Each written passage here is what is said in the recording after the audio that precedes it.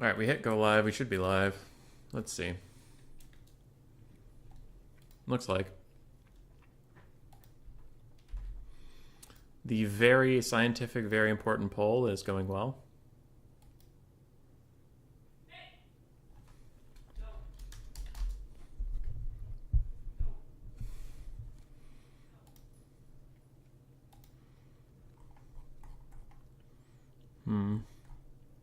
Sorry, one sec.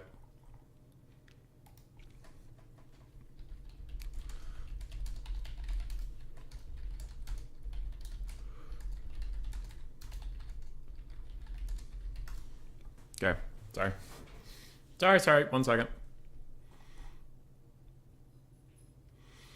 Okay. I don't know how to add someone.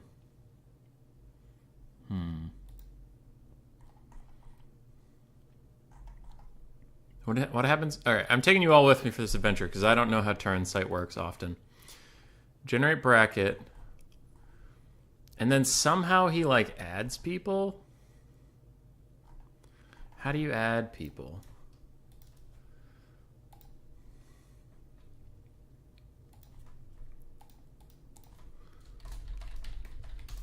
Because I'm trying to... Let me try to figure this out. Because this is my second time ever doing this stuff. Tournament signups. Okay. I don't know what to do with that. Tournament signup? No, not that one. Because he like sometimes adds people after the fact, and I don't know how to do that.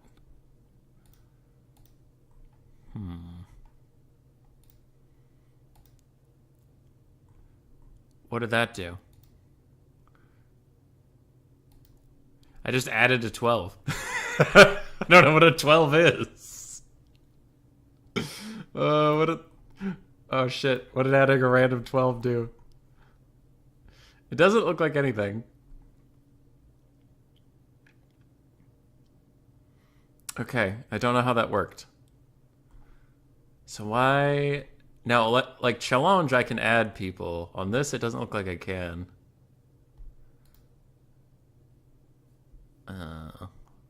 But I want Race to play. Race is a neat person. All right, give me a couple minutes to figure this out if I can. If not, then we move on. And it's the big sad. Okay, I hit finalize tournament last time. That is not like challenge start the tournament. That is bad. That is the tournament is over. And I remember we don't want to do that. What if I adjust the start time? Hold on. Would that be a thing? I might fuck everything up, but I don't know. 12:05. Internal server error. Okay, don't do that. Got it. Got it. So, discard changes. Don't do that. Wait. All modifications to be lost? Yes, we want that. Ooh. What does this do? Score reported, player, parent match. Oh. Oh. Oh. That's how you maybe add people. Is Raced in here?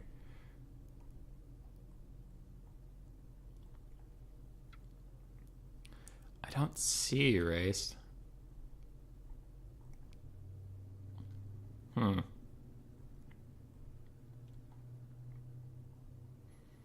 Okay.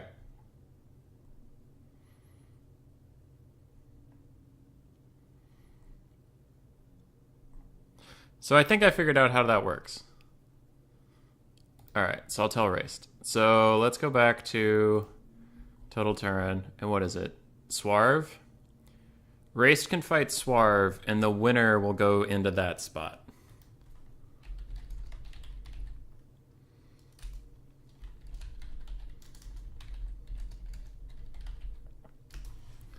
Okay. Just 1 second. Feasting Forest is a terrible map. Okay. If you and opponent want, you can skip that map. Fine by me, if you both agree. And then we'll go to find tournament opponent. At Swarv, please fight at raced as if you have a round 1. As the tourney thing wouldn't let him sign up at here. Other, whoopsies. Wise bracket is finalized. GLHF. That's a DM. I'll check that on my own. That radio skit still hilarious? Good. I'm glad you enjoyed it. It still has pretty low viewership, so we'll see if that works.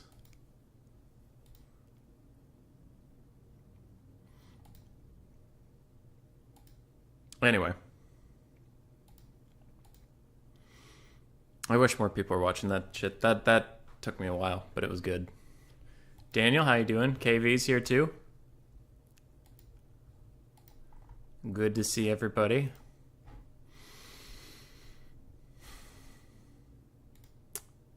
Did that thing pause? No, it didn't pause. We're good. 11 votes on the poll. Only 1 vote for donkey, zebra / elephant, and everybody else was, I don't know, others. Hippo. Guys, we gotta learn our animal crackers around here. Okay. What happened to the bracket? What happened to the bracket? What? It's gone. Hold on. Hold on. The bracket's gone. What the hell?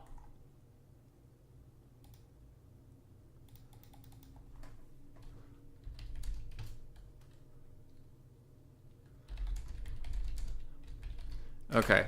Hold on. Hold on. I guess I'll click this again? Bracket gone? Okay. What if I refresh the page? Okay. Now it's back.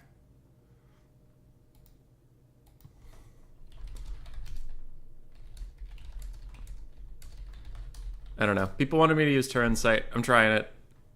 It's worked before. I did one other tournament before and it was fine.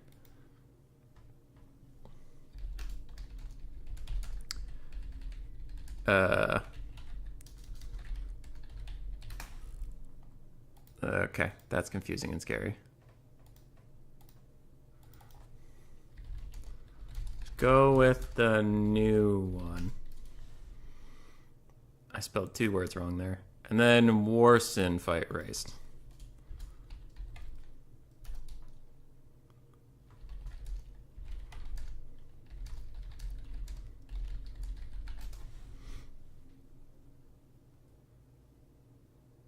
And now let's just hope this bracket stays. Please don't go away. Please don't go away. Just stay there. Stay. Stay. Hey. Hey. Look at me. Don't pee on the rug. Also stay. Okay, because last time I clicked finalize tournament, and it ended the tournament immediately, and nobody got quote-unquote turn points. And that was bad. So I don't want to click that button. I don't want to click finalize season, because I was explicitly told that that is a very big bad, and don't do that ever. So the only one left is generate bracket, which I don't want to touch, obviously, because it just reshuffles.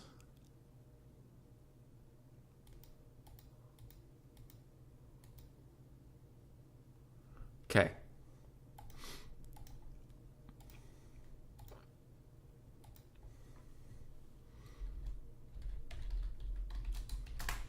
Okay. Snakes! More people are posting pictures of snakes in my Discord, which has a rat Discord I shouldn't be a fan of, but I do like snakes. Anyway, let's find a game. Sub versus even star or even star? I don't think those have anything to do with us. Matthew. That looks about right.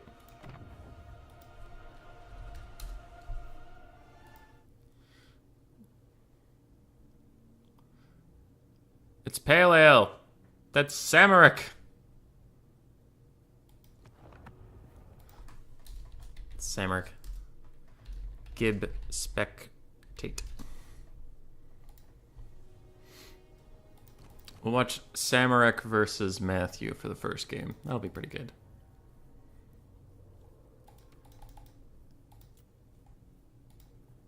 I don't think I've gotten to see Matthew play.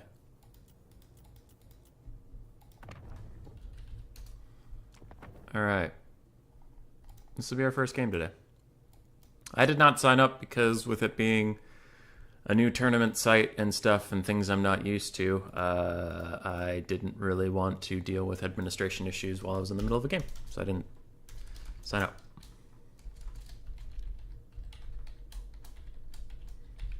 Okay, and then his opponent should be Matthew, bunch of numbers. Which I'll figure out in a second. Who dares message me?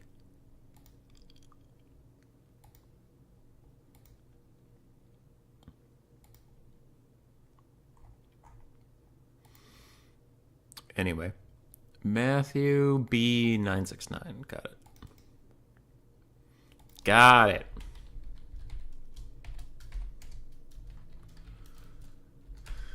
And I need a lot of space between him and his score, otherwise it'll look like he has 90 points.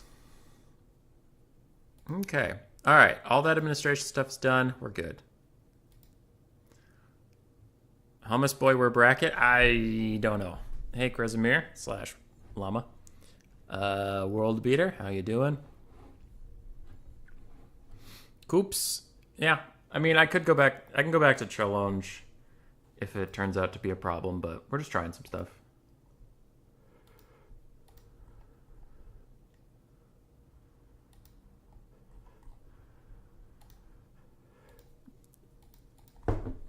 Yes. Last bracket disappeared. IDK, what the fuck happened?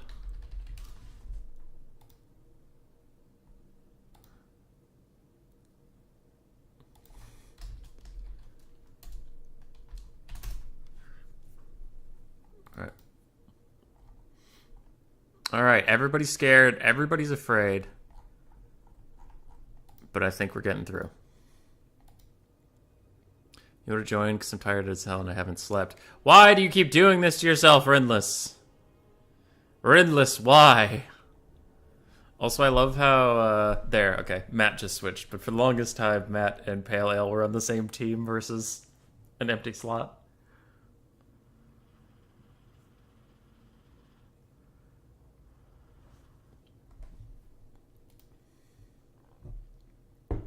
The elephant is making a comeback in the Animal Crackers poll. That's good. I don't know is still way ahead with 2/3 of the vote.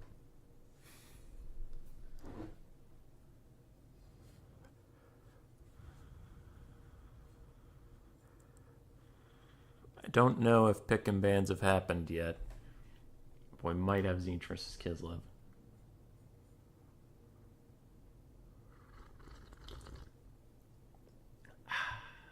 Tea is good. Oh, okay, Samric, I see. I see. Where were you playing Free-For-All, World Beater? I didn't know anybody was playing that. I thought Free-For-All was a myth perpetuated by the Jedi.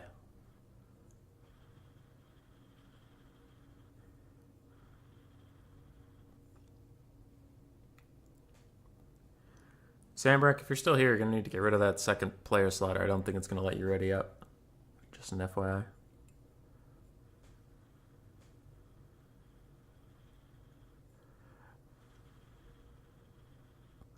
Tea is good, but tea is hot.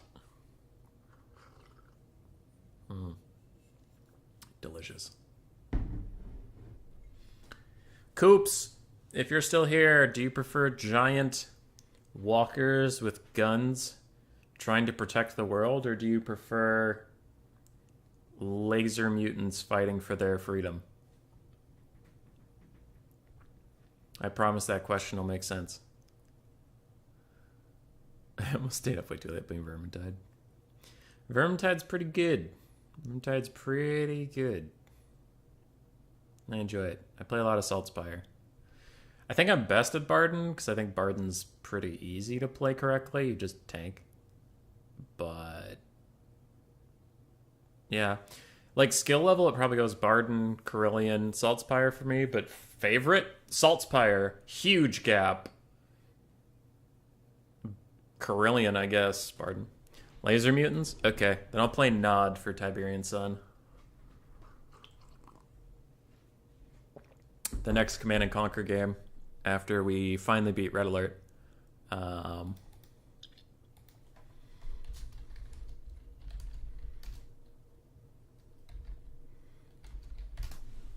So we'll do Nod. I don't know when I'll start that. Soon. Not this weekend. This weekend's busy with shit. Actually, maybe Sunday night. I don't know. Play a lot of Elf and Salts, but Elf is usually taken with the people I play with. Elf is very, very popular. See, this is how I play video games a lot of the time. I like Saltspire's character as a person. Like, he's just hilarious to me, and I think he's cool looking. So I picked him, and I learned him. I didn't pick who I wanted to play as, if that makes sense. Like, I didn't pick my preferred playstyle. I picked a character I liked, and then learned their playstyle. Because my preferred playstyle would probably be Iron Breaker Barden. Like, in most team-based games, RPG or fantasy or any team-based game at all, I usually play a tank or a healer. It's just my preferred role in things. But, I mean, I love the Witch Hunter aesthetic. I love Saltspire's voice actor. I love everything about it. So then I just learned to play Saltspire.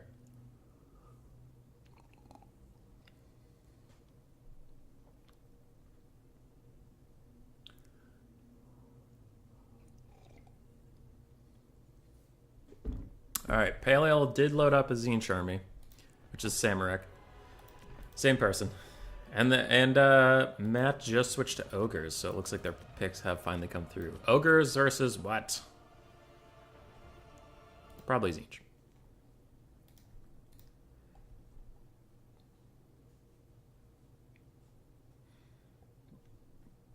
Okay, I'm going to figure out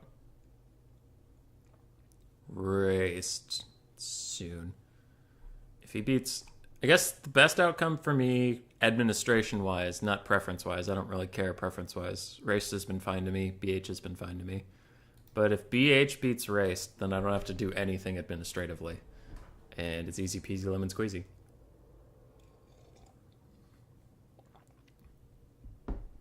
You typically don't vote on the Red Alert stuff because I have or haven't played the games. Either way, I just need a tiebreaker vote between Jeremy and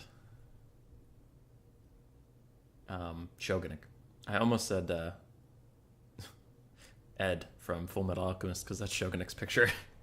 Anyway. Or McRightface was in the chat. He's also a patron. If he cares, he can weigh in and we can override Coops' vote. It doesn't matter. I just needed to break the tie somehow. Nod or GDI for Tiberian Sun. It's the whole shebang.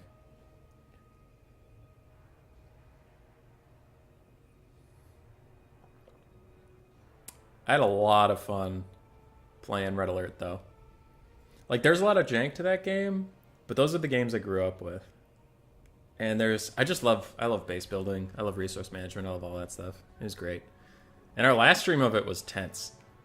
Our last stream of it was just trying to beat the last mission. Coops, why aren't you a mod? Coops, you're a mod now. I just realized Jeremy could time you out and there's nothing you could do about it.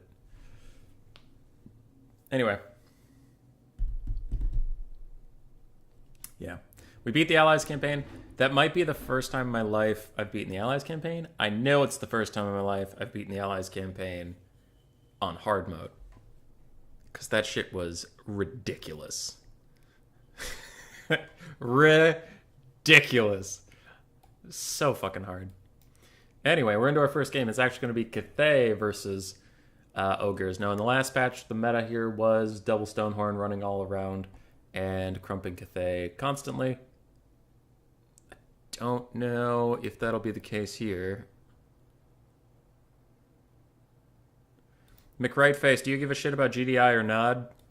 And if so, which would you prefer that we play for Tiberian Sun? Because we need a tiebreaker vote. And I tricked Coops into voting, but if you actually have an opinion on it, then we can go with that. I'm just checking to make sure the ogres aren't fucking up. There's one too many ogre bulls with iron fists. Okay. Well, the problem is that the variant it's max 8 between a variant. Wait, hold on. How did that work? Bulls, bulls, iron fist, bulls, bulls, iron fist. Oh, did I just miscount? Bulls, bulls, iron fist. Bulls, bulls, iron fist. Yep, he's fine. Okay. I thought I saw 5 and 4, but I saw 4 and 4, which is perfectly fine. We good. Have fun, Bubs. Alright. You have one of the best YouTube names I've ever come across. Thanks, buddy. Razor Tree Wise. I like your name too. Anyway.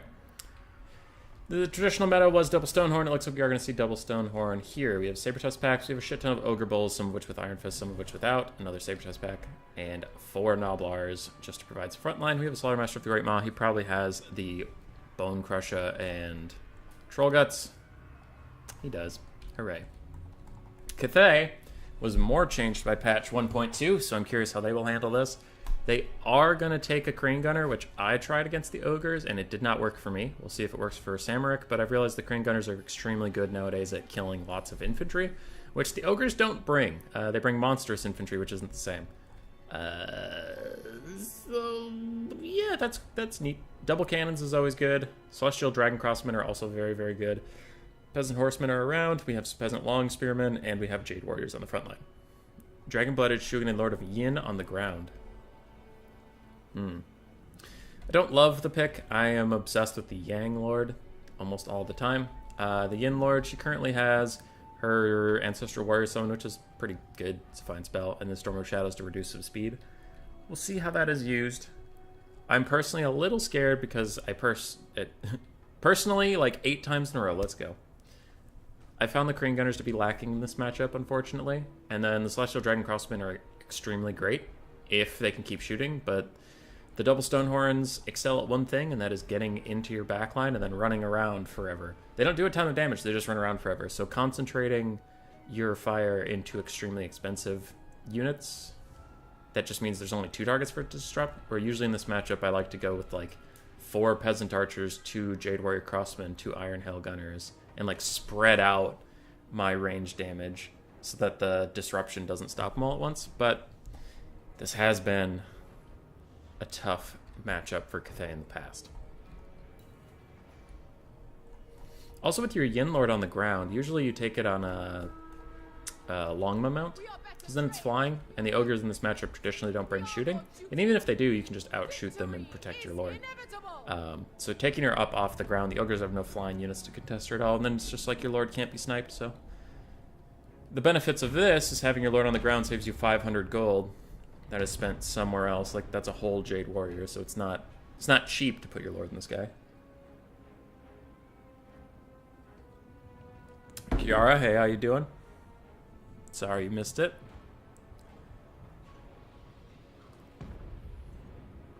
Alright. On to the second cup of tea. You can see why cannons are great in this matchup. They absolutely destroy Ogre models. They do very, very well there. The Crane Gunners are also offering a little bit of support, and already one 650 gold unit has been routed off. And the Ogres have such low leadership, I think it'll have a very hard time making any impact on this battle at all, so that's good. Now here's the big boy with the problem. The stalked and unspottable Hunter ran up here. It may have looked weird that it was not getting shot the entire time. It's because you couldn't see it until it was like literally right there. Gets into the Crane Gunners. They're extremely squishy, and the Stonehorn's actually doing pretty good damage to them just because they're so squishy. Meanwhile, front lines are about to collapse. Now there is a big gap in the middle here because that one Ogre was pushed off. You could take this Jade Warrior and run him over there since you're not really defending the center against anything. Peasant Horsemen might want to come over and try and fight this guy, but honestly Peasant Horsemen don't stop Stonehorns at all. They can push straight through them, which is partially lore accurate, but is a little annoying for Cathay, since Cathay literally has nothing that can stop them. One Stonehorn is at about half health, the other one is now messing up the Celestial Dragon Crossman, and we can see now both Crossmen are kind of mucked up. This one's having a hard time shooting because there's one Ogre unit inside of the formation stopping them. Crane Gunner's already routed off. It's a 1,200 gold unit that's already gone, and the Peasant Horsemen do need to get active nowadays, start moving. One is fighting a Saber-Tusk pack, and that's going about even, but this other one needs to get orders to go fight that Saber-Tusk pack, which it does now. One cannon is shut down. One Crane Gunner is shut down. We still have a cannon fully alive and fighting. And how are our crossbows doing? Healthy, but disrupted. They so strong this patch, the Gunners. I don't understand why you try to make these better than Giselles. Giselles use a Chaos Material as ammo. Yeah, I don't know if they will be better than Giselles, though. We'll have to see how Giselles function before we make too much of a judgment, because Crane Gunners do a lot less damage to single entities than Giselles did in Warhammer 2. So if Giselles are more of a single entity sniping tool, and Crane Gunners are more of an infantry clearing tool, then they have cool niches. I always like units fulfilling different purposes. But also costing 1,200 gold is its own problem, whereas Giselles only cost 900. And we saw how easily it got shut down when a Stonehorn ran straight through the front line and just took it out. Now Matt on the Ogres is pulling ahead on the damage value, though the Ogres surprisingly run into a front line issue. They will lose the front line against a lot of factions, which is why they so heavily rely on these Stonehorns to just run around the back line and cause a bunch of disruption. It's because their front line isn't going to win. Could you minimize the sidebar for us so it doesn't take up a bit of the screen? Oh, that thing? Sorry. I hit spacebar when I want to see who's shooting at what. Anyway, Cannon's still trying to pick off some Saber-Tusk models while they're next to the edge of the map. It could rout them off, but their leadership is so high right now, I think they're going to be fine. Dragonblood is shooting, and Lord of Yin is going to run away. It looks like we're going to get an Ancestral Warrior summon. Now, maybe one way Cathay could get back into this game is sniping out the Slaughtermaster, lowering all the Ogre leadership. We see already their leadership bars are very, very low. And while Matt's done a good job taking out a lot of ranged assets, his army has taken a beating. The only things here that are really going to stay, if that Slaughtermaster dies, the only things that'll stay will be that Hunter and that Hunter. That's it. Anti-infantry gunner is not better than anti-lounge Giselles, in my opinion. I would agree. This is a bit of a club. The Ancestral Warriors are getting a little bogged down with the rest of these Jade Warriors and stuff. They should try to separate if they can. Maybe if you route off these Ogre Bulls, send some peasants after them or something, just to separate out the blob a little bit. I worry if there's going to be one cast. Oh, good. He's using Troll Guts on the Hunter, which is also a good cast, but if I was the Cathay player, I'd worry about a big Bone Crusher coming in and deleting some units over here.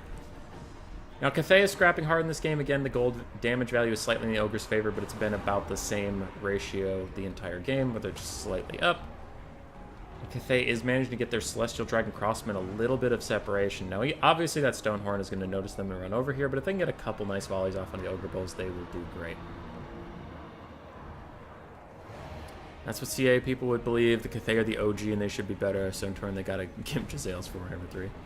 Yeah, we'll see when they launch. I'm trying to reserve judgment until I actually get to see and feel the Game 2 units in Game 3. Because the stats on a piece of paper just don't really tell the full story in many cases. There are so many spells on paper that should be good, and then practice just suck. Click the little arrow thing is what I meant to minimize. What? Oh, that. Sure. Sorry. Thanks, Runless.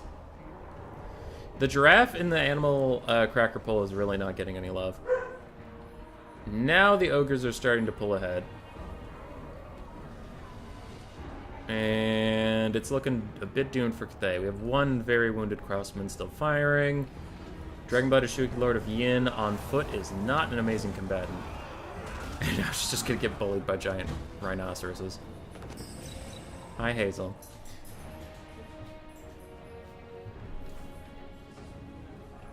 Yup. This is looking pretty doomed. And I'm gonna bet that those Crane Gunners didn't get great value, because, like I said, I tried them after the patch in this specific matchup. They're great in a lot of matchups, but not this one. Because the only thing they're great at killing is Noblars, I've found.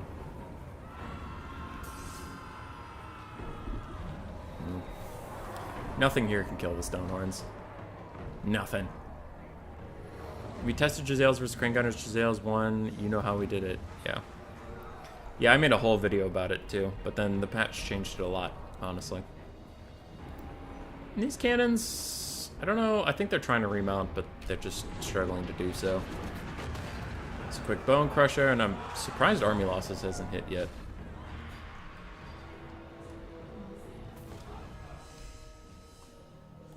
Boom, boom. Ogres win.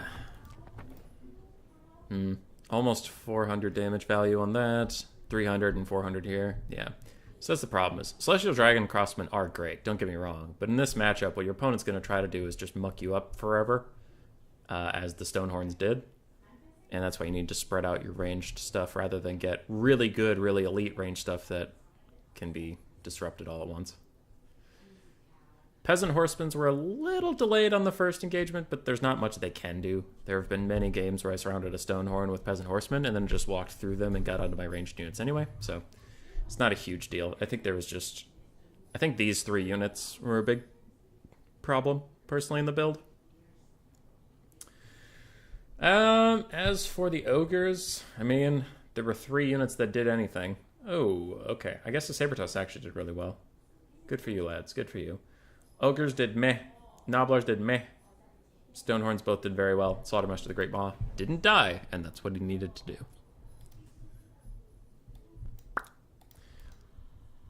To Paleol's credit, he did fight pretty well once his ranged units were already compromised. He kept the game going for quite a while, kept it pretty even until at last his spine cracked and couldn't hold it up anymore. But double Stonehorns really are a problem.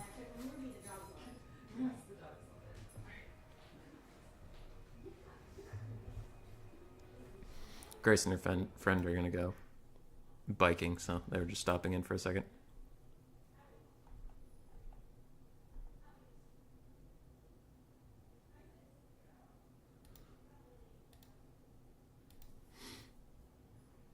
All right. Caught up on some things.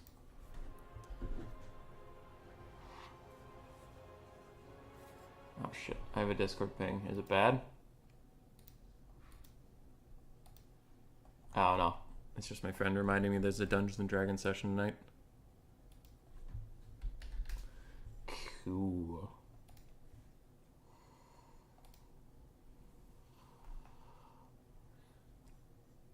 Jeremy, did McGrightface overrule the vote for Nod? Nod certainly seems more appropriate for a Dirty Skaven to me. Okay, so we have like 2 soft votes for Nod, 1 hard vote for Nod, and then Shogunik is the only GDI rep in the house. So we'll probably do a Nod campaign, which is fine. I prefer GDI as a person, but that means I've played the GDI campaign like 4 or 5 times throughout my life, and I don't know if I've ever finished a Nod campaign. Maybe I have, but it was a long time ago. Because GDI and Tiberian Sun is just so badass. They get all those walkers, they're super cool. But I will say, Nod had Nod also got the Soviet treatment from Red Alert, where base defenses wise, the allies get like, oh, we get a pillbox in it. It goes, it kills infantry, okay. Oh, we get a camouflaged pillbox, which the AI can see anyway, and it's go, it kills infantry, okay. We get a turret that goes, and it does okay damage to, it does okay damage to tanks, but not really that good. And then Nod over there gets, we have a laser turret that is good versus everything, short range, and we have an obelisk of Nod that's a giant destructo beam with incredible range, one-shots any vehicle that exists, and it's awesome and amazing. Try to take our base. And I'm like, huh, one of these things is not like the other.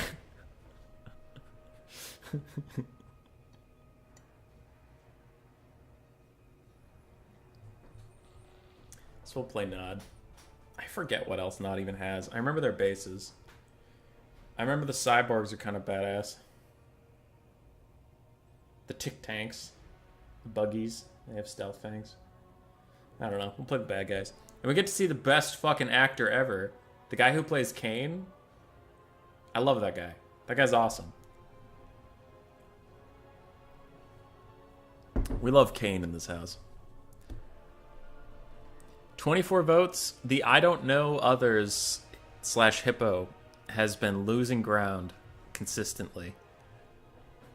I wonder if we let this go the whole stream, if elephant will overtake I don't know. I'm invested now. I'm invested in this vote. Also, if you're here and haven't watched it, go watch my Warhammer Radio video, because that video took a lot of work and it was fucking great. And so far, let's see. Let's see how many people have subjected themselves to perfect peak content. 67. 67 people have watched the best video ever made.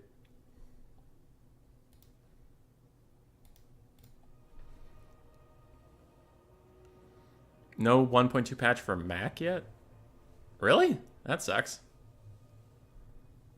Hank, did you miss anything? You missed game 1. Ogres versus Cathay. Otherwise, no. Looks like now we're gonna have Khorne versus Kislev, which is a pretty okay matchup after the patch. Chariots took a pretty hard hit. Single entities took a hard hit with the fact that now cavalry and stuff works appropriately, so they can actually get hit. Recently, this has felt kind of Khorne favored, actually, to me. Yeah, I'm trying to think. I'm watching Samrak's build right now, so I don't want to give away too much stuff. Did your radio have the Transylvanian woman? Did your radio have the Transylvanian weatherman? No. No, it was just full of memes. Memes and joy that the masses have yet to experience. It did have Marathi in it, in a way.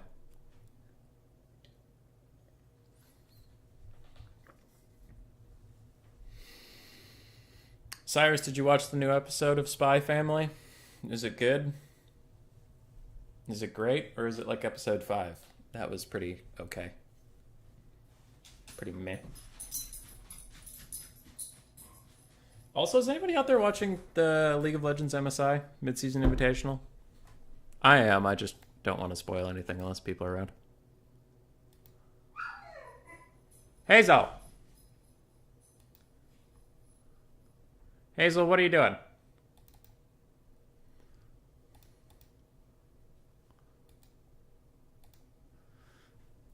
I'll check.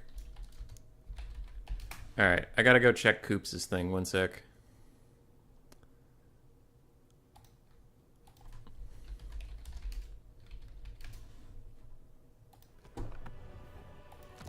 Alright.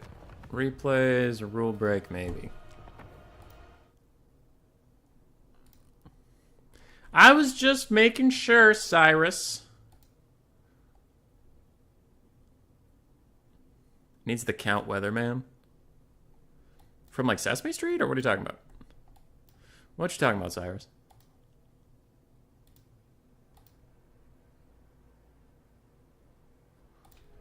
Alright. So problem. I'm looking for issues here. Both armies look okay. Armored Kossar, Zargard, Streltsy, Zargard. And the army is pulling away. But they were reloading, and now Little Grom turns and fires again. Which is fine. It's just like kiting. The way Anticity described to me once, because I used to disagree about this kind of thing too, but he's just like, it's like skirmish cav. When they run up and they shoot. When they're reloading, they're still like attacking. They're just fucking reloading. So Little Groms are both firing. Kislev's falling back. I guess they're a little close to the white line, but it's hard on a map like this. And then they advance with some horsemen. So the horsemen are attacking now, so we don't have to worry about attacking, but it's pretty close to the white line. Though he moves away from it. Yeah. It is close.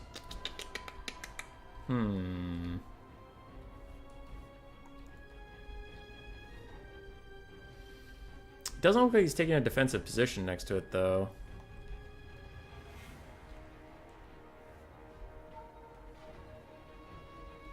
It seems okay.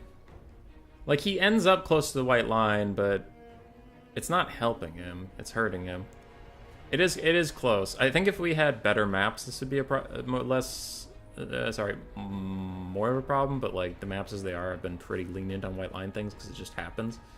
But so far, green is getting routed away from the white line in most cases, and red is getting routed straight off the maps. So that's more of a problem for them. So the attacking rule was fulfilled, and the white line rule, while it was borderline, I would personally let it go just to, I don't know.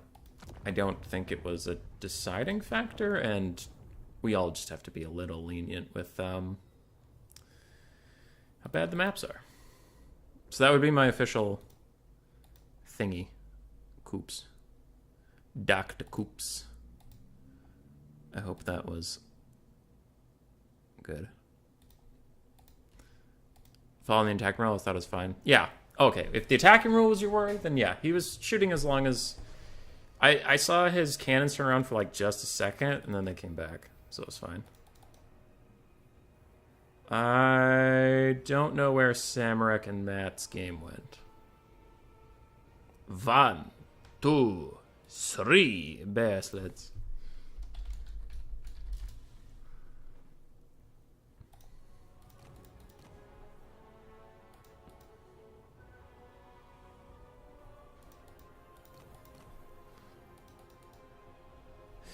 Where is my beautiful Sam versus Matt game? I just want to see them fight.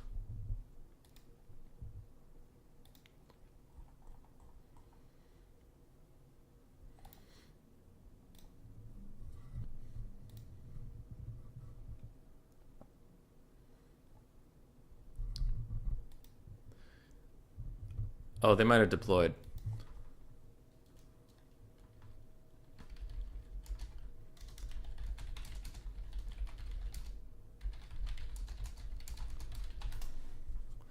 Alright. It sounds like they got into game and deployed, because they didn't realize I had left as a spectator. They thought I just meant wait about, like, hitting ready up. Once you're in the game, about hitting ready up to start the game and the armies start running at each other. They thought it meant wait there, and I was like, nah, wait after you build your armies so I can check this rule thing real quick. Meep. So, I think they will return soon. Let me in! I like how the refresh list option is grayed out. Very helpful.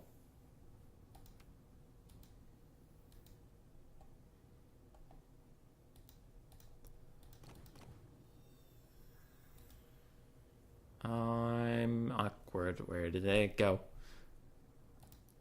was just typing to Samurek. He said, oh, that's what you meant. So I don't think that they would just start.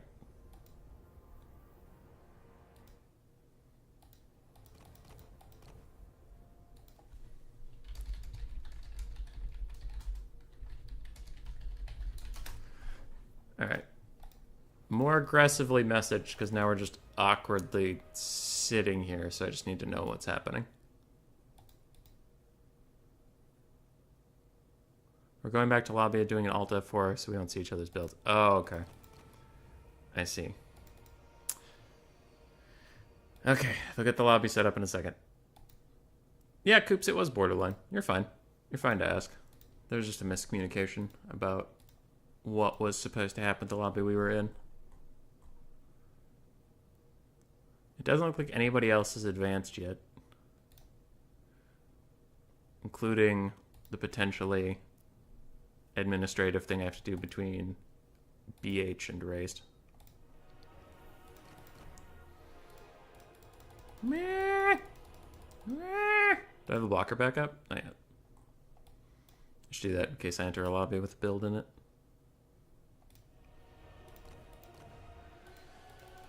Meh.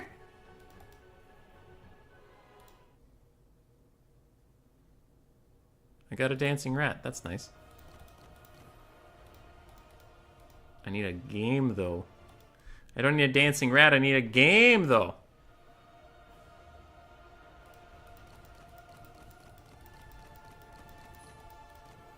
There it is. No, spectator slot. No, let me spectate.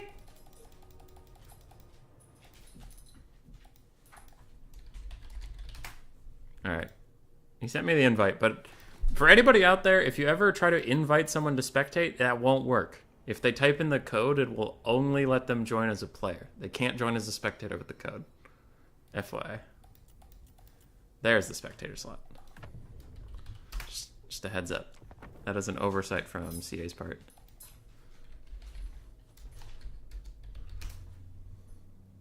Okay, so we're back. Korn, Kislev. They should have their builds done already, so we should get right into the game here soon. Why don't you go check Ant Ladder? I'm sure there's some good action there.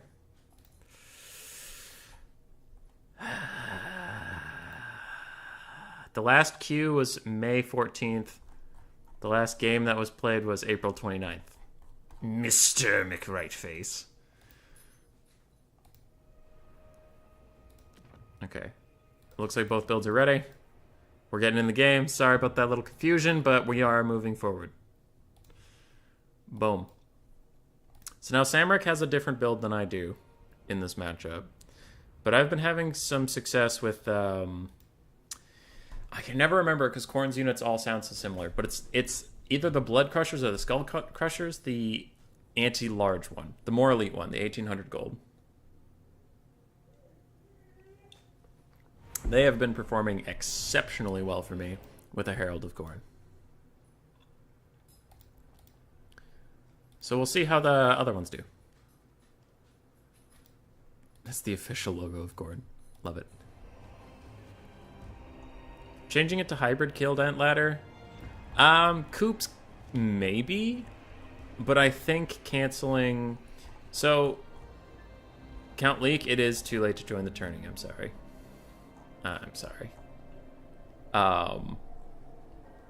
Yeah. Without going into too much detail, Coops, the main thing that kind of killed Ant Ladder was, like, the state of Warhammer 3, and we were being pretty dormant. And we just kind of... It felt like a lot of the mods had the read that the game was going to be slow for a while, and we should just, like, kind of take a little vacation and have Ant Ladder running at minimal power. And Anticity was pretty excited, want to get the multiplayer community refreshed.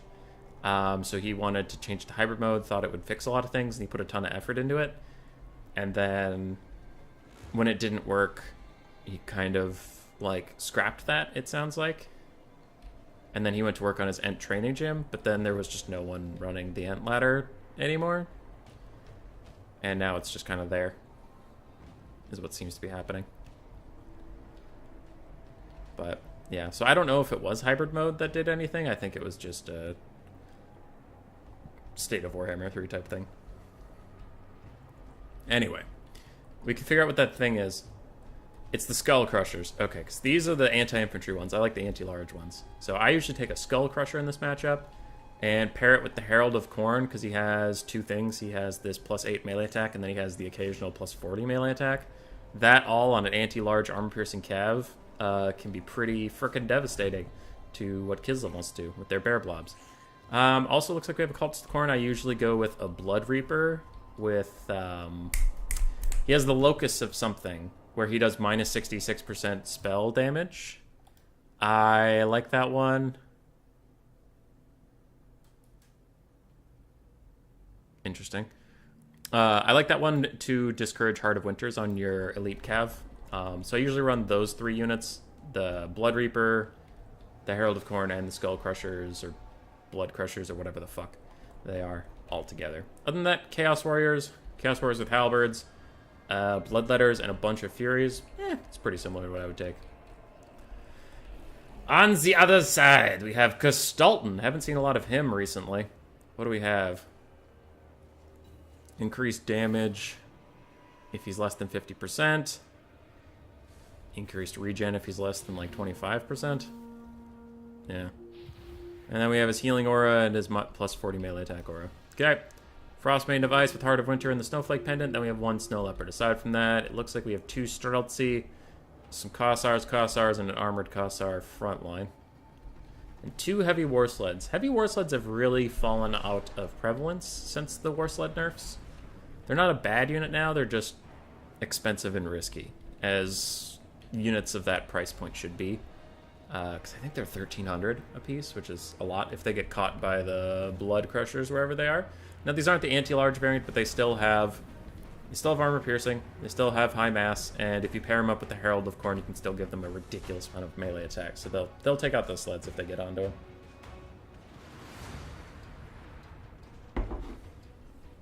Now, with 1,000,000 Chaos Warriors, you're going to want to be careful not to hit the front line with your Bloodletters, and then these guys aren't even close because the Bloodletters are faster. And then you hit the front line, and then you lose the front line with your 3v9, and then the Chaos Warriors show up, and then they'll lose 5v9. You really want to do an 8v9 all at the same time. This is also a problem that the Blood Crushers are way over there. They need to follow the sleds. So if the sleds are coming in here, your Blood Crushers need to be right here. And if the sleds see you coming that way and they go this way, you got to go this way too. You got to play goalie. It's like you're playing hockey, but you have cav and they have chariots. You just got to be there. Wherever the puck, and these are the puck, wherever the puck's going, you got to be there. And then the smart counterplay from the Kislev player is to take one chariot and go like that, one chariot and go like that, and you can't be in both places at once, but that's neither here nor there, is it? Furies can also do okay at shutting down the heavy war sleds, especially Chaos Furies of Khorne, just have really high weapon strength. Those would be my thoughts on this, but overall, Bloodletter's taking some damage, but Khorne mostly got to the front line uncontested, so that's overall pretty good. Chaos Fury is now getting onto the Streltsy is an excellent, excellent pick, doing lots of good damage to that crucial armor-piercing unit. And the Hellforged Host have taken about half their health, but they will get up here. This Bloodletter already disintegrating is pretty bad, though. Kind of surprised that they are. One full Streltsy is gone. Blood Crushers of Khorne are charging through. If they can get onto the hero squad with the Herald of Khorne offering them some support, they will do great work. But it looks like the Locus of Wrath has already been popped on the Chaos Warrior front line. So that might be a problem. We do have a Heart of Winter. Is it upgraded? It is upgraded, and it's going to hit so many units. That is a huge cast. Now, Khorne does have natural spell resist, so he's not taking as much damage as you might think. But still, damage is damage, and it is going to add up. Kislev is about 2,000 ahead on the damage value balance of power. And that looks about right. Though now that Khorne is in the melee, maybe he'll start to catch up, but I am noticing a little bit of asymmetry going on right now, and it looks like some of the Bloodletters, one of the Bloodletters is gone, the other one is about to leave soon, and that'll leave just the Hellforged Host all alone. I want to get back into tourneys after my long break due to health issues. What tourneys would you recommend for an old memer?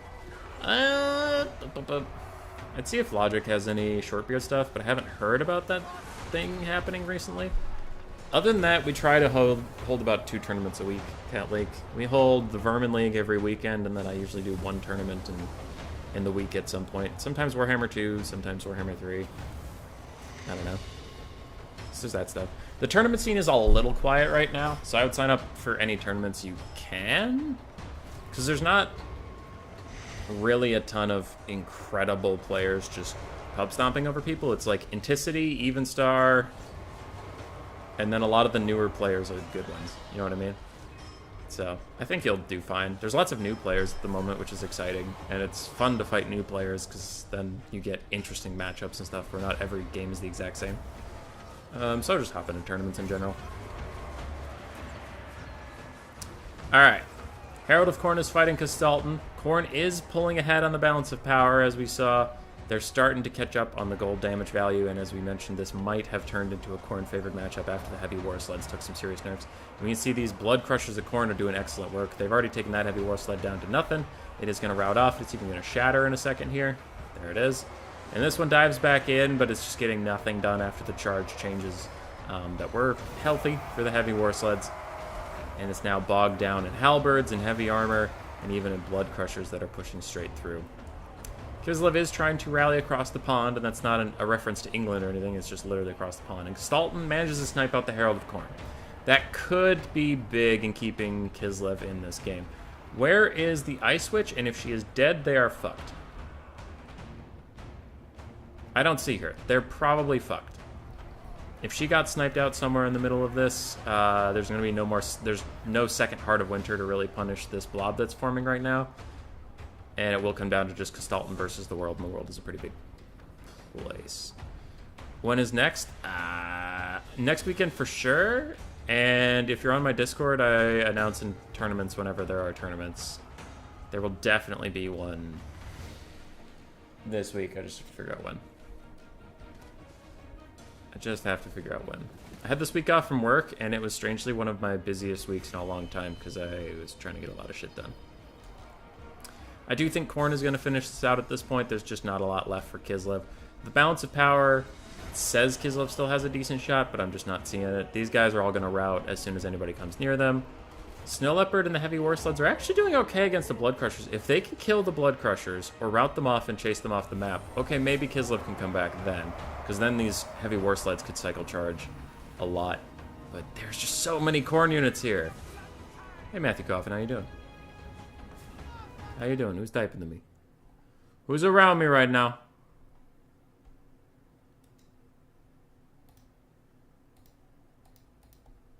Getting pinged a lot. Okay, sorry. I was getting pinged a lot. I had to check what that was about. Blood Crushers are fading away. They're down to 6 HP, so they are now gone. And that does give Kislev a little bit of juice. Gestalten's still in here fighting, but now we can get Heavy War Sled cycle charging. Let's see how it does. Does it get caught up on that guy? Yes, it does. So not a lot of damage on that one. More ranged units coming back. Snow Leopard is here, but he's going to want to avoid those halberds. It's a little spooky if you get stuck in the halberds. Unbreakable passive is popped on those Heavy War Sleds, and they take a lot of damage from messing around with halberds. Yeah, I don't think Kislev can grind through all this stuff. Do you have a 9 to 5? Roughly, yeah. I mean, I have a real job. It's just not very consistent about when I work. So I took this last week off of work just to... I needed a break. My job is extremely stressful at the moment, and it's not the job's... My job is not that stressful. What's stressful is the people I work with, is all I'll say about that. Okay. Gestalten is gonna die, and I do think Samurai Pale Ale will take this 2-0. Nice, nice.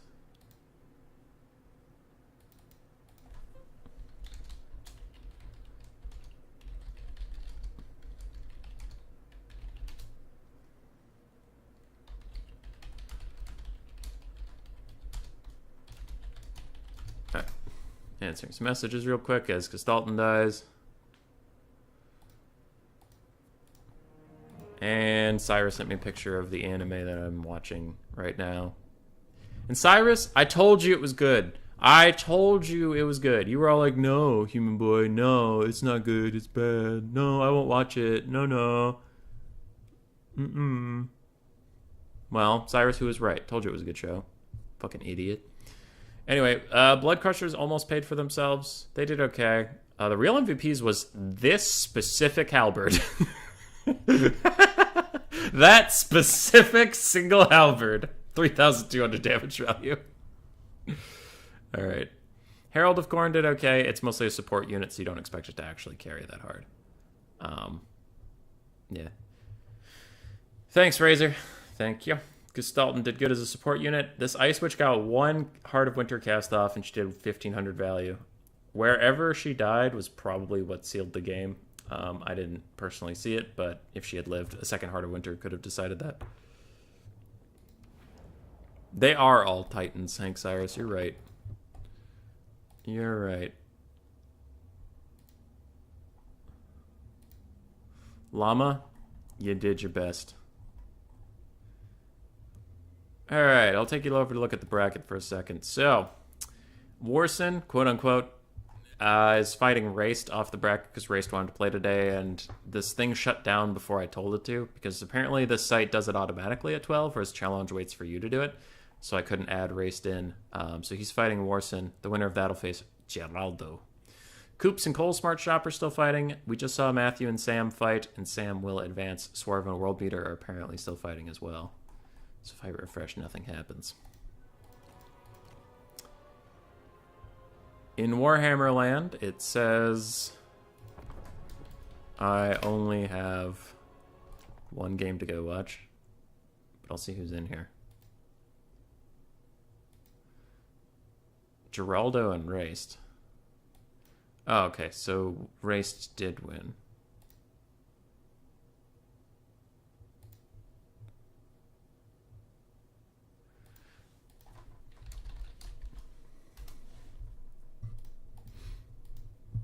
All right, they're already readying up, so I assume Raced beat BH, and we are actually doing this. Geraldo, 7. He's what? He's a clan. What clan is he in? Shit. He's in Mr. Doodles' clan, so GGX. And then Raced is just a lone wolf. Who, dude, Raced, I don't know what the fuck. I don't know, because on Ent Ladder, this guy was perpetually bronze. Which I said he was one of the most underrated bronzes ever, because whenever I fought him, we had a close 3-game series, or he would beat me. And then we start Vermin League, and he's trashing people. Like, he's one of the best players on Vermin League. Top 5, at least. So I don't know. He's been grinding the shit out of Warhammer 3, which is maybe why he's one of the top ones, but still. It's brutal. Poor Raced. Oh well, he's getting his justice nowadays. So I have to remember to go into the tournament thing and figure out how to replace Warson with Raced.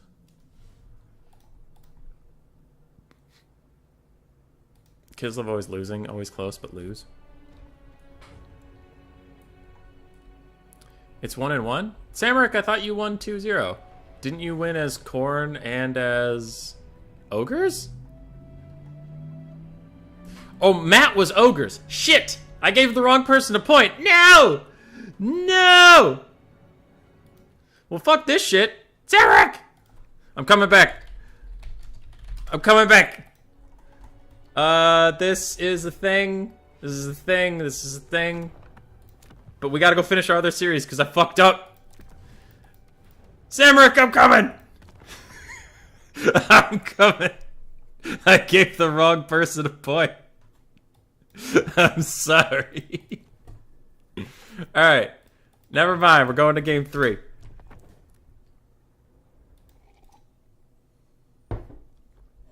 I'm back. I am sorry about that. We have Samaric, Pale, Ale, and now he has 1 point. Because I'm a dumbass. What an asshole! Versus Matthew. Let's see if I can remember it. Matthew B969. Yeah. Got it in 1. And they're actually 1-1. So we're going to game 3 of that first series. And yours truly is a dumbass. Congratulations, ladies and gentlemen. Yep. I'm trash. Cheers. Cheers.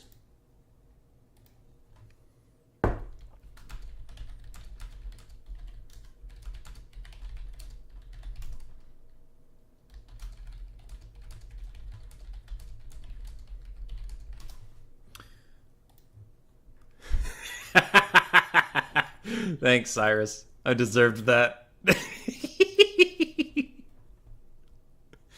Okay. While these guys make their armies, I will try and figure out how to replace Warden with Erased. Okay,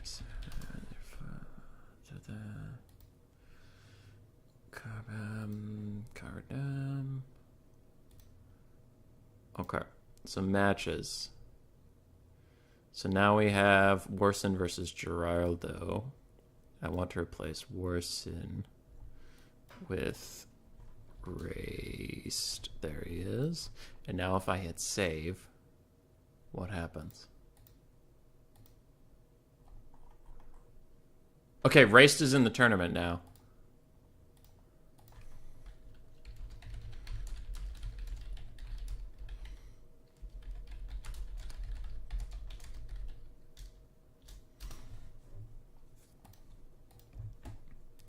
We came back for a mirror match. Yeah, the Zinch mirror is more interesting than some mirrors. It's better than a Nurgle mirror.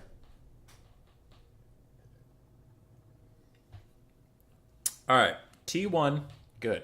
T2, fine. T3, garbage. I think it's passion fruit or dragon fruit, one of those two. It's not a good tea. Don't drink that tea. Alright, Matt versus Pale Ale. I'm sorry I abandoned you too early, but we're back now.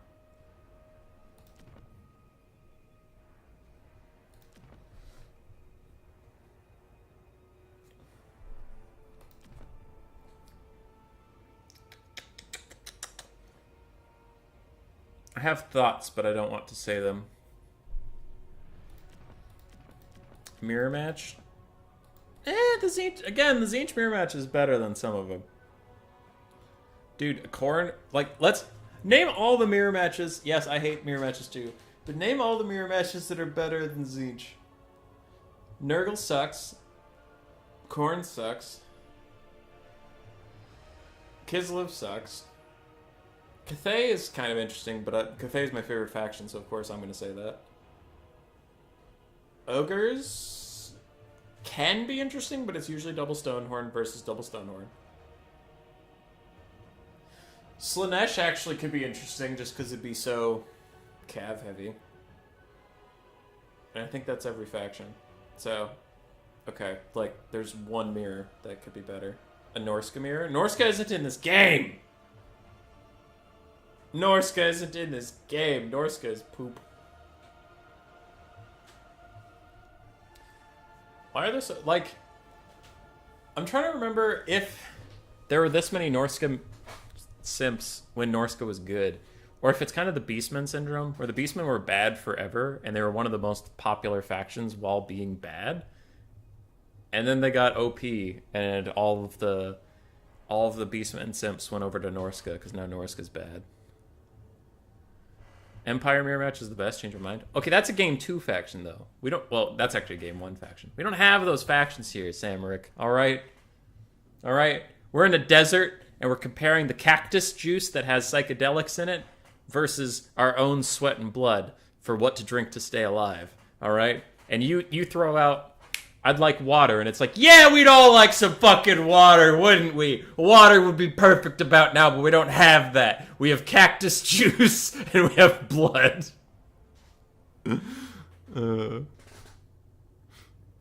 Just spam pinks? That works in domination pretty well.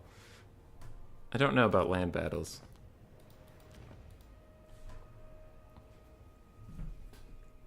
The only thing worse than a Nurgle mirror is a Dowie mirror, and that's why Warhammer 3 sucks. Fair. The Cathay mirror can be horrible, Cyrus, but I've actually been playing it pretty differently than Box. I take like an archer and melee and cav line and just run at them. I don't take any cannons or anything. Zeech army is being led by Karl Franz. That wouldn't even be that good though, because Karl Franz does not want to fucking fight. Franz does not want to fight Blue Fire of Zinch.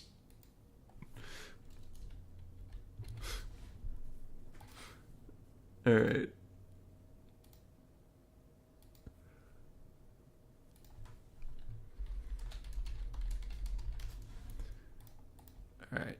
Alright, try... Hold on. Everybody calm down. Rocket's asking me. Matt is having the fight of his life out here. I'm watching his build. I've been sitting on his build because Samaric's ready.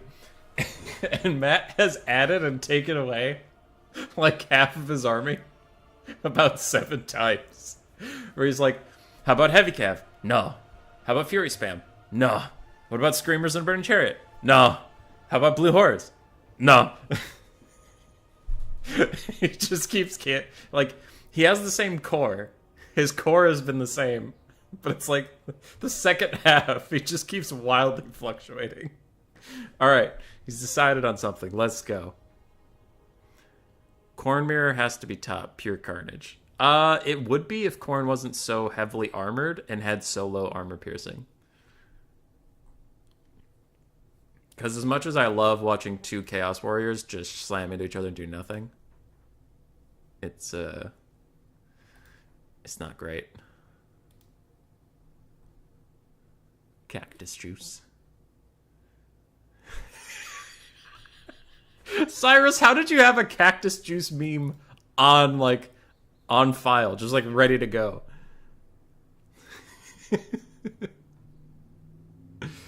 And I'm leaking the enemy army. I just listed like literally every Zinch tactic possible in that he went through all of them. He was like, eh. I did some testing with a friend on Soul Grinders of Tzeentch. They're pretty alright. The problem is the rest of their roster is quite good for less money. So I have a hard time figuring out where to use them.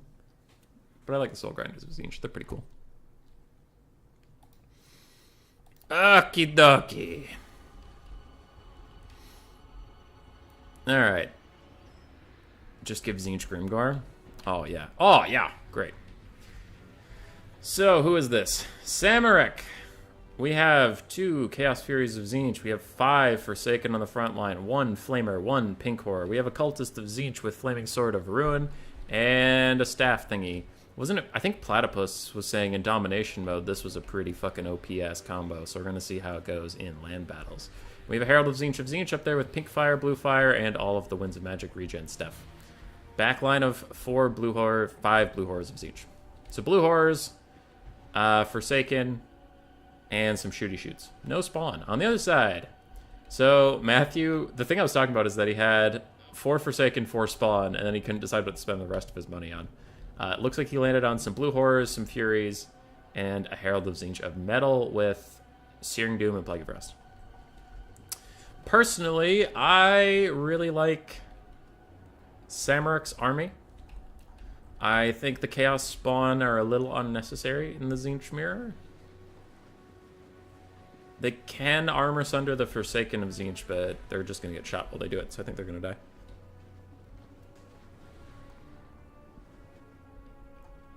Your personal top 3 in Warhammer 3 count leak, are you referring to the 7 factions we already have? Are you talking about mirror matches again, or are you talking about once all the factions are added, who will be top 3? But to answer how I think you meant that, Cathay is my number 1. And then I kind of like Kislev because they're a faction that has ranged attacks. And then I like Khorne currently. Khorne is my 3rd. Because the Skull Crushers getting good all of a sudden are great. Like, they feel so good. They feel so fun. They're awesome.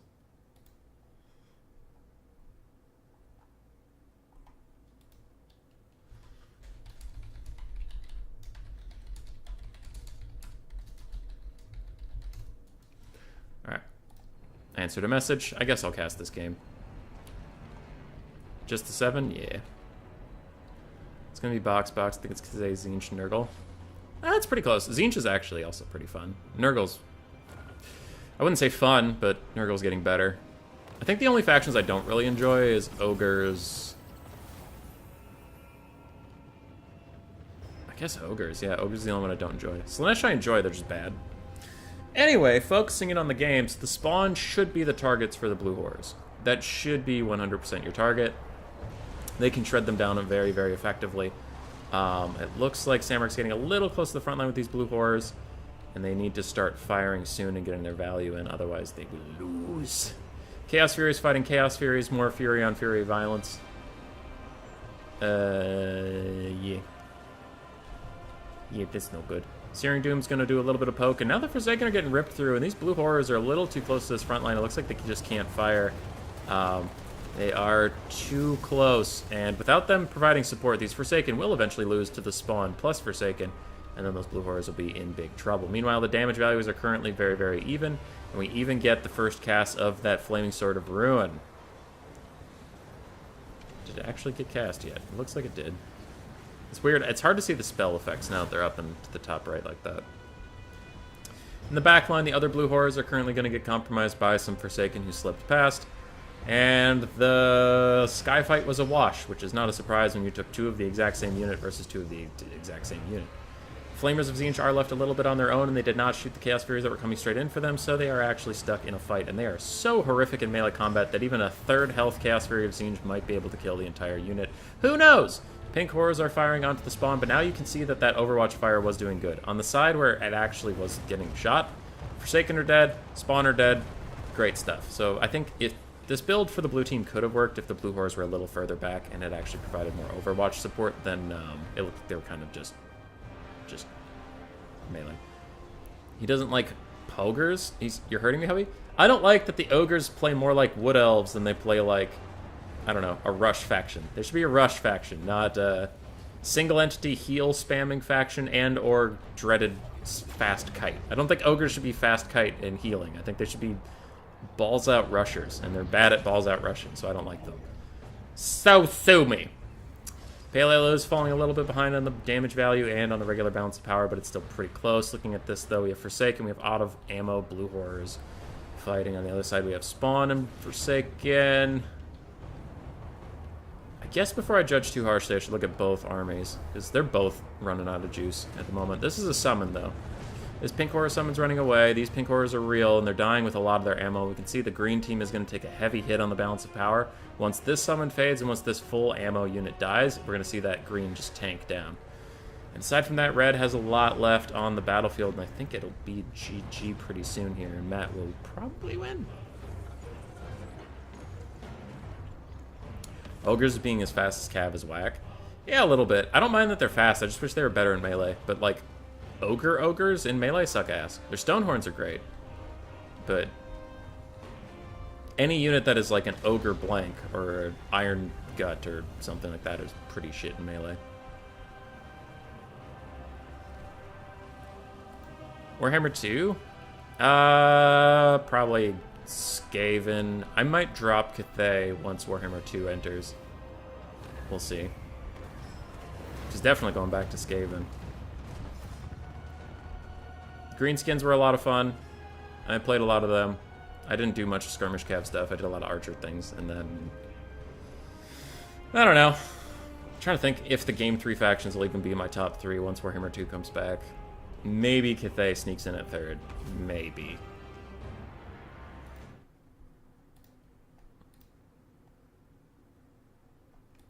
Llama sent me an angry face.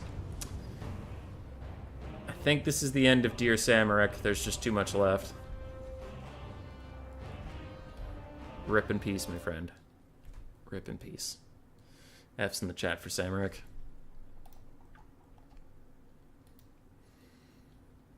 Okay.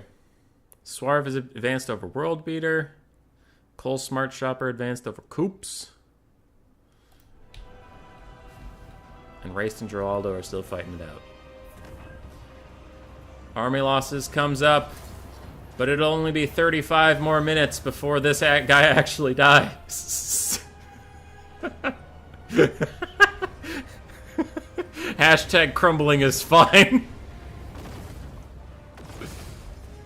Oh, the Tzeentch army ability. By the way, when I made a video talking about the army abilities and people said the Tzeentch one was great and I just wasn't seeing it, this is the type of thing I wasn't seeing. Like, all those units were standing in there and just took, like, very little damage. And it's because they're... I understand it's because they're so low already, but it's just, like, I don't know. That ability feels easy to dodge, and that doesn't do that much damage when it hits. Alright, well played to both opponents. Wow, only 91 value on the Cultist of Tzeentch? Really? He was in a melee fight forever. How did he not get any value? Weird. Forsaken got ganked. Flamer got ganked. Furies did okay. Blue Horrors did really well. Herald of Tzeentch did fine. Herald of Tzeentch of Metal was more supportive. Chaos Spawn did okay. Forsaken did better. Chaos Fairies did okay. And these Blue Horrors struggled a little bit. So, I think this build's fine if you just back up a little bit, put more separation between your front and your back lines, so they can shoot more. But he's good. And Matt will advance to fight Swarv. And since that's a semi-final, we'll just go straight into that one rather than popping up check on Raced and Geraldo. I'll just hope they're both doing well. Hope beyond hope. Alrighty. And I am 95.2% sure that I watched the correct person win that one, but I don't know.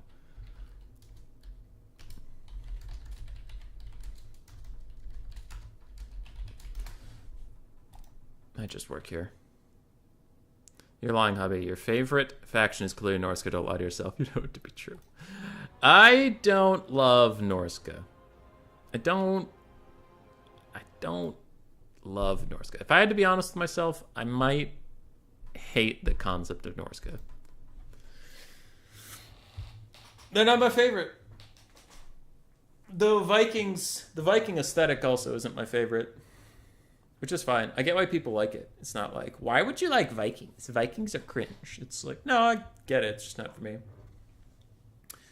I generally like knights and heavy armor and stuff over like berserkers and raiders and that kind of thing. I don't know. I also love the steampunk insanity that is Skaven. I was never a big Norse guy. Or Vikings in any sense, really.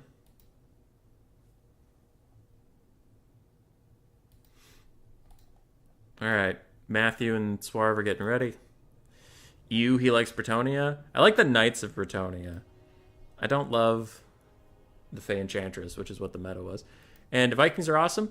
Hey, you're allowed to like Vikings. I did say I get it. They're just not my personal preference. Like when I played For Honor, that fighting game that was pretty good, but not a lot of people played.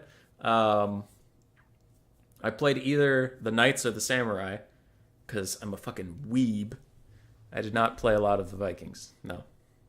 The one Viking I did play when I played the Vikings was the basic guy with the two-handed axe, because his charge attack was so funny.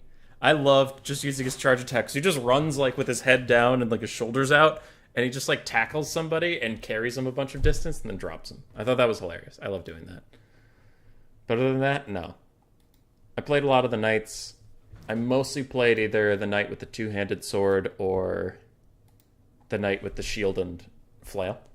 I love the shield and flail guy. He was awesome. Okay, actually, I shouldn't say he was awesome. He sucked ass. He was one of the worst characters. But I loved him. Again, like we said at the start of stream of Vermintide, I pick a character I like on appearance, and then I learn them. I don't pick a good character and then learn them. Okay. It doesn't look like either of them is hosted yet, so I'm just going to host. Swarv and Matt. I'll just host this shit. God damn it.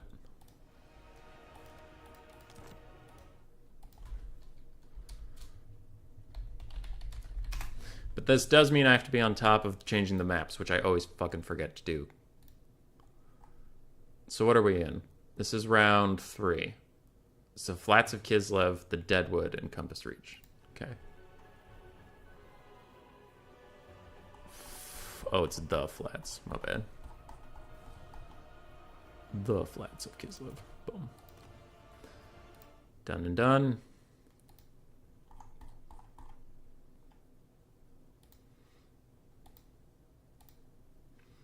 And I'll type to Cole's Smart Shopper.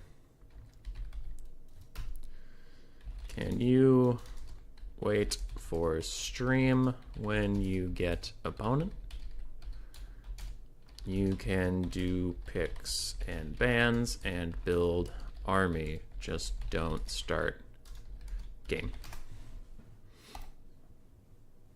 Okay.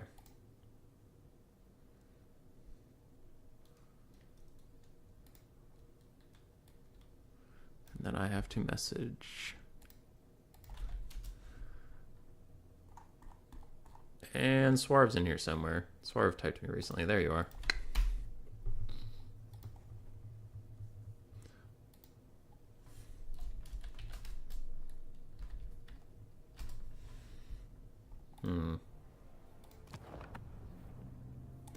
Swarv said they can't join. I'll try one more time.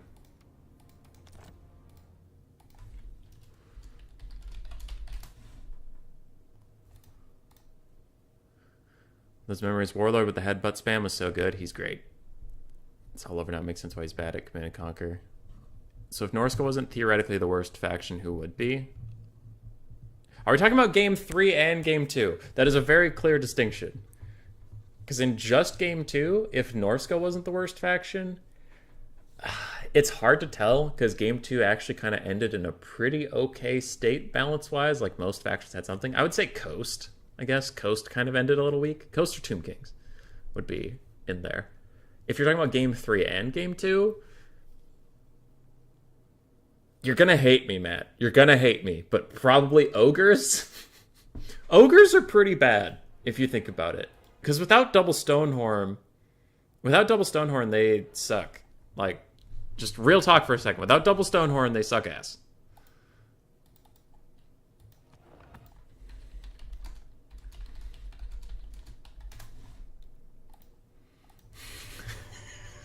Matthew Coffin just getting fucking kicked while he's down.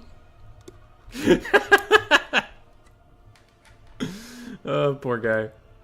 All right. So, not Matthew Coffin, different Matthew is back. We're just trying to get a lobby set up. Swarv and Matt could not join mine when I hosted as a spectator, so now I'm trying to get one of them to host. So we'll see how that goes. Slash if game 3 counts are...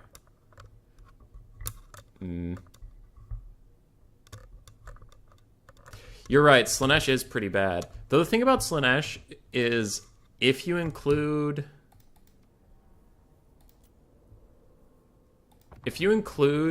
game 2 factions, I don't think Slanesh is that bad, because the reason Slanesh sucks so much in game 3, in my opinion, is no, like, let me talk about what Slanesh is good at real quick. They have chariots that are actually pretty good at disruption. They disrupt ranged lines. That's pretty cool for the 2 factions that have ranged in this fucking game. I guess 3. And then those guys just do big single entity blobs. They are pretty bad at killing large single entities, which almost every faction in game 3 has a lot of. They are great at flanking. They're great at taking cav engagements. They're great at shutting down skirmish. They're great at shutting down artillery. And they're great against low leadership factions. So hey, Slanesh has some things going for them. Except 4 out of the 7 rosters in this fucking game are demons, so they're unbreakable until they crumble away. So flanks, like, leadership bombing doesn't matter. Kislev has a passive that literally makes them unbreakable, and Cathay has a passive that makes them want to box super hard and get insane leadership even on their worst units. So Slanesh's, like, strength of abusing low leadership factions literally only applies to the fucking ogres, who they hard counter anyway. And it's like, okay. So they suck. But I think once you add like Skaven, once you add Norska, because Norska is going to have the same issues that the ogres have against Slanesh, where the anti-large on their 600 cav for Slanesh is going to be great against Skinwolves, it's going to be great against skirmish cav, it's going to be great against Famir, it's going to be great against trolls. So then like you're forced to just take marauders against Slanesh, but then Slanesh has chariots and stuff to run you over. So I think Slanesh would do really good against like Norska, Skaven, Beastmen, Empire, kinda. Anybody that doesn't have really good, heavily armored single entities that they can heal, which most of the Game 3 factions do, so Slanesh is just shit out of luck. So once Game 2 gets added, I actually think Slanesh will creep up power levels pretty heavily. Yeah. Because there's also a lot less factions that can abuse you flying. Flying was less prevalent in Game 2 than Game 3.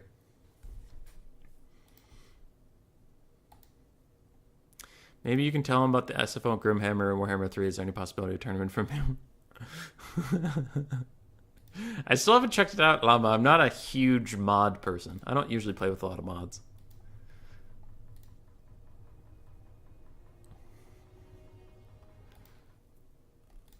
Because they're hard to get the community in general on board with.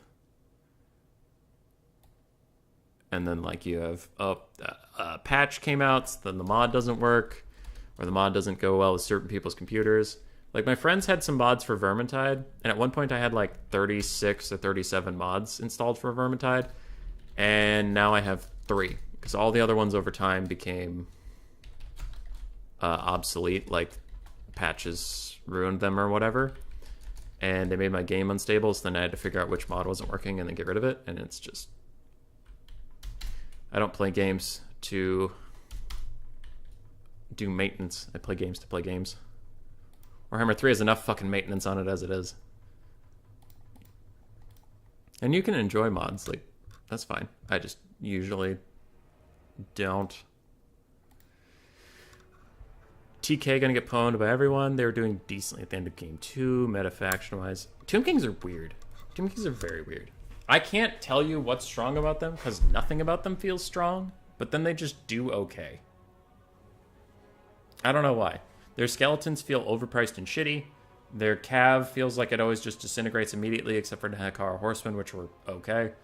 Tomb Guard were alright, not great. Ushabti Great Bows were fine, but easily sniped. Their Lords of Magic weren't incredible. Their Lord choices weren't that great, except for Ark and the Black. Like, you go down the list, and I'm never impressed, and then Tomb Kings just do okay. Okay, all right, good for them. Don't know how, but...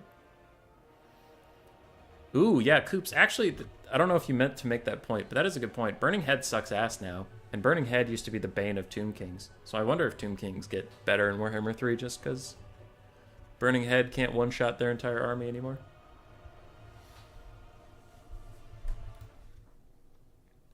Maybe. Raced has advanced to fight Cole's Smart Shopper.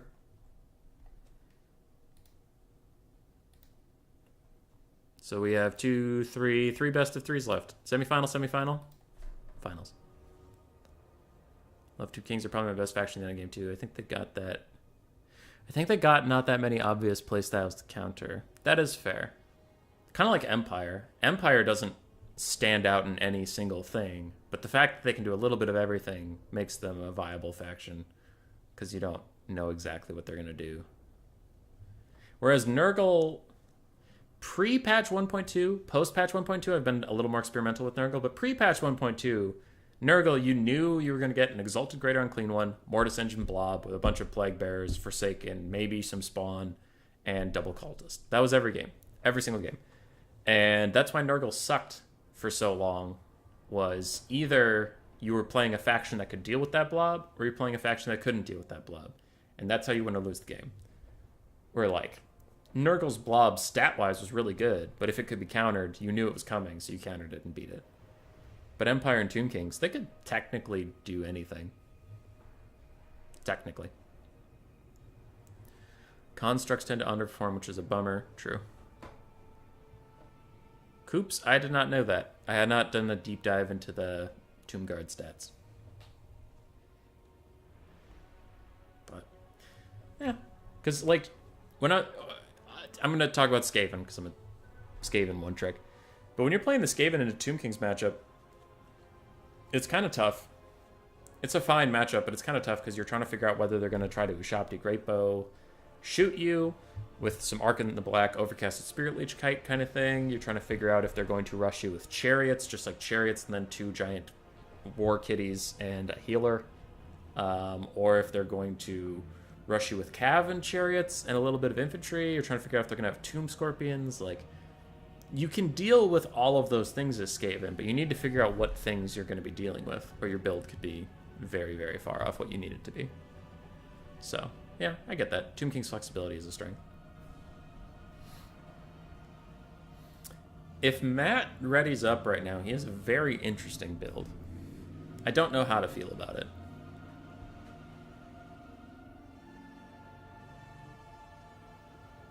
And that isn't some coy way of me saying, like, I don't want to say something negative, so I'll just say something neutral. I don't know how to feel about it, but I mean that it's bad. I legitimately don't know how to feel about this build, if this is what he goes with. I'll be very curious to see if it works. I have to pee, and I thought he was going to ready up, so I'm going to go now, since this is apparently going to take a second. BRB, as soon as I leave, he's going to ready up, so I'm going to watch very carefully. He's going to ready up just as soon as I'm leaving. That.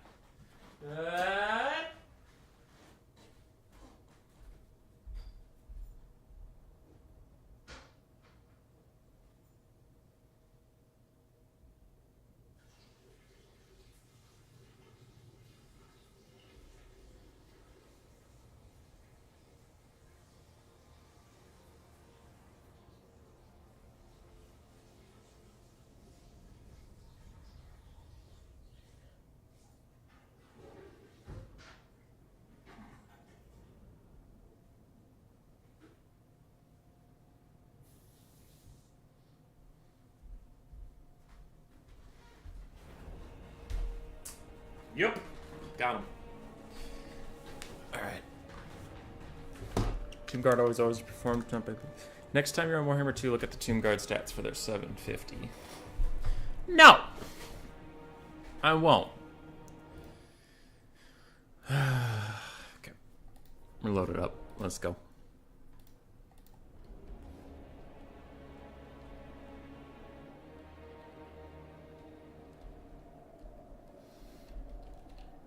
Mm-hmm.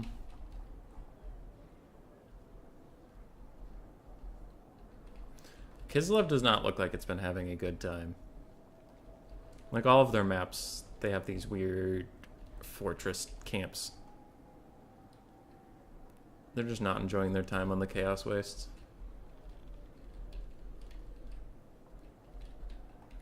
It is a harsh land. This little town doesn't have a gate.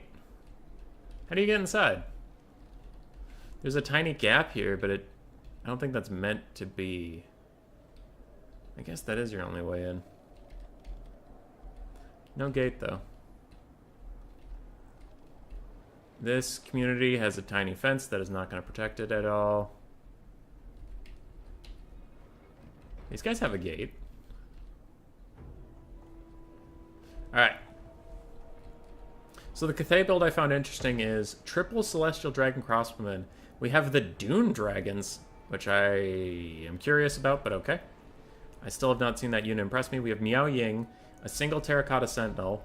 We have 2 Jade Lancers, and then we have Jade Warriors with a couple Peasant Long Spearmen.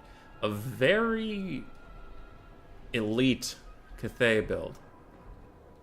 Which, again, I don't know how to feel about. I'm curious to see it. My heart says the Terracotta Sentinel is just going to get shot, and I'm always underwhelmed by these guys. They have really bad crowd clearing. They're only good against single entities. Even then, they usually trade down in most duels. But they're unbreakable, and they're kind of necessary on this faction that has no other good single entity dueling. So I'm very negative on Terracottas, but I understand they're sometimes useful. And Miao Ying has recently fallen out of favor just because the Dragonblood Shugi Lords are so effective while being much cheaper. So I'll be curious to see her, but Miao Ying on foot and in her dragon form is actually pretty resistant to the blue fire of Tzeentch spam. She's good at dealing with that. The Kislev Bureau of Tourism has one of the hardest jobs in the Warhammer world. Really does. For Tzeentch, for Swarv, we have 5 Forsaken. It looks like we have 4 Chaos Spawn backing them up. We have a Chaos Fury of Tzeentch and 2 more over here. So 3 Chaos Furies, and we have an Exalted Lord Change of Metal. Ooh, with only Searing Doom. Huh. Alright. I mean, I do think Final Transmutation is a bait, but surprising not to see Plague of Rust.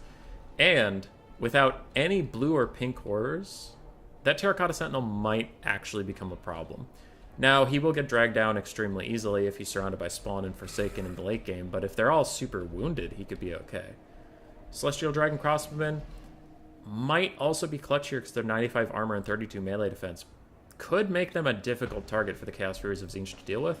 And if the Jade Lancers are played with defensively, they can just charge the Furies whenever they try to land. So this Cathay build might work against what Swarv's brought here. Traditionally, I go super wide in this matchup. I'll bring a bunch of Peasant Archers, maybe some Jade Warrior Crossbowmen with shields, a whole bunch of Peasant Long Spearmen, and then backed up by Jade Warriors with the shields. And you just go super wide and shoot Tzeentch to death. Tzeentch is going way off meta. No range, no full rush. The Spawn and Forsaken are pretty meta, but the Lord choice was a little interesting to me. And the lack of any blue horrors was also interesting. So both armies are a little off meta. I'd say Cathay is more off meta here. And I know Koops, if Koops is still around, he fucking hates that Tzeentch is so good in melee, and I agree 100%. But yeah. I'm sad that they made the blue horrors more expensive but didn't reduce their stats. It's like, you should have just reduced their stats and kept them cheap. Now it just encourages even more Spawn and Forsaken Rush. Playing Tzeentch like they're fucking corn. Celestial Dragon Crossbowmen absolutely disintegrating a Forsaken of Tzeentch. It's already gone. We do have a Fury Summon coming in from the Lord. Jade Lancers are going to have to be on point. Matt is going to have to use them right away to countercharge these Furies, otherwise he's going to take more damage than he needs to. And it looks like there is a little lapse in micro, as they are allowed to go uncontested. Terracotta Sentinel is out and about, rather than being here to fight the Lord of Change. And it looks, but the Celestial Dragon Crossbowmen are holding. They're holding firm, and it looks like we're even getting an Earthblood Overcast from Miao Ying to try and help out. These Jade Lancers need to get involved. Need to. This is a pretty big mistake. I don't want to be a dick, but like their entire purpose here is to peel off Furies, and they're currently standing around. Getting a little bit of a cast here, but what is that? Overcasted Searing Doom does a ton of damage to the Dune Dragons and to the Celestial Dragon Crossman. Nice cast there by Swarv. And it's looking brutal for Cathay. Already, all of their Crossmen are compromised, taking a lot of damage, except for the one on the far right. And they need to be backed up. They need to get away from these spawn. Jade Lancers need to run up and do some blocking for them 100%. Miao Ying is up in the sky. She needs to chase this Exalted Lord of Change of Metal or get involved somewhere. She just needs to be more aggressive. You know, trying to offer some advice without sounding too much like a dick, but it's just more clicks. Like, that's the only advice I have is you just got to have faster reactions for what's going on right now. I like the build Matt brought. It's actually working pretty okay, but he's just got to be a little more on top of everything. And that was partially Swarv's game plan. You know, very quick rush, very quick surround, just stress your opponent out and make sure their micro is taxed, but it is what it is. Their tourism is just chaos collectivism. Cathay is getting some rallying on the far sides, but without the Celestial Dragon Crossman, I don't know if they can win this game. And this guy, while still being here, like, all of them are so injured that even if they come back... Actually, this guy has 65 models left. If the Jade Lancers charge back in here, peel off these Forsaken, Celestial Dragon Crossman could rally in a bit, turn around, shoot the Chaos Spawn, and then shoot the other Chaos Spawn. So Matt's still in this game. He is slightly ahead on the damage value balance of power, but that is to be expected with how much the Celestial Dragon Crossman just nuked down the front line. And we saw how, like, just utterly brutal these Celestial Dragon Crossmen are when they get to shoot. Which, they have rallied, and they're turning around. Very nice, very nice. Gets them right away. It would be a tragedy if they sat around for too long. Miao Ying is dealing with the Exalted Lord of Change of Metal. Very good. And the Terracotta Sentinel is a little mucked up and random nonsense, but he will get some routes off. And I think Cathay is going to start coming back here if they can just hold things down. The Jade Lancers are doing a great job at keeping these Celestial Dragon Crossmen online now. And it looks like a couple micro mistakes in the early game are going to be amended now as he has played the second half of this game very well from the Cathay side. Swarv's running out of steam a little bit. A lot of units are routing, but he can't afford to send anything to go chase them, and I'm worried that this Tzeentch army doesn't have anything to deal with Miao Ying or the Terracotta Sentinel. The spawn are quite good at it, and ooh, I guess there are a lot of spawn here. I was going to say the spawn are looking haggard across the map as we see this guy only has 4. These Jade Lancers need to chase these Forsaken of Tzeentch. They're very healthy, and you can see their leadership is already above positive. Let the Peasant Long Spearmen chase those. Get the Jade Lancers to chase these full ones, and that would be a good huge pick for Cathay. Cathay is pulling ahead on the balance of power. Miao Ying is fighting. This is a Fury Summon, so even though they're disintegrating, it's not that big of a deal. They're going to go away anyway, eventually.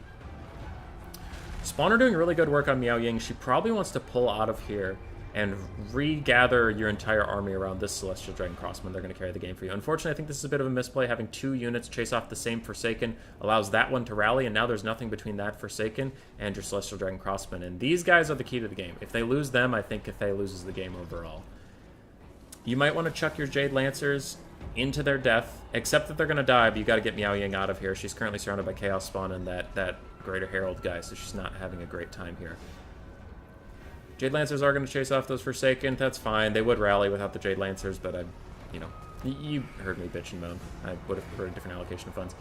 Celestial Dragon Crossman should 100% be shooting the spawn, not this guy. The Exalted Change, Lord of Change of Metal, is like the Eagles in Warhammer 2. He's very, very hard to shoot with anything because his animations are so flamboyant that he avoids a lot of stuff.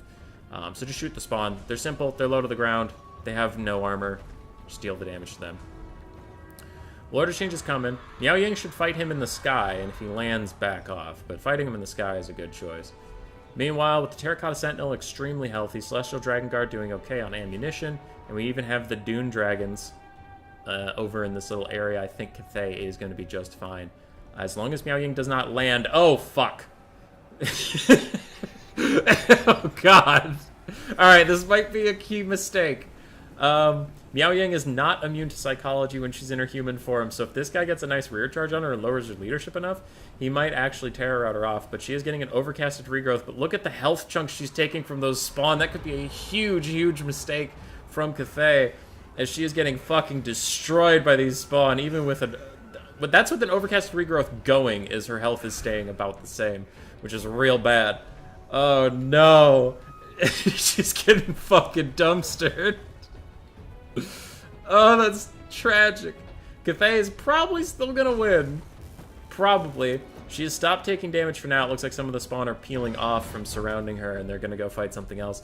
And Tzeentch is just out of juice at this point. Even if Miaoying dies now, the Terracotta Sentinel should be able to clean up. But that was a scary second there. That was a very scary second.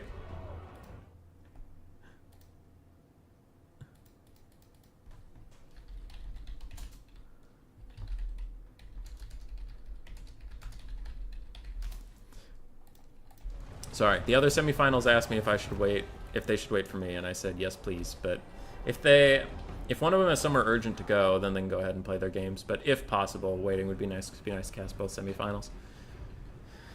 All right, Celestial Dragon Crossman is still fighting, but this Terracotta Sentinel and Miaoying should be able to carry. I guess there is still a very healthy spawn unit, and there's no Spearmen left. These Celestial Dragon Crossmen have got to get off 1 or 2 volleys onto that 13 Chaos spawn unit. Oof. The Exalted Order change, though, he only has Searing Doom, so he's only good at helping clear out those guys or the Jade Lancers. He has nothing to help with the single entities, which Blue Fire could maybe do. Or Final Trans, even though I really don't like that spell after it got nerfed, it can still do a little bit of something. Quick little Cycle Charge here. Miaoying is near her healing cap. A Bolt of Change is going to come down on her, and she can avoid it if she can just start walking in any direction. But if she's standing still when it hits, it is going to hit. It doesn't do that much damage. Okay, she's fine. I was worried that was going to do more than it did. Quick little Cycle Charge here from the Lord of Metal. Celestial Dragon Crossman almost got a regrowth cast onto them, but then it got canceled as she got knocked over. Cathay did not deserve to win this. Yeah, their build was pretty good, though. The Chaos spawn Forsaken Rush is usually very, very good, but against Cathay it can struggle decently hard. Spawn are still fighting the Celestial Dragon Crossmen. They do have armor sundering, so they could drag them down. Miaoying is back in the sky versus Lord of Metal, who's now going to land and try to fight the Terracotta Sentinel, who's back to full health because of all the healing. And I don't think... I've said it before, I'll say it again. I don't think this Exalted Order change and these Spawn are going to win this whole game. But we'll see. Oh, I hate when that happens. Swarv was trying to cast a Searing Doom onto the Celestial Dragon Crossman, and it just instead cast next to him due to a bug where sometimes it'll double cast, but only go to the second place, which is annoying.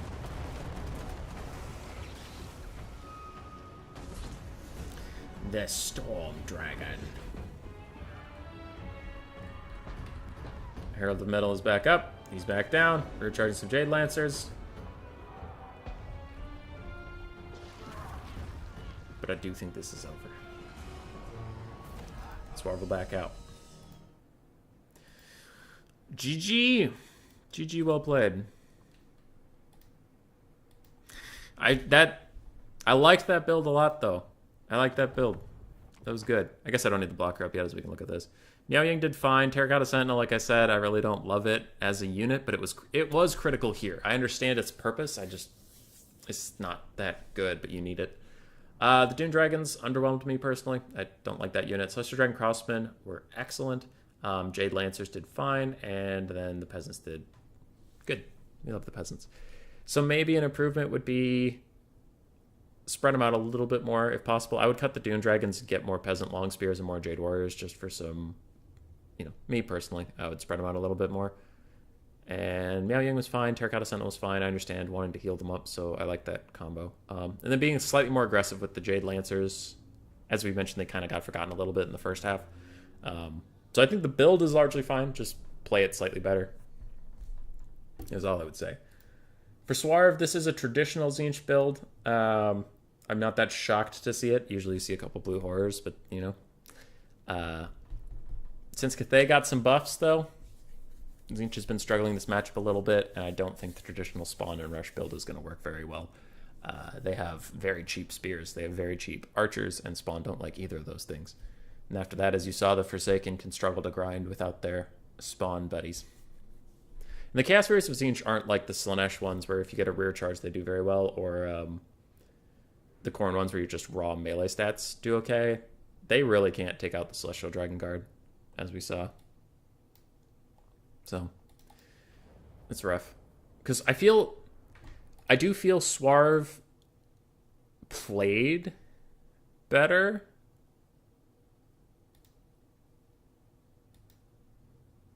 I feel Swarv played better, but his build wasn't as good, if that makes sense.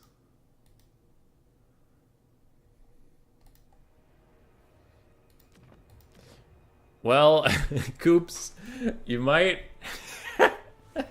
Coops, you might be mad, because now Matt is hovering Zinch as Swarv goes Corn. This matchup has traditionally been kind of interesting to me, because I played it as Zinch for a very long time as heavy Lord Snipe, and I would snipe the Corn Lord and be like, yes, I did it, I did great. And then I would lose the game because I spent so much time sniping his Lord that Corn just shrugged and beat me with the rest of their army. I'll be curious to see how this goes. I know Randomnix has a build, which again, when the players are in the lobby, I'm not going to announce a build I don't think can be beat by Corn. Which actually I haven't gotten to face Randomnix's build with patch 1.2, so maybe it got easier. But Randomnix's Zinch build was, I'll just say, doing Corn better than Corn. And it was fucking toxic. It was the opposite of fun to deal with. But it was effective.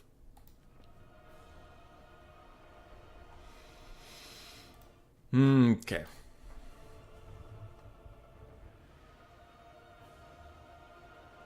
Oh, okay, Swarv's not enough money. I was looking at Swarv's build, and I thought it was everything, and I was very confused as to where most of his money went. How are the Animal Crackers... How is, I don't know, still winning? Donkey and Zebra has caught up to Elephant, though. That's good. You'll have to see it.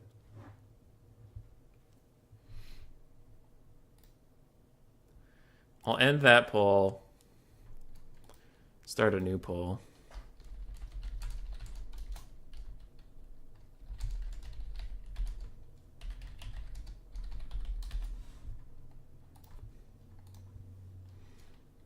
Hold on.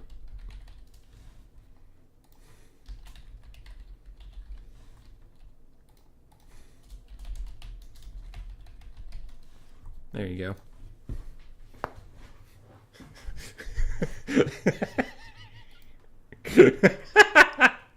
All right, nice quick build phase. You'll love to see it. You love when players just slam it out, get us into the next game. Let's go.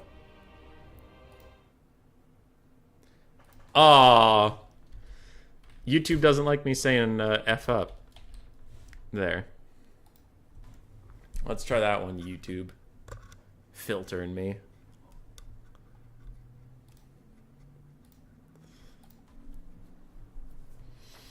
Zinch and Corn. So, this is not the Zinch build, but Randomnix's Zinch build was a Herald of Zinch of Metal on the ground with a bunch of debuff spells, and then Forsaken and Spawn blobbed as tightly as you could blob them, like literally just on top of each other blob, and then you have two Exalted Lords of Change in the sky. Well, not Exalted. You have two Lords of Change in the sky, and when Corn comes up to fight your blob, you cast a bunch of debuffs on them, you beat them at blob fighting, and if they don't fight your blob, then your Lords of Change can just cycle charge forever and spam blue fires and shit, and it's toxic as hell.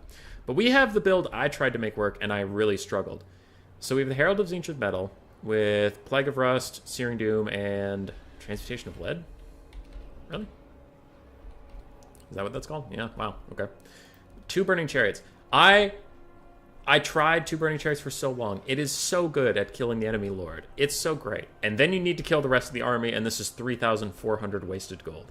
That's the experience I've had with them. We'll see. He did take the Blazing Squealers, Matt did, to try and give them more ammunition. But I tried this in a domination game on stream. They give very little ammo back to the Burning Chariots. I think they give like 3 ammo back to them. So that might be the crux of this, and I don't think it's going to work. And the Blazing Squealers being in a box this tight, they're not going to get to shoot. So I personally don't think this build's going to work for Matt, but we'll have to see. It looks like a little bit of the Randomnix build, plus a little bit of the Lord Snipe build, and I don't think the half and half is going to work. On the side of Swarv, he has a very standard Corn build. We have some Fleshhounds, looks like 3 of them. We have some Spawn. We have a Herald of Corn with his AoE melee buffs. We have a Cultist of Corn with his Summon, plus the Standard, which is actually new. I don't see a lot of the Standard around. Chaos Warriors with Halberds, Chaos Warriors, and some Bloodletters. And we have some more Chaos Warhounds in the distance. I think Corn has got this, and if Corn doesn't have this, then I hate Zinch. Zinch is broken, and they're permabanned from all my tournaments. So if you like Tzeentch being in the game at all, root for Khorne.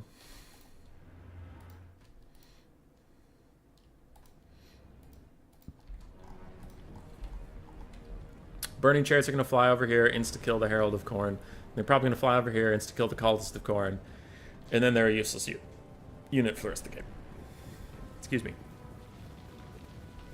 I have the hiccups, and it's not my favorite. Ooh, they have Fire at Will on. Alright, they're using precious bursts onto random Chaos Warriors. Burning down the Cultist. Burning down the Cultist. He gets Plague of Rusted. Did the Cultist just throw out a Bloodletter? Huh. Alright, Swarv chucks out the Bloodletter of Khorne on his way out because he just realizes his Cultist is completely fucked. I kind of love that. Swarv with the fadeaway Bloodletter summon. Alright, and then he's getting his Herald of Khorne into the trees. This is really good. It's the best you can do, right, against the Burning Chariots. You know they're going to get you. You just gotta buy as much time as possible. Make them use as much ammo as possible. Trying to hide behind some trees, but it looks like stuff's going through. We are collapsing onto the box. There's a lot of Flesh Hounds and Chaos Warhounds and stuff ready to pick apart anybody that they can, but there's really no one to get. So, yeah. Let's go, Tzeentch. First time ever rooting for you. Alright. These guys are down to 2 ammo and 3, so they have 5 bursts left to kill the Herald of Khorne. They are going to kill him very quickly.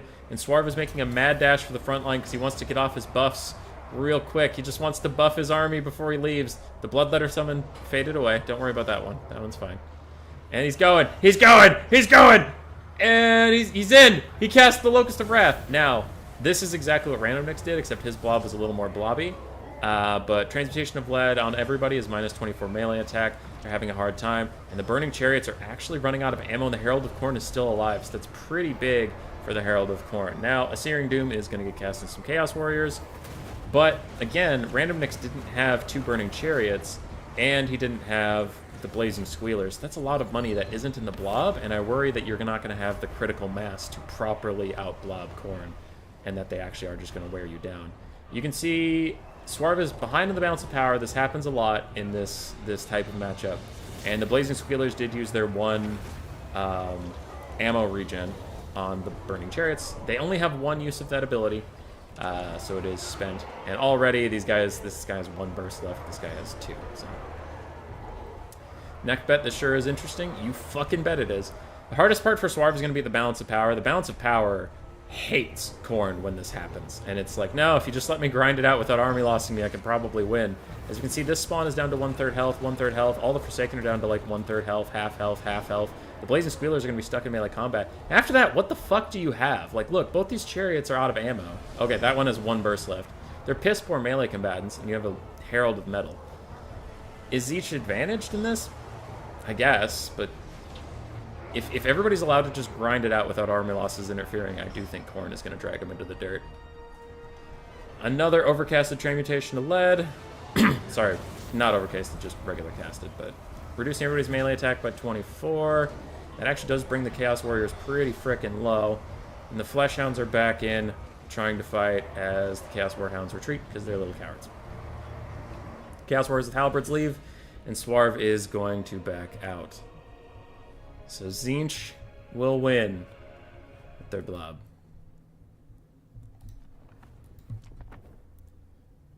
Burning Chariots didn't quite pay for themselves.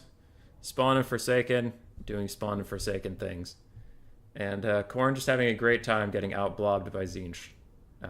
You'll love to see it.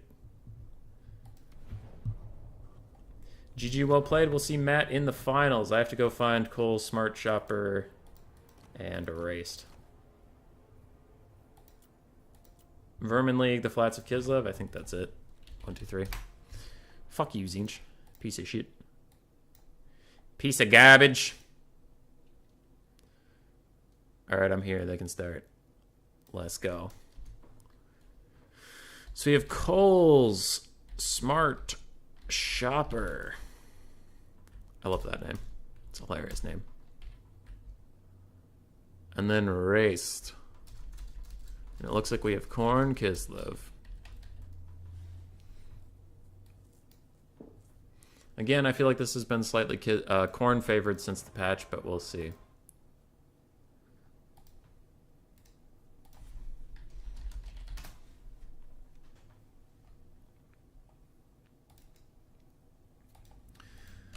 Raced, move you up. I think out of the 3 players left, Raced is probably my favorite to win the tournament. But I don't know.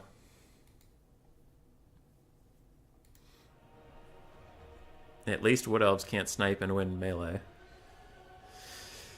Coops! Coops! Are you trying to... Ooh, Coops. Wood Elves can snipe and win in melee. What are you talking about, dude? Arrows of Kurnos. Then they have one of the only... they have the only one of the Elven Spears that has armor piercing. And it's cheaper than the High Elf Spear. Unless you give it shields, in which case it is slightly more expensive, but it's also better. You have Dryads, which are good in melee against certain factions, but they're also extremely diverse. You have incredible cavalry. You have, it's been a while. I forget what my usual lines of bitching about stuff are. I mean, your lords are pretty good in melee. Drycha's pretty good. Sisters are pretty good if you cycle charge. If you leave them in combat, they suck and die. Yeah. The only thing Wood Elves don't have is, like, monstrous infantry that are any good. They have the Treekin, but the Treekin aren't actually that good. They're just tanky, but that doesn't matter a lot of the time. Fucking Wood Elves. Pieces of garbage.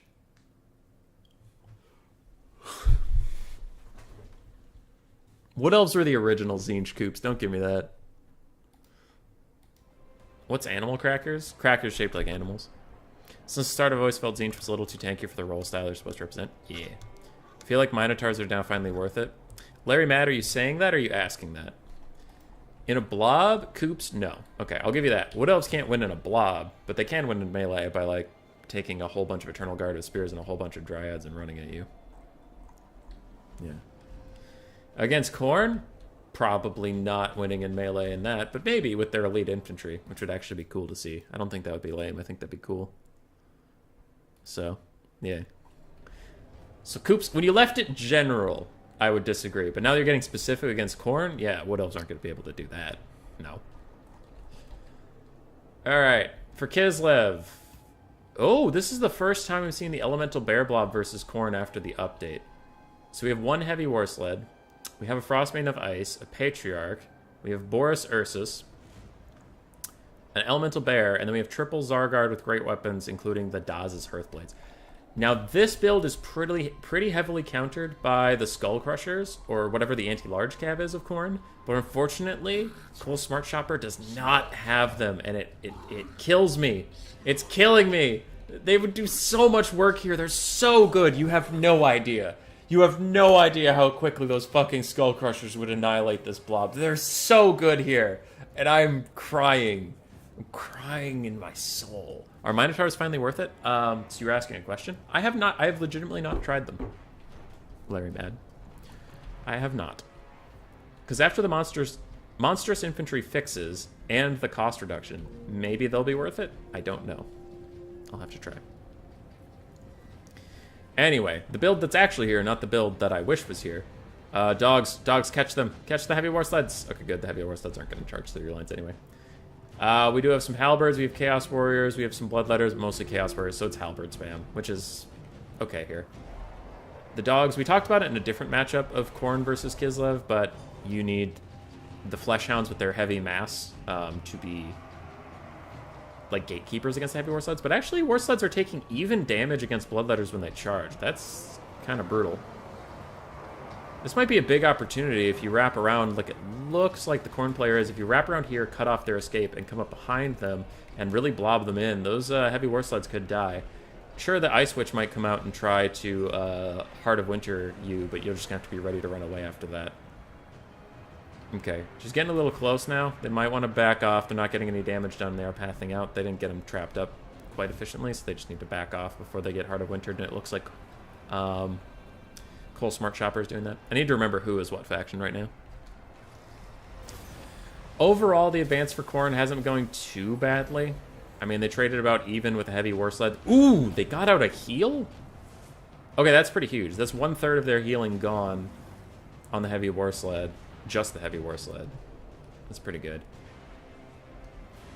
Alright, Corn setting up a little bit of a surround.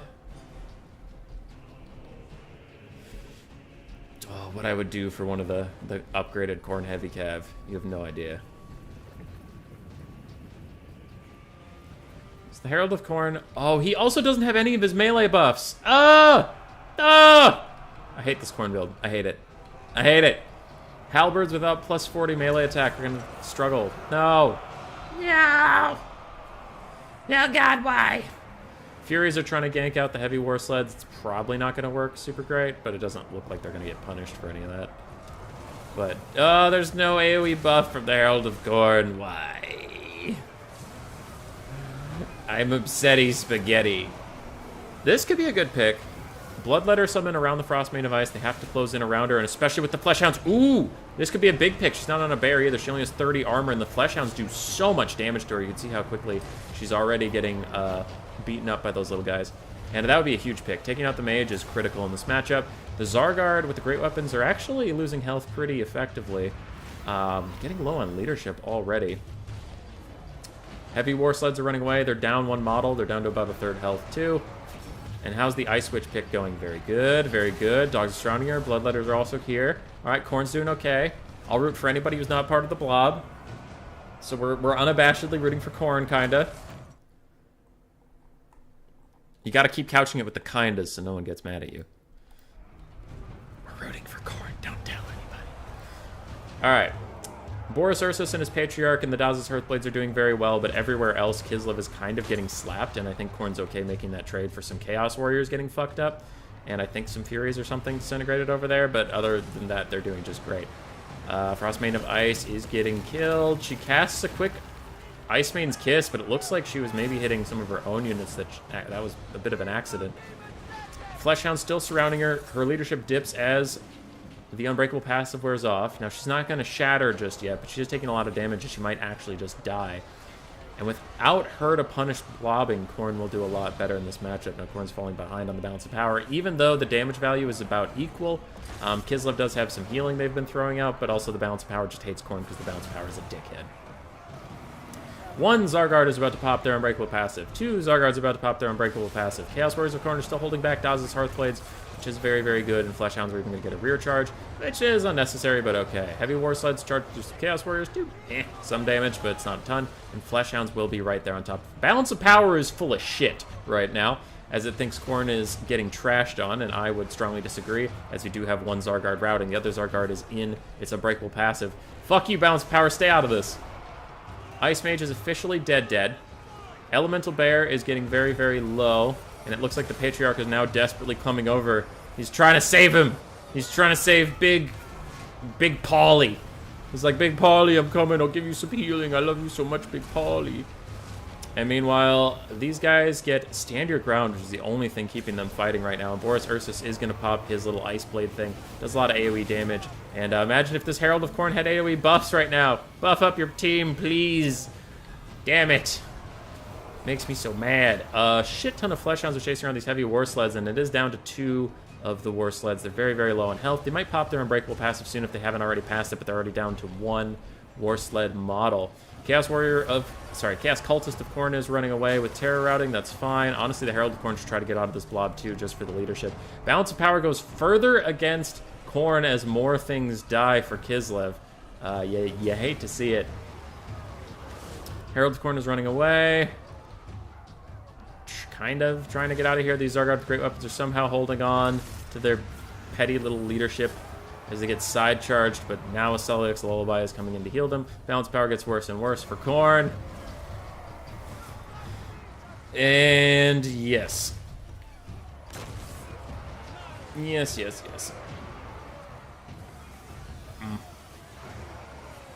Army losses hits for Corn.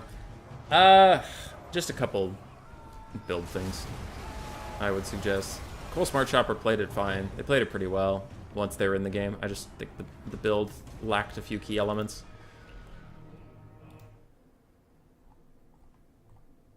But oh well. What does Lore Master of Zotek want? Okay. Cool. Herald with Corn, 750. Cultist, not too much.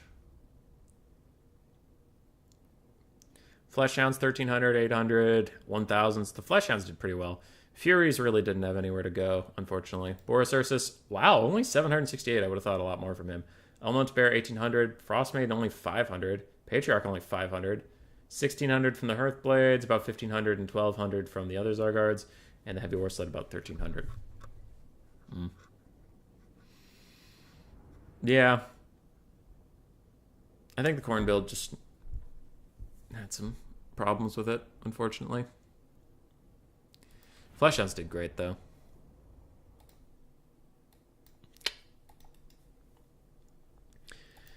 Alrighty. Oops, he is not 12, he is 1. Next map.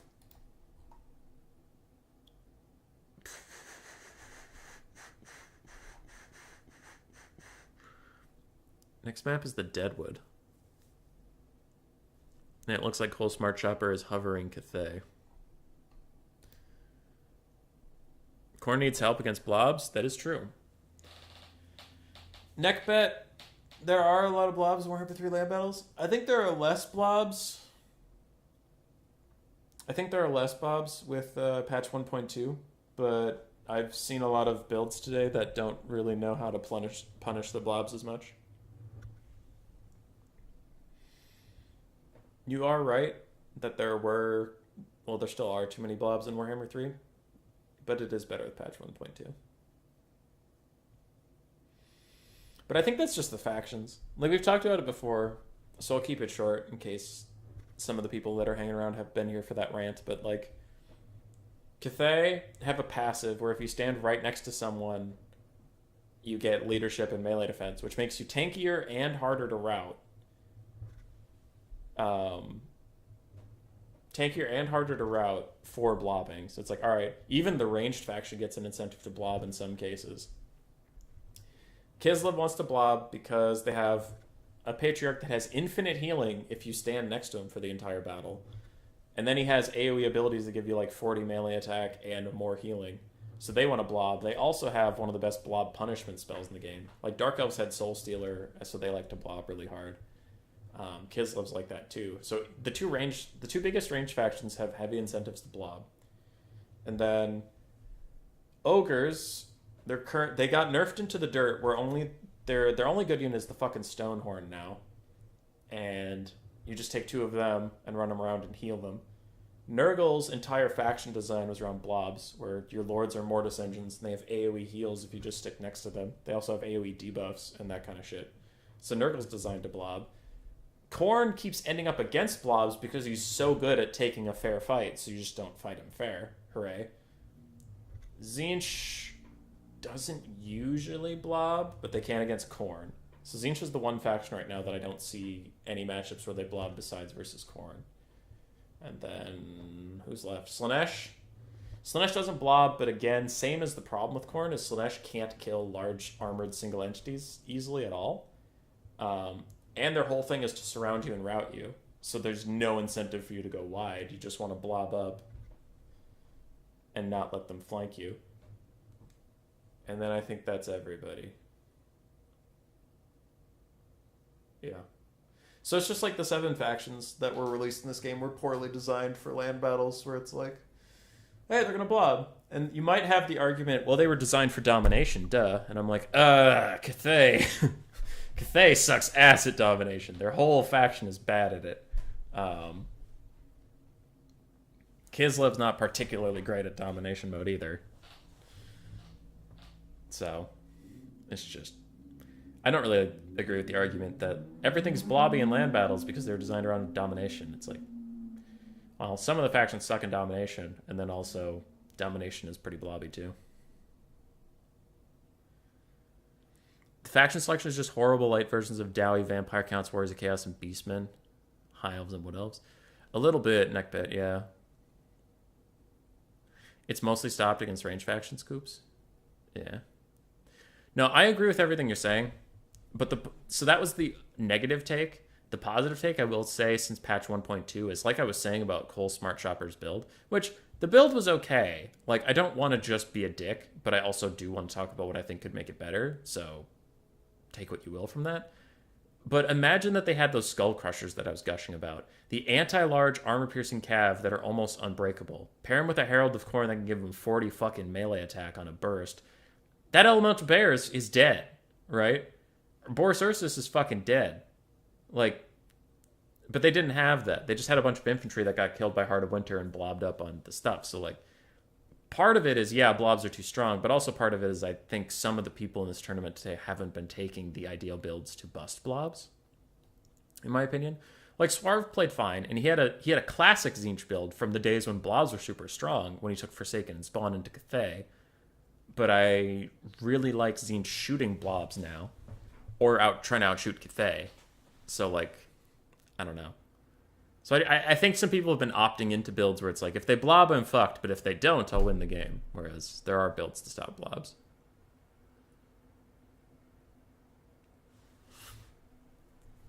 Yeah. But that's just like, that's my little soapbox speech, but overall I do agree that patch 1.2 can't fix the basic faction design of Game 3 being pretty flawed in concept. And what also sucks is people were talking about this, like, from Warhammer 1 to Warhammer 2, Warhammer 2 had a release of 4 factions, and it's like, how was the multiplayer interesting? How did the multiplayer community grow with only 4 factions? Well, there was a month of hype around brand new game, and then Mortal Empires came out really fast. I think it was only a month wait time. A month or like slightly more for Mortal Empires. Then you got all the factions. And then DLC started coming out. Warhammer 3 released in February, and we're predicted to get Immortal Empires in September. So we have 7 months to wait for DLC or our old factions. So these are the 7 factions you get with no new units, nothing fancy for 7 months. And people are wondering why the multiplayer scene is struggling. Like, not a lot of people are wondering because it's about the bugs and all that stuff. But, like, even if this game worked perfectly, its multiplayer scene is going to struggle because it has to subsist longer than any other Warhammer title has on so few factions that, again, are debatably poorly designed. Because the common talking point, even without blobs, has been, well, Nurgle wants to slow push and wear you down with healing. Well, Khorne wants to slow push and wear you down with armor. Well, Tzeentch wants to slow push and shoot you. Well, Slaanesh wants to fast push and surround you. Okay? So 4 of your factions kind of feel like the same one. Kinda. And most of them use fucking Spawn. Most of them use Forsaken. Most of them. Again, kinda. So it's like, 4 of your factions feel like a 1. We really just have 4 factions again. It's Kislev Chariot Blobs. It's Cathay Boxes, though that has been a little less common recently. It's Ogres. I mean, Stonehorn's the faction. And then 1 push thing. So it's just kind of like, The 4 demon factions all feel same-y. Same-ish. At least Dom's kind of playable now for me, at least, now that killing stuff actually matters. Yeah, Dom's getting a little bit better. Do you think they'll add in the Warhammer 2, they'll actually bring variety that will reduce? Oh, yeah. Too bad to micro? 100%. Once the Warhammer 2 factions are in here, blobs are going to be a thing of the past, except for, obviously, in matchups where blobs are possible. But that's always been the case, right? If you pick Counts into Dwarves in Warhammer 2, you're going to get an Ironbreaker blob because Counts can't deal with it. So, like, if you pick Nurgle and Khorne, yeah, you're going to get some blobs again. But with Warhammer 2 factions, hopefully you'll pick factions that can avoid the blobs. Like, oh, you picked Nurgle? Well, I'm going to pick Empire and kite you, or Wood Elves and kite you, or High Elves and, like, spear and pike shot shoot you. Like, but yeah, if you pick 2 melee factions, you might end up in a blob again. Counts and Lizards can outgrind you, probably. I am a little worried, Cyrus, while the army's set up, and then I'll actually pay attention to what's going on. I'm a little worried that they're going to give the spells the same treatment that the spells that have come into Game 3 got, where, like, a lot of the spells we remember from the old days were heavily nerfed. So what if, like, can Beastman really clear out the infantry if, like, Traderkin sucks, or, like, Viletide sucks, or Bracecream sucks? You know? Or are they going to have a harder time doing that? Or, like, I don't know. Burning Head used to clear a lot of blobs. Like, that was a reason you couldn't box as well, as if faction had Burning Head, they could clear it out. Like, if they give all the spells that treatment again, then, I mean, could happen. So, what do we have here? We have Tzeentch versus Cathay. Cole Smart Chopper has Miao Ying. We don't have any Terracotta Sentinels this time. We have Jade Warrior Crossbow with Shields, then we have 2 Celestial Dragon Crossbowmen. So very similar to the build we saw from Matt earlier. Double Jade Lancers, a shitload of Peasant Long Spearmen, Jade Warriors with Halberds, and Jade Warriors. I don't love the Jade Warriors with Halberds in this matchup because they don't have shields. They're just going to get shot on the front line. And you don't need the armor piercing against Chaos Spawn. So I don't love Halberds here. I think this build could be slightly more optimized. A side shot on the Blue Fire of Tzeentch from the Exalted Lord of Change and Raced does excellent damage. He has Infernal Gateway and Blue Fire as his 2 spells. He's going to use a Fury Summon. We do have some Furies of Tzeentch on the back line, ready to flank. And other than that, we have Forsaken, no spawn, just blue and pink horrors, plus a Flamer. So Tzeentch is trying to outshoot Cathay on this one. And already the Fury Summon is going to dive in. Again, the Jade Lancers need to be much more aggressive. This time they do get an attack order to move in, but it might be a little too late as the second Fury does join the fight. And damn, those side shots of Blue Fire of Tzeentch are doing excellent work to the Celestial Dragon Crossbow.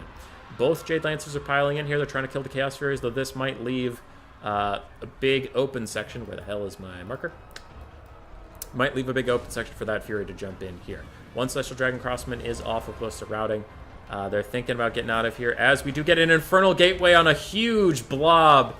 Oh no, it is going to kill both the Furies, but it's also going to do a lot of damage to Cathay. Now, Cathay was trying to heal up with an Overcasted Earthblood on that area, but it doesn't look like it's going to matter, as the Infernal Gateway is just going to trash down some Jade Lancers and a Peasant Long Spearman and the Celestial Dragon Guard.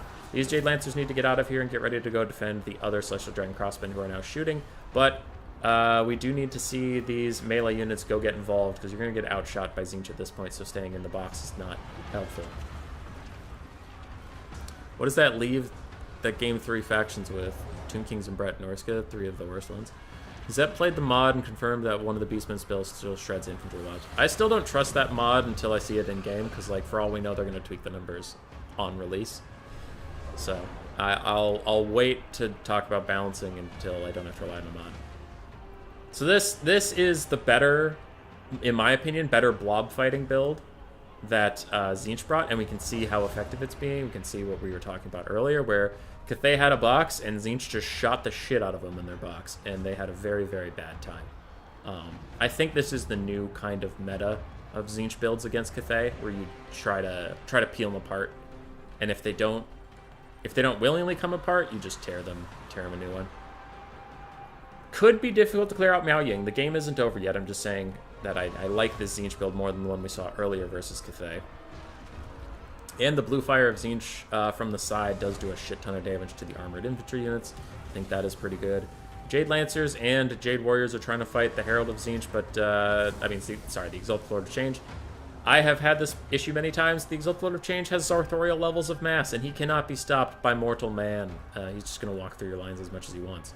Jade Warriors with Halberds are holding okay, since there's no spawn to shred down their armor. And they do have armor piercing on their weapons, able to trade back into the Forsaken, but they are slowly getting whittled down. We see Tzeentch is still ahead on the balance of power, and Pink Horrors are moving up uncontested to start shooting in. Looks like they're shooting at Miao Ying. I would probably just take out the Jade Warriors at this point, but I can understand the temptation. Same as I said in the other game with the Exalted Lord of Change, though. Her model is her attack animations are so silly that, like, as you see, that entire burst just missed, even though she was sitting largely still. I think Pink Horrors should be shooting at other things. Another Infernal Gateway from the Herald of Tzeentch. The lore of Tzeentch is just way outperforming the lore of Metal in this matchup. I mean, Race is playing the shit out of it, but also I think the lore of Tzeentch is just better than the lore of Metal versus Cathay. I mean, it's doing so great. Pink Horrors do get hit with the Talons of Night, then they get slapped by Miao Ying. They're going to start crumbling, which will do more damage than she could ever hope to do, so she's pretty happy to see that. And the balance of power has been slightly Tzeentch favored for most of the game. Blue Fire does hit Miao Ying entirely, but she has some spell resist, and she has 90 armor even after being sundered a little bit, so she's largely okay here. Cathay is rallying on the backfield, and I'm kind of shocked that the Halberds are doing this well against the Forsaken front line. I guess without Chaos Spawn, Forsaken really aren't that big of a deal. Okay, Cathay's fighting back into this a little bit. I think there were Flamers. I wonder how they did. Probably not great. Maybe you want to replace those flamers with pink horrors and then get your pink horrors to focus on the halberds. Focus on the front line a little bit more than trying to shoot Miao Ying, because she really doesn't get it done. Miao Ying will beat the Tar out of this Exalted Lord of Tzeentch. And actually, Cathay might win this, because the balance of power is always obsessed with the Tzeentch Lords. It is absolutely obsessed with them. So it's going to lose in combat with Miao Ying, if it stays in combat. Cathay is routing, but I mean, Tzeentch doesn't have a lot left either. I don't know who's going to win this. This is coming right back to even. Raced played really, really well, except for his targeting with the pink horrors, and I have no idea what happened to the flamers, but I don't think that unless they got crazy value and I just didn't see it, I probably would just cut them from the build entirely. We do have one Jade Warrior Crossing with shields that has been forgotten from Cold Smart Shopper on the side. These Furies should be able to go chase it down and be just fine over there. Pink horrors have plenty of ammo, but I guess they do have 58 models. They just have super low health, so if they get any damage dealt to them at all, they're going to start losing models again. Miao Ying is trying to rally the last of these Jade Warriors with halberds, and I think it would be a mistake to turn into human form and try to heal all this stuff. While that is extremely tempting, human form, you have to be stuck in human form for so long, and right now her dragon form ability is all that's really making her useful in this game. Pink Horrors try to get a shot onto her. We're going to get a collapse from Jade Lancers. Yes, it's a better target. I like that a lot. Go attack the pink horrors. These blue horrors are actually just melee infantry now. They don't matter as much as the pink horrors. I wouldn't hate for Miao Ying to go over here either. And we can see, again, Raced really wants to shoot Miao Ying with these pink horrors, but they're just missing so much because of her animations. It feels like a bait to shoot at the Storm Dragons with that stuff. If there's a Storm of Night, yes! I mean, sorry, Talons of Night. That was a good cast on it. It's exactly where I wanted to see it. I wonder if it's overcast. I would kind of hope not because of how low both those units were. I think you could just start the crumbling on those pink horrors anyway. But if it was overcast, I get it, because undercast can be pretty underwhelming. Now, the pink horrors with all the ammo are gone. Blue horrors of Tzeentch are crumbling away, which is pretty good. And that would leave us with Forsaken, who are ready to rout at a moment's notice. Furies, which, I mean, they're Furies. They're not great in sustained combat. And blue horrors at low health and no ammo. Again, the balance of power fucking hates Cathay right now, but that's just Tzeentch things. Now might be an okay time to turn Miao Ying into human form and start healing some stuff, but again, I get it if you don't want to, especially because Tzeentch actually showed earlier they had that Infernal Gateway, so if you cast an Earthblood on your infantry and they just get Infernal Gatewayed, that could be pretty bad. And it looks like Miao Ying is just going to take this opportunity. She has popped her buff where she gets Wrath of the Storm, plus 24 melee attack. She has 84 melee attack right now, and she is helping out these Jade Lancers, also surrounding the Exalted Lord of Change. But you can see Jade Lancers have a really hard time hitting this character model specifically. There have been so many times where I surrounded it with cavalry. Mornfangs also struggle, so it's not just Jade Lancers. It bothers me how bad cavalry are against the Exalted Lords. Also, does anybody wonder if we have stat creep versus the Warhammer 1 and 2 factions? Because I feel like a lot of the times the Game 3 Lords get up to like hundreds of melee attack or hundreds of melee defense, and that used to be a rare thing. Anyway, Tomb Kings have Casket of Souls and Great Bows. Yes, thank you for randomly shouting that. Coops, why did you shout that right now? For blobs. Oh, okay. I was like, what's happening? Thank you, Adobe Creative Cloud. I needed you to notify me that Photoshop Express and its premium retouching features are free with your plan. That's great. Tzeentch army ability is going to hit all of Cole Smart Shopper's infantry. They're trying now to run for the hills, but I don't think they're going to make it out before they take a couple little bolts. And at their low leadership, a couple little bolts might be all it takes. This is the risk of blobbing too hard onto a single entity, though. And it's hard to avoid doing it. You just, like, it's a lot of micro to not do it, but man, it is tempting to just click all of your guys onto the Exalted Lord of Change to try to pen him in, but he's going to walk freely. And it looks like we have a dodge coming in as the first of the rainfall is coming in. Can you dodge it? These guys got entirely out of it before it hit.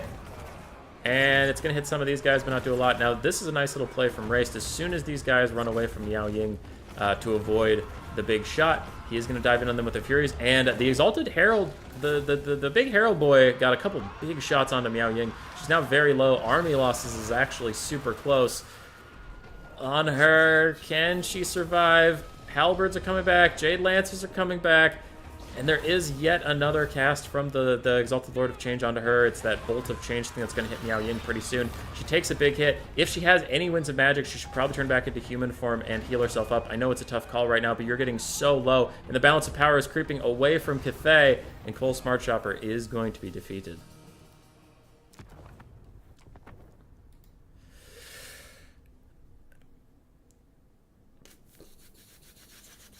Jade Warriors with Halberds actually all traded up, so I guess I was wrong about that. Alright, good for you, Jade Warriors with Halberds. Jade Lancers are a necessary piece of the build. They did their best. They got a little blobbed up at the start and got fucking eviscerated by that cast, and a lot of the crossmen got killed. 4,300 on the Lord of Change. Forsaken did okay, not great. Okay. Flamers did fine-ish. Pink Horrors did okay. Furies did fine, and Blue Horrors did okay as well. This is definitely the new little iterations, maybe, but like this is the idea behind how to properly play Tzeentch versus Cathay now. Blobbing up on them with Spawn and Forsaken is just not good enough anymore, which is good. You hate to see Tzeentch constantly just going into melee. So Raced will go on to the finals versus Matt, and we'll see who will win.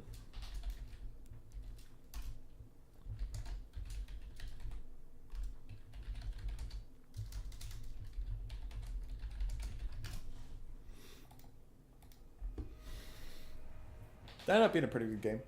But you can see why I like that build more, right? Because Swarv ran up with his Spawn, and then they got poked down by spears. Whereas, like, imagine there was that Terracotta Sentinel there. Honestly, Flamers would do okay against it too, but Pink Horrors could have shot at it for a while. Blue Horrors could have shot at it for a while. You still get all the disruption stuff that you wanted from the Furies. So the only thing you were missing is the Spawn, which weren't as critical. I also think the Lore of Tzeentch is just better than the Lore of Metal right now. I don't see a lot that the Lore of Metal brings that the Lore of Tzeentch doesn't. Doing chores while I watch means I am sometimes behind on chat. Coops! Coops, that's illegal, Coops. You're not allowed to be less than perfect on chat, Coops. God, I'm so upset.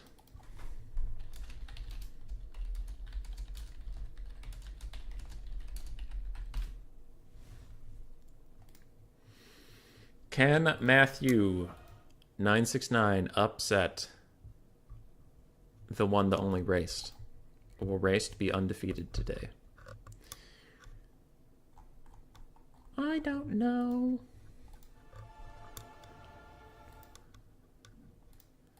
Alright, while they get a lobby together, I'm going to go look and be sad probably at the numbers of people that have watched the greatest video I've ever created. Warhammer Radio, 83 views. God damn it. Numbers, people. Numbers. Hey, Zero said good stuff. Thanks, Zero. You guys want to see something? You want to see something that makes me nervous? Come with me here. While they get the lobby set up, come with me here. All right. Left screen. Boom. So I recorded. I'm working on a bunch of videos. Unlisted, demonetized. But like, man, this Warhammer Radio video, it's only got 83 views. If that sucks and dies, this is gonna make me so sad if it sucks and dies. All right, this video took a lot of work. It was a ton of effort. It doesn't have a thumbnail yet. I'm working on that, but like, we got the boys. Finishing the map. Yeah. It's a bit, but like, that's not even part of bit. I got some voice actors to help me, some real voice actors to help me with this video. It's gonna be a good meme, and if nobody shows up, I'm gonna be so sad. So sad. You just gotta go do some voice lines, and we would love to have you on board. Purge the undead. Slay. So I got. Oh god, his name is so hard. I think it's Adet Kumba McCormick from Castlevania. He played Isaac, my favorite character. James Cosmo helped me out. Good to meet you. Human Boy, yes. CA recruitment official. How are we doing today? Human Boy. What kind of name is that? I'm coming over there to punch you in the lung. All right, so he helped me with that. That was great. We got the guy who fucking played Hugh Neutron, Mark DiCarlo. As the game, the Warhammer game.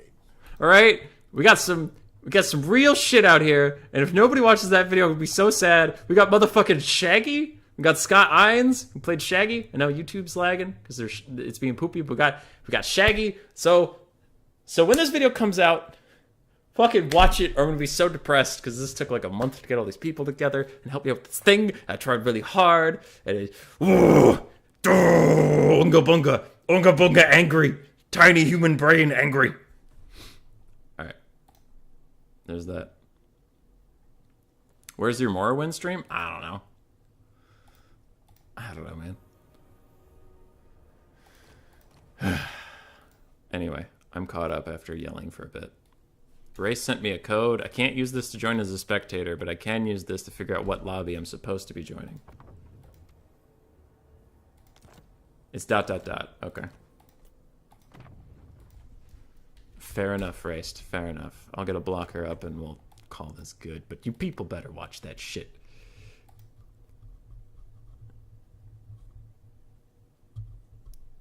Nani? Yeah, dude. Why are you doing if the video isn't even posted? No, I'm just excited. Jeremy, I'm excited about that video that I put a lot of work into. And if it fucking bombs, I'm going to be so sad. That's all I was saying. That's why I kept skipping around it so you didn't get all the jokes. You didn't get all the content. Because if you got all the jokes, then there would be no reason to watch it when it came out. Duh. Think of this like a trailer where it's like, oof.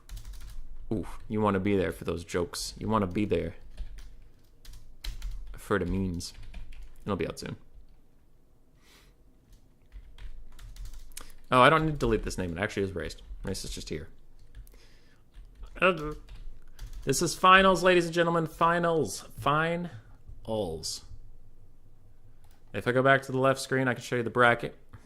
We can show you the long slog these guys have been on. If anything, push the radio video. We need a radio part 2 with drug-dealing Skarsnik and physicist Throg. The radio video is also pretty good. These haven't been updated because I haven't hit that. Boom. We have Raced. We have Matthew B. 969. He defeated Swarve. He defeated Cole Smart Shopper. Cole Smart Shopper defeated the beloved Coops. Raced beat BH and Geraldo 7. Geraldo 7 beat Llama 13K. Matthew and Samarak had a terrifying back and forth. And Matthew made it all the way to finals, so Samarak, don't feel bad out there. You could be fighting... You could have lost to the world champion. And Swarve beat World Beater 2-1. So it's good stuff.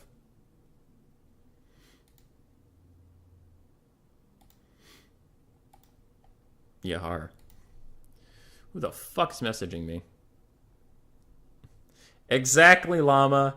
Exactly. You get the reference. Boom.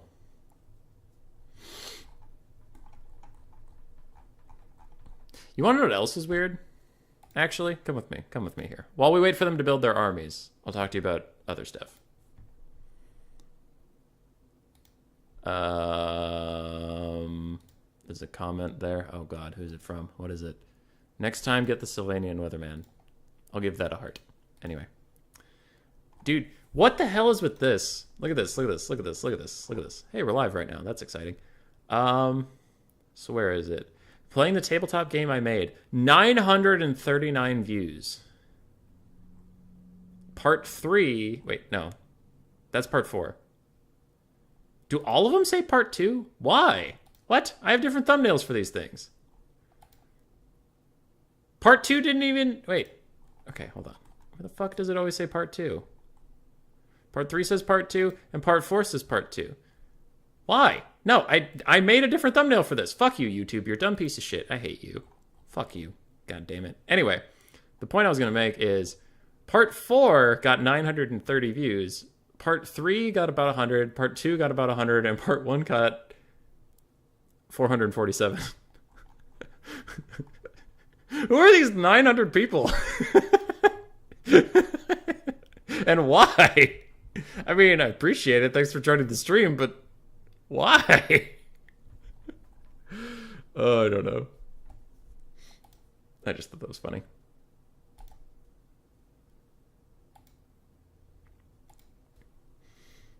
Fuck, dude, YouTube really fucks with the thumbnails all the time. I don't know why. There have been so many times where I put a thumbnail on something and it reverts to an older thumbnail. Or I put a thumbnail on something and then when I post the video, it's just like a gray box for all of you people. But for me, I can see the thumbnail it's supposed to be. But on YouTube, if I sign in as my alt account, it's just a gray box. So... No, vertical cliff. Don't you start, all right? We have had some thumbnails. I hate, like, oof. We're going back. They're still building armies. We haven't missed shit. So, no. So these videos here are unlisted because I haven't made thumbnails for them yet. They're unlisted. They're not scheduled. The scheduled ones have thumbnails. Always use protection with Slaanesh? Boom, thumbnail. Exact mirror? Boom, thumbnail. Can Nurgle hold his castle? Boom, thumbnail. My least favorite Kislev spell? Boom, thumbnail. All right, look at this thumbnail. It's got the information on it. It says I hate the spell. It shows the spell being cast. No. There's one video that doesn't have a thumbnail because it's like a 30-second long meme that isn't worth making a thumbnail for. But I've been making thumbnails. All right, I made this thumbnail. People only show up to say your thumbnails are shit when I'm looking at videos that aren't even finished. This video had a thumbnail. It had 72 views. It had a kitty cat. No views for that one. All right, but like this has a thumbnail, 230 views. This doesn't have a thumbnail, 437. This doesn't have a thumbnail, 560. This has a thumbnail, 70. This doesn't have a thumbnail, 1,700. This has a thumbnail, 349. This is a thumbnail, 470. This is a thumbnail, 169. All right, it doesn't seem to matter. The algorithm does not reward my thumbnail game. The algorithm rewards fucking random bullshit. The algorithm is a cruel mistress. Anyway, we're actually into the game, so I'm gonna go do my job now instead of yelling at chat. Too many kitties on the internet. That's fair. So, Matt versus Raced. Matt is definitely the underdog here. Ooh! Oh, I like this build. This build fucked with somebody. Who was it? I don't remember. Somebody took a build much like this one, triple cannon versus Kislev, and it really ruined somebody else's day. Platypus? I don't know. Maybe ask Turin or Dobbs' wife. I think my thumbnails are fine. I just went through how all, like, it doesn't matter what my thumbnails are for viewership. It's just up and down depending on what the video's content is or just whether people click on it or not. It's completely random. And your follow-up from that, all that evidence is just, maybe ask somebody. It doesn't make any sense. That doesn't make any sense. I'm upset at you. I'm upset at you. What the fuck is going on Snapchat? Shut up. Shut up. Go away. Shoo. Alright, chucked my phone across the thing. Cyrus saying it was Zep. Okay, Zep had 4 cannons. Anyway, triple cannon. We have an Alchemist with Plague of Rust and also Harmony of the Winds. Then we have an Astromance with no spells, but he does have the staff. It's the cloak. It's a cloak that's shaped like a staff, okay? But it gives Winds of Magic recharge. Then we have Dragonblood Shugi Lord of Yang with just the Dragon Breath and Jade Amulet. Cool. We have 2 Jade Lancers in the trees. We have 2 more Jade Lancers in the other trees, so 4 Jade Lancers total. We do have some Peasant Long Spearmen, and we have a front line of Jade Warriors. Hooray! Kate. Fuck, he's live. Kossars, Ice Guard. What? Ice Guard? Why? What? Raced, you fucking memer. Alright, we have Ice Guard with swords. Then we have 2 Streltsy, 3 Kossars. We have 1 Heavy War Sled. We have a Patriarch and the Tsarina. And then we have a front line of Kossars, Armored Kossars, Armored Kossars, Armored Kossars. Okay. I think Cathay is probably maybe gonna possibly win this. Just watched your radio vid, and I would like to thank you for making it. Also wanted to give it out to Marathi. That's illegal. You can't reference the video. You can't reference the video. No, you can. Thank you for doing that. It was very nice of you. I like Cathay's build a lot more. What they should do, as soon as they see what the Kislev build is, they need to push up. They need to push up very, very heavily, because there's no cav. There's no cav deployed behind you. You can see that. There's nowhere for them to hide, so it's not like they're hiding anywhere. So they need to push up to keep the archers out of range of their cannons, while the cannons are still in range of, like, their cannons can shoot the archers, but you want to keep the archers off the cannons. So being in a box like this, it does not help you once you see this build. There's only one heavy war sled you have to peel off, and you have cavalry to do that. So you got to move up. You got to move up. Got to move up. Can't let those archers get in range of your cannons. They're just going to shoot them up, up, up, up, up, up, up, up, up. All right, they might lose. Because this is a little bit of what Kislev wants. Sure, they're going to get the piss beaten out of them while they walk up, but once they get into range, they can kill all 3 of these cannons, and that's all of your carry potential. Other than that, you just have infantry and cav, which Heart of Winters can deal with.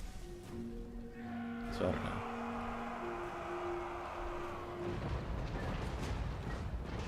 Ooh, some nasty shots on the Tsarina. She takes a couple cannon shots to the butt. And he's taking a lot of damage. I still think the Cathay build has advantages over this Kislev build, but right now, as I've said, I really don't like this. So if you have a cannon line and there's no threat of you getting flanked, you need to buy some space between yourself and your cannon line. Give them some room to shoot.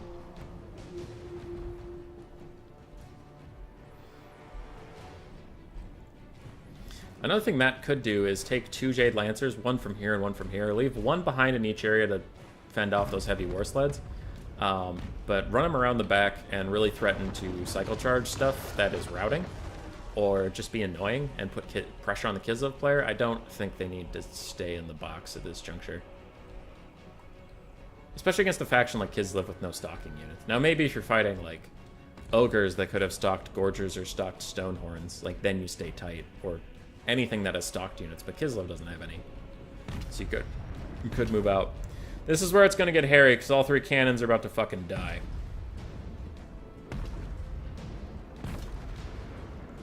Ice Guard with swords getting shot.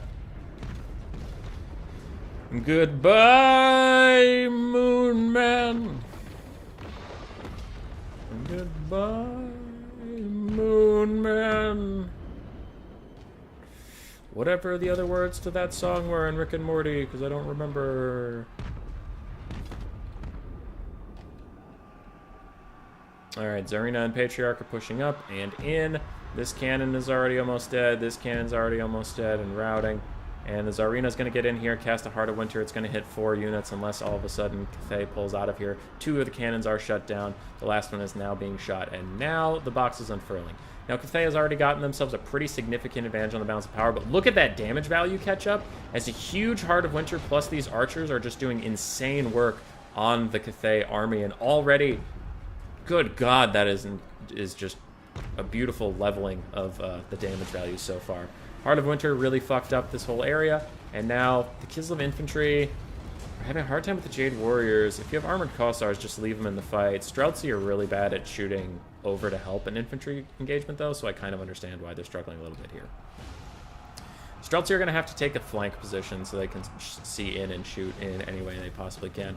Tsarina and the Patriarch are a little overextended on their own, but again, Heart of Winter is a hell of a drug, and it killed a lot of things. It's a commentary on my sense of humor, but I loved it. Yeah. Well, good. I'm glad you like cringe. Okay. Tsarina's still fighting, but there's not a lot of juice left here, and these heavy war sleds are about to get a real solid shot on. And the Jade Lancers that were here to peel them off are now either too wounded to peel them off or routed off, and the other Jade Lancers are doing great work at taking care of the wounded Kislev backline, but it might be too little too late. What is going on with this Grand Cannon not having any ammo? That's a bug. Remind me to save this video. That is a bug. Alright, Tsarina Katerin still fighting in here. Astromancer is fighting with the Patriarch, and they're doing just fine. One problem for Kislev is going to be fighting these Jade Lancers. They have no cav of their own to fight. The Box Lord is advocating against boxing. Yeah, I don't box as much as you say I do. Oh, and I know you just say that to rile me up, but it works, and I don't like you. Alright, heavy war sleds are going to keep cycle charging some stuff, doing what they can, but Kislev might struggle to kill the Jade Lancers. They don't really have any good anti-cav tools. Tsarina's getting low, as she is completely surrounded by peasant long spearmen. Unless we get another Heart of Winter soon, this could go very bad for Kislev in the backfield, because the Tsarina does not enjoy being surrounded by peasant longboys. Peasant longboys will kick her teeth in. Cathay is still pulling ahead, as they just rout more and more of the damaged Kislevites. And there's another Heart of Winter cast. It is not overcast, so it's just going to do some damage, but some's better than none. For Raced, it was an interesting build. I would take some Cav of some kind, and not the Ice Guard. And not the Ice Guard at all. They are 1,300 gold of pure failure. I think the Ice Guard are trash. Heavy War Sled still doing their best to carry, but there's a full health Jade Lancer unit that's just going to run into them and do some serious damage. Even the Tsarina and her Patriarch are not having a great time anymore. They are trying to kill off... Ooh, Sullik's Lullaby might be huge here. They're going to kill off the Astromancer. They're trying to kill off that Alchemist. These Peasant Longspearmen are hanging on just barely, but there's a full health-ish unit coming in. There's a whole bunch of Cathay reserves, and I do think Cathay is going to win. Yeah.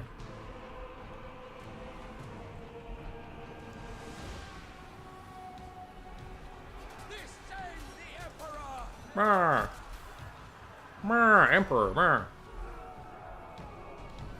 How's the poll doing? Oh, wow. About even split on the poll.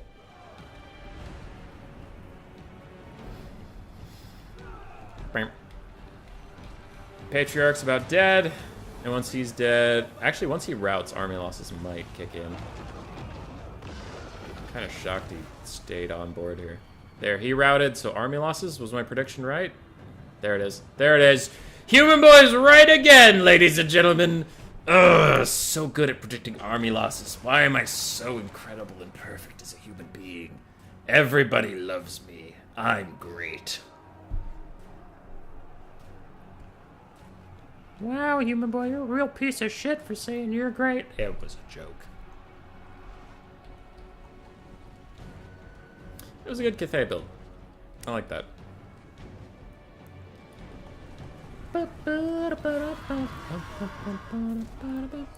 Ice Guard, 300 value or less. That's my guess. 300 value or less. Let's check. Ah, 505. Those bitches. Heavy War Sleds? Dude, look. Post-nerf. And it's a good nerf. Post-nerf, look at the Heavy War Sleds now. They were cycle charging very effectively. Like, Raced was microing the shit out of these guys. He was doing great. They just got no value back. Heavy War Sleds are dead. It's a dead meta. Streltsy got little done. Armored Kossars got mostly murdered. And the Kossar guys did okay. Tsarina was solo carrying. Hazel loves you, apparently. Wonder why? Don't know. Just that great. Triple Cannons did pretty good work. Jade Lancers did fine. Jade Warriors did fine. And can you tell which of these Peasant Longspearmen sat on the Tsarina? I wonder what Peasant Longspearmen sat on the Hero Core.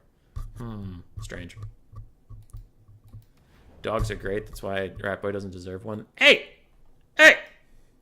Hey! All right, Matthew is one game away from pulling off the upset of the century, and I would be shocked. I'm going to go save that replay, though, because I saw a cannon bug. Cannon ammo bug.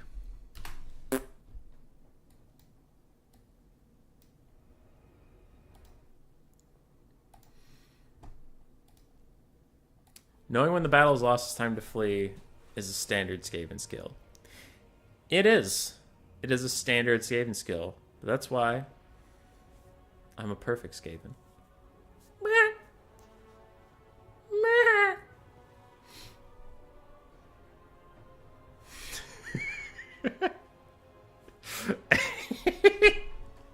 There's a lot of good videos coming out.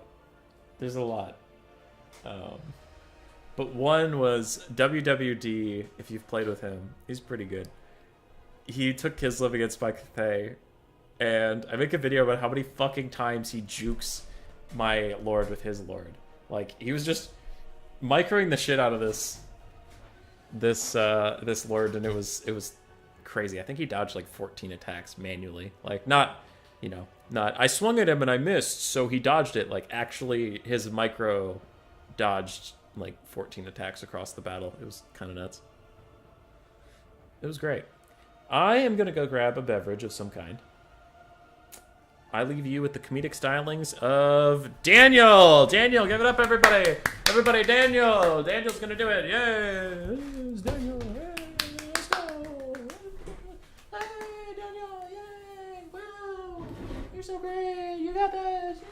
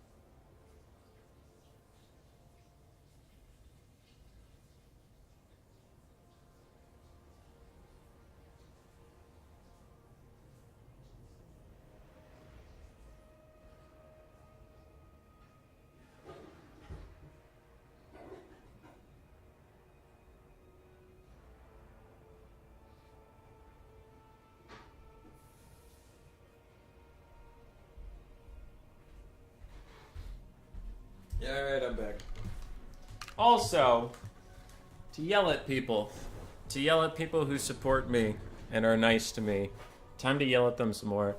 When they're flaming my thumbnails, man, what do you want me to do? There's certain people out there that take a screenshot of a battle or something, which I also take a screenshot of a battle. They take a screenshot of a battle, they take a picture of their face, like, and then that's it. That's the thumbnail. And they're like, this unit did what? And then in the battle, that unit, like, killed one guy.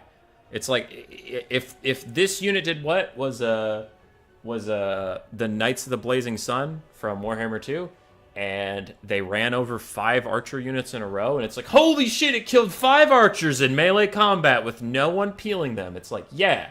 I mean, yeah. It's gonna do that. Heavy Cav is going to run down infinite archers if they're not stopped by anything. That is how that's going to go. So, like, I mean, I could turn into a clickbait YouTuber where it's just me putting on a silly face for every fucking thumbnail. Like, I love Sneaky. All right? I love Sneaky's content. Sneaky from League of Legends. I watch his videos. I like his commentary. I like his comments. His thumbnails, utter fucking garbage. Utter fucking garbage. And by, like, garbage, I don't mean bad like mine, where people are like, oh, we don't like yours are ugly. Like, Sneaky's are just dumb. Look at this shit. Like, all of Sneaky's thumbnails are like this. Like, oh, it's him making faces and then he's shirtless. Oh, it's him making faces over his 2,135 silver. Oh, it's Sneaky making faces next to a circle that just says, like, win or loss. And, like, this shit gets so many views. All right, don't tell me my thumbnails are trash. My thumbnails are better than a lot of people's, and it just doesn't matter for the views. Like, my videos without thumbnails, on average, get more views than my videos with thumbnails. At least I'm not just, like, posting myself reacting to things. All right, cut me some slack. This is shit. The content's great. I love watching Sneaky, but his thumbnails, utter trash. Utter trash. I'll die on this hill.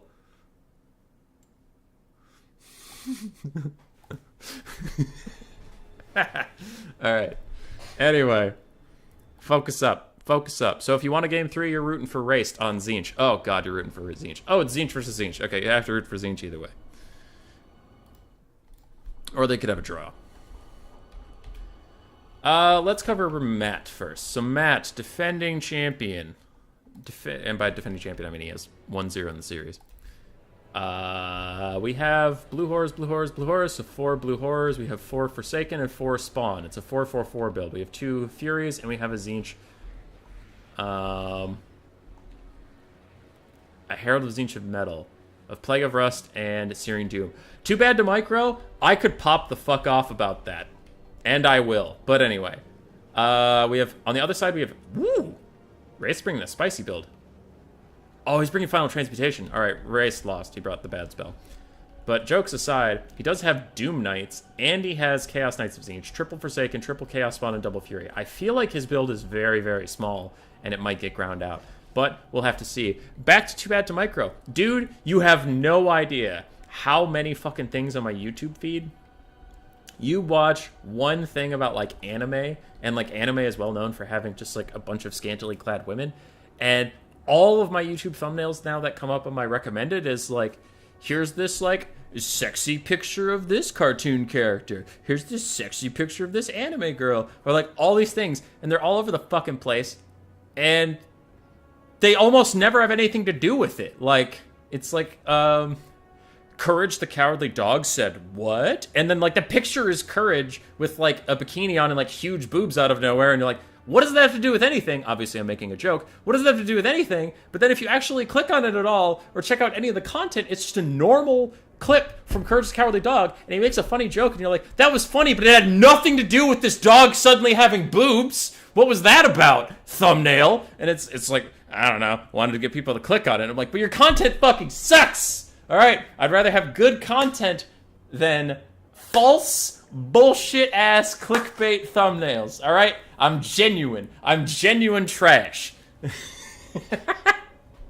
At least I'm honest about being trash.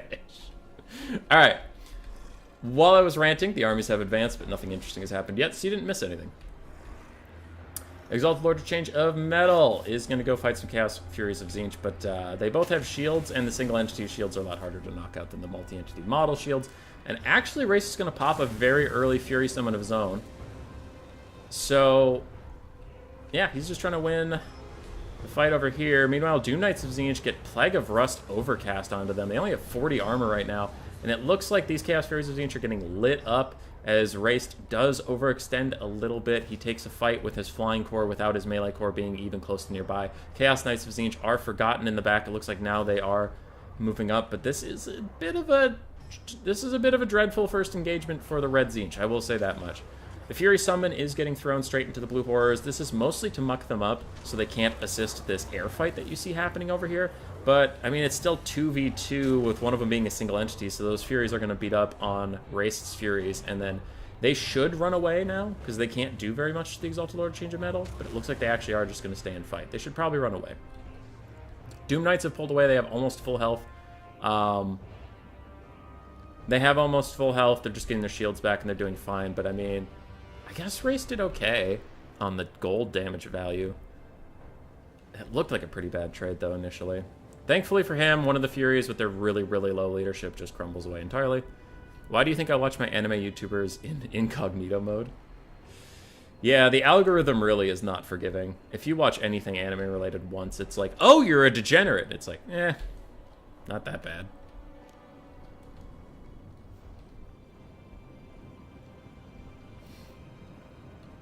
Good call. Yeah. Run away! Hey, Mick Rightface, how you doing? Chaos Knights of Tzeentch are running, and they get Plague of Rust upgraded again. Nice cast there. They only have 60 armor now versus these Furies, so the Furies could actually do okay damage versus them. And it looks like these Chaos Knights are going to keep running. As long as they can do that, they're baiting the Blue Horrors out of position. Way out of position. These Blue Horrors have gone super far away. They're not here to support the frontline fight anymore. And you baited out a Plague of Rust Overcast, which isn't cheap either. Now, you do need to keep running as you see the Blue Horrors are now turning, but Doom Knights are going to dive down into the Blue Horrors of Tzeentch, also trying to muck them up a little bit. It looks like we even have a Searing Doom getting cast in these Chaos Knights, and they can't afford to sit and fight like this with their armor degenerated. We see they've already lost about half of their health. Now Blue Horrors are going to start shooting in as well. So that was a good play, but it's turning a bit south for Race in the back. Now the front line has happened, and with a big overcasted final transmutation, it looks like Race is trying to win this area. He does get a lot of damage onto these two Forsaken units here, leaving only their spawn mostly to fight that will get ground down by infantry later. A big blob on the left-hand side, right-hand side, left, right, from Matt, and damage value has evened back up. Doom Knights of Tzeentch are almost unhurt as they take out an entire Blue Horror, and the Chaos Knights are very, very wounded, but they will finish off this last Fury. Then they can dive over here and take out the Blue Horrors. Without any of the Blue Horrors, the Blue Army is going to be struggling because they were going to rely heavily on Blue Horrors to win them the frontline fight. Oh, you're a degenerate? Well, I'm a bit of a degenerate myself. Don't leave your screen with recommendations. Just because I like anime doesn't mean I'm a degenerate. Alright. Anyway. I love this community. This community's great. Sorace is pwning the front line as his ranged units... as Matt's ranged units were pulled away from the frontline fight and now are getting killed by Heavy Cav and Fury Summons. This is excellent play from Raced, and I think it would probably be enough to win him the game, especially with another final transcast. Now, I don't think the spell is very good, but if you hit 4 units with it, yeah, it's pretty good. Like Flock of Doom in the other game, Anticity made a whole video about how Flock of Doom in Warhammer 2 isn't worth it, but like, yeah, if you hit 4 Blackguard with it, then yeah, it's fine. With your what are I don't want to know what crinklers are, Hank Cyrus. I'm scared what that word ends up meaning. Knowing you, it means something bad. Blue horrors are both disintegrating away. We can see Matt is very far behind in the balance of power. The damage value balance of power is even-ish, but the real balance of power shows he is in big-time trouble. We have 2 Spawn that are almost dead, a Forsaken that's almost dead, and then this blob's doing okay, but it's about to get Heavy Cav right in, I don't know, the bum. And that'll be pretty bad. Herald of Tzeentch of Metal is running around, but he's not nearly as good of a combatant as the Exalted Lord of Change, so once he runs out of ammo, which he is pretty soon, he'll eventually have to fight this big bad boy, and he's going to lose that. Quick little Searing Doom cast. Popular spell today. It does good damage. Doom Knights are actually just going to surround the Herald of Tzeentch, and oh wow, they will kick his ass if they get the opportunity to do so. Chaos Knights with a rear charge. And Red's ground force is getting a little thin. We can see these Forsaken are fucked up. These Forsaken are fucked up. Spawn's almost dead. These Chaos Knights are pretty low. But if you can kill the Herald of Tzeentch in the sky, Army Losses is going to hit. And Army Losses wins all battles. Like that. 1-1, baby! And the interesting Tzeentch build won. How do you like them apples?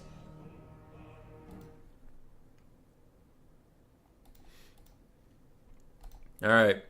Herald of Tzeentch of Metal, 1,100 value, 2,000 on the other one. Spawn, pretty okay. Value's not great. Forsaken, pretty okay. Value's not great. And Blue Horrors, pretty okay. Value's not great. Other side, the Doom Knights of Tzeentch didn't actually get incredible values, but they crumbled a lot of Blue Horrors, so I guess they don't get credit for that. Chaos Knights, there was one little flub with them where they took more damage than I thought they needed to, but overall they were played with pretty well. Spawn did fine. Forsaken did much better, actually, for this side. Furies did okay. Cavalry since patch 1.1. I promise you it's a real thing. I mean, Jade Lancers still suck ass, but they do what they need to do. Game 3, baby. Let's go. That was a GG.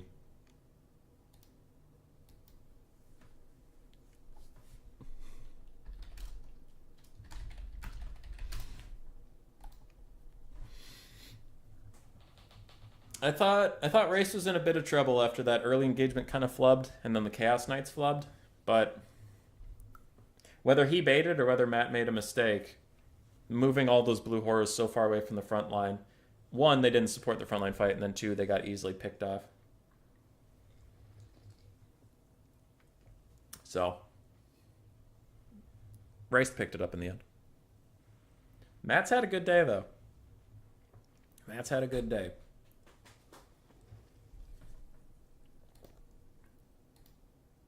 I have not gotten to play Matt, I don't believe.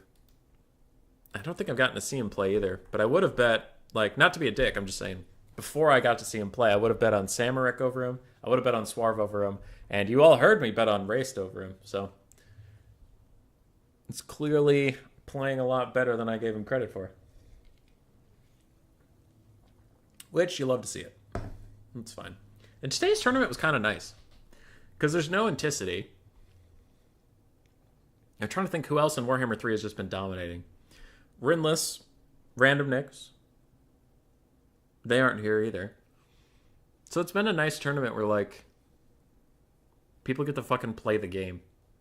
And not to be an asshole to those people that are, like, really good. Like, really good players are really good for a reason, and they deserve their wins because they're playing well. But, like, it sucks to be that guy, you know what I mean? It sucks to be the one where, like, when I was trying to learn the fucking game in Warhammer 2, and I loaded up, and round 1 I would get Hyale Nale, or round 1 I would get Felcon, or something like that. Of course you're going to get your ass kicked, It's going to be a quick 2-0, and you're probably not going to have any fun. So I've enjoyed today. Seeing some new faces. Having a good one. I've seen Cole Smart Shop around, but I don't think I got to see them play. So it was nice seeing them play today, too.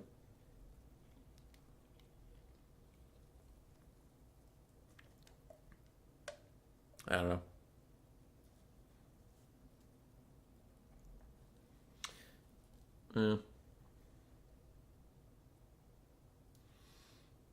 Part of me kind of prefers tournaments with a lot of new faces to the big ones.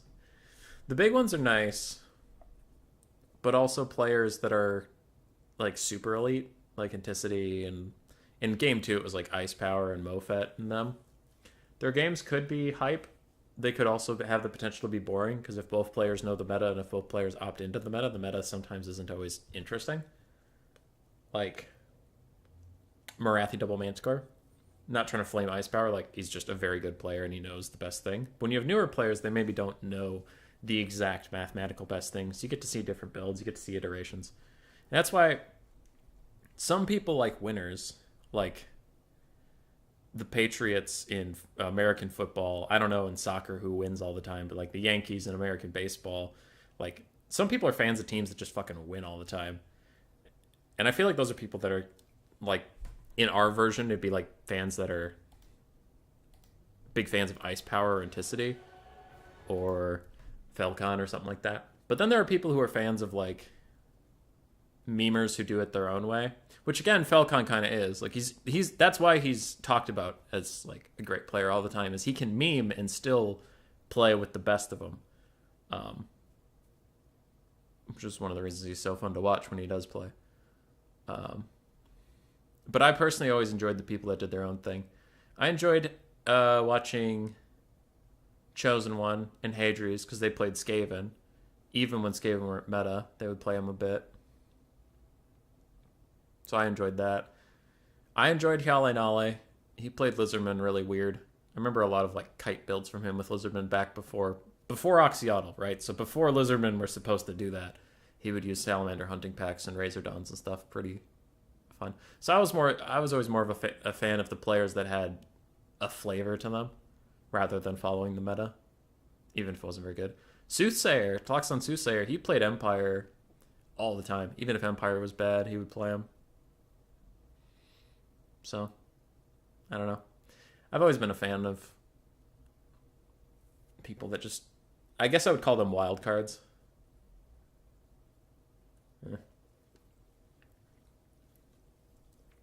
Because Even Star, Void Lulls, Ice Power, Mofet, they're all kind of meta. Random Nyx is weird. In Warhammer 2, Random Nyx was a heavy memer who would do really strange stuff. And then in Warhammer 3, I don't know if he changed or if he's like one of the best players that's playing this game. Because a lot of the best players left. I haven't seen Falcon play 3 a lot. I haven't seen Ice Power play 3 a lot because he got busy, like that kind of stuff. So maybe Random Nyx is just one of the better players left. And maybe he is still memeing and everyone's just following his example. But it feels like Random Nyx plays the meta pretty exclusively these days. Which I used to love watching him like pull some crazy shit.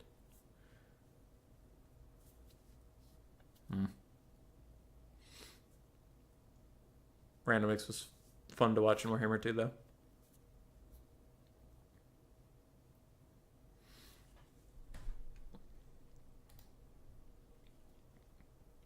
You're happy Ent isn't here? Toxic human boy? Oh yeah, I'm fucking toxic. Matchup where you're so outclassed, I get rolled up so fast I hardly know what to improve on. Some people are also fans of the style of play, good kiters, hyper-aggressive, whatever you feel. Yeah. Like Ice Power swarming and maneuvering. Ice Power's good. I was not at all trying to say Ice Power wasn't good. I just meant Ice Power will do whatever is strongest at the time.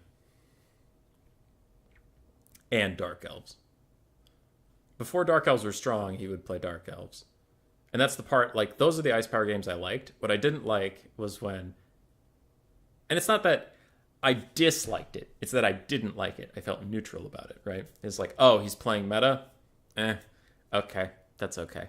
And it might also just be It might also just be because I watch so much fucking shit all the time because I run tournaments. I also, before I ran tournaments, I watched all of like Turin and Rubber Duck and Logic's content.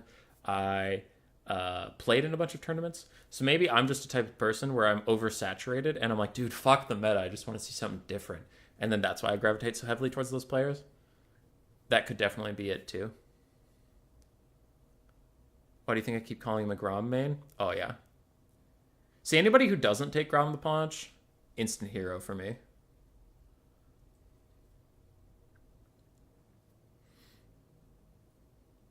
Hey, Zep, how you doing?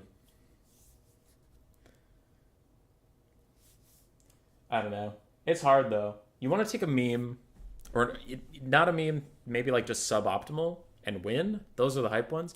If someone takes a meme and just gets fucking clapped, then it's a little less cool. Like, even if they lose, it has to be close, right? And that's why Falcon can be so fun to watch, because he can meme and win, or he can meme and get really close, but I've never seen Falcon just get slaughtered. You know what I mean? And those are the good memes.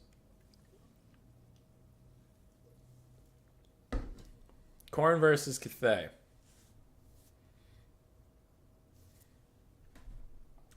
I'll keep my comments to myself.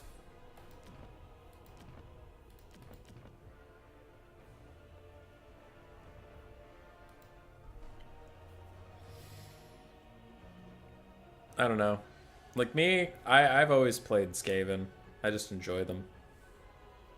And then I'll play a little bit of everything aside from that. I usually try to keep streams interesting. When I'm off stream, I'm a little more tryhard, but when I'm on stream, I tend to try and take some interesting stuff. Which is usually why I do better off stream. Also because I can cheat.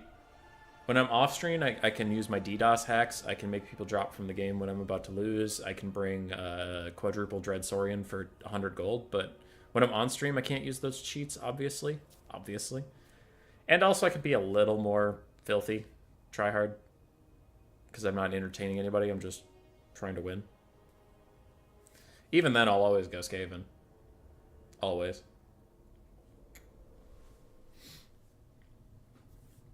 McRightface, go Corn. I wait to see the builds until I pick someone to root for. Also, it's game 3 of finals, so I probably shouldn't root for anybody. You like Skaven because of the fur. I heard this from another Skaven meme. The honest reason why I like Skaven is because they're fucking hilarious.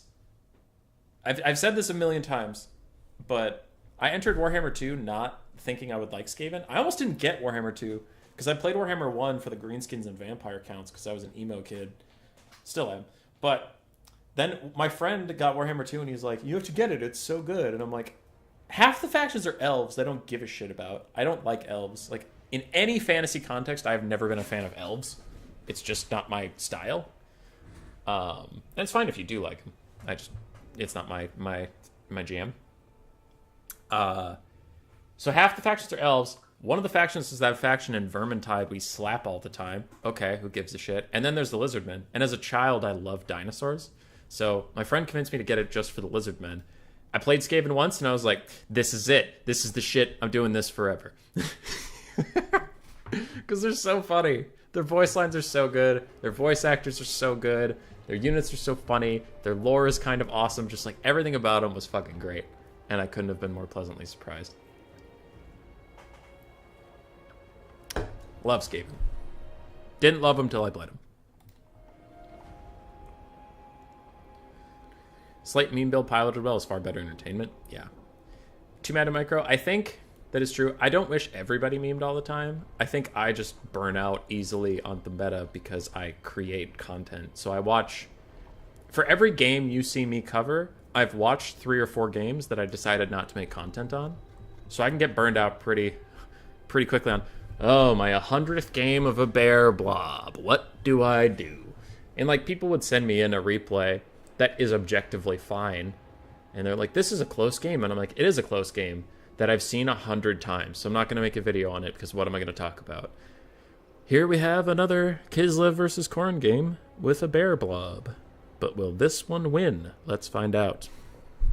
5 minutes later, no. That's a video, like, you know.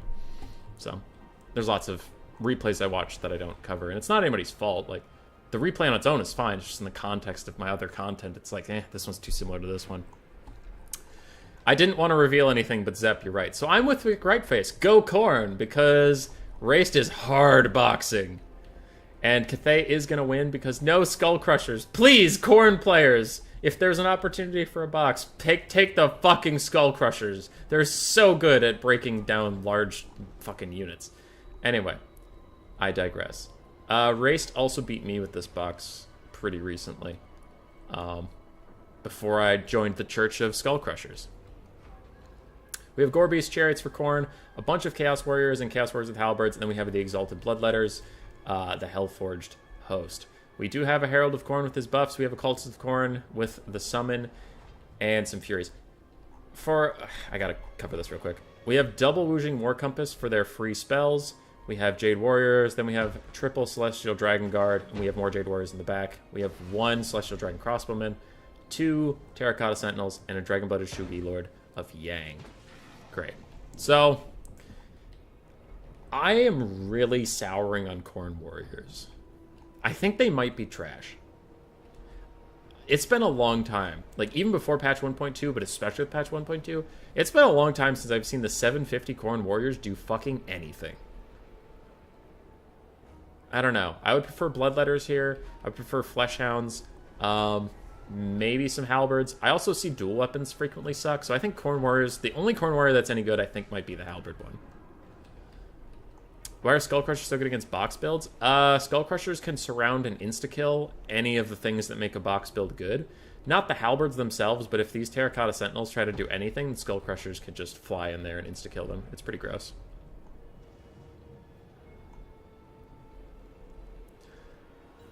You don't like Khorne Warriors in this matchup at all? Yeah.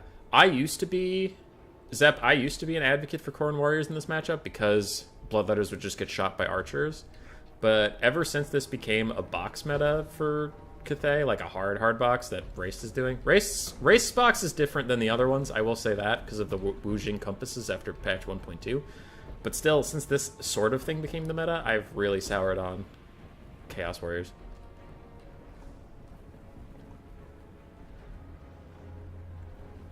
You had 3 shield Khorne Warriors in the fight you had today. Yeah, did they do good though? Like that's what I'm saying. It's not like you can't win if you have them. I think that anything else could be in their place, and the builds that were going to win would win, and builds that were going to lose might be better. I don't know. I've had a hard time seeing Chaos Warriors of Khorne do anything, personally. They're 750, so they like have to do a lot, and they just kind of don't.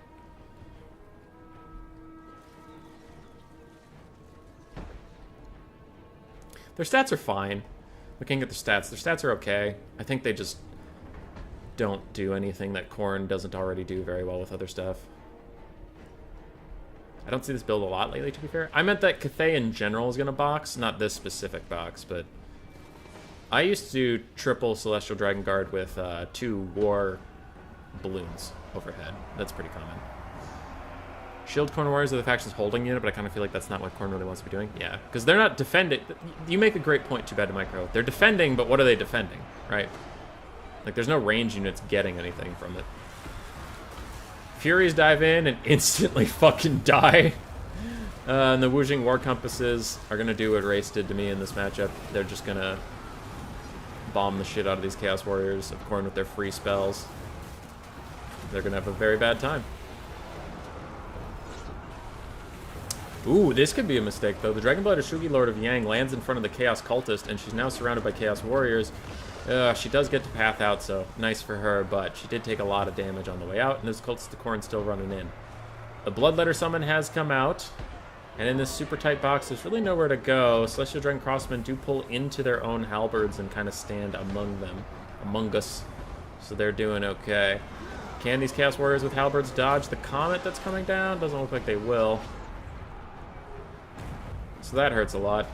Looks like it did a little bit of friendly fire to the Celestial Dragon Guard, so that's kind of okay.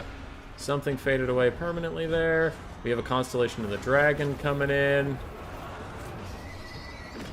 Boop.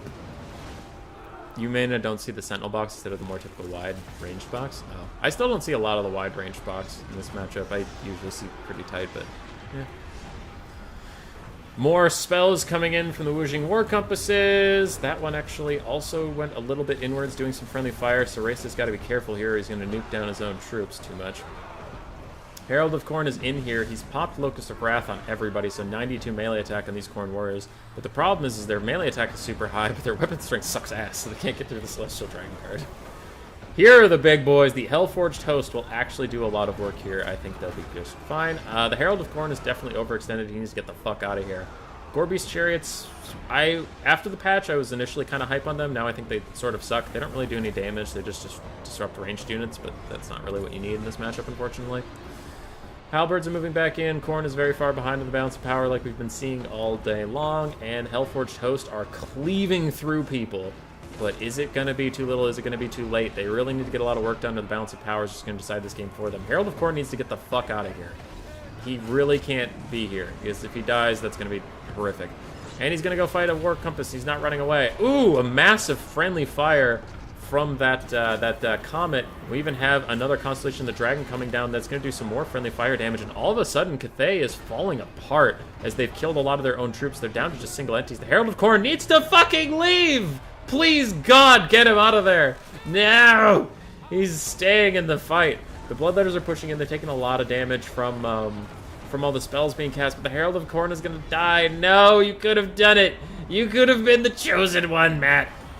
Damn it. All right. Herald of Khorne is just going to fucking die. That does make me the big sad. Because he could have played on the outskirts and just been a buff machine for all of his guys.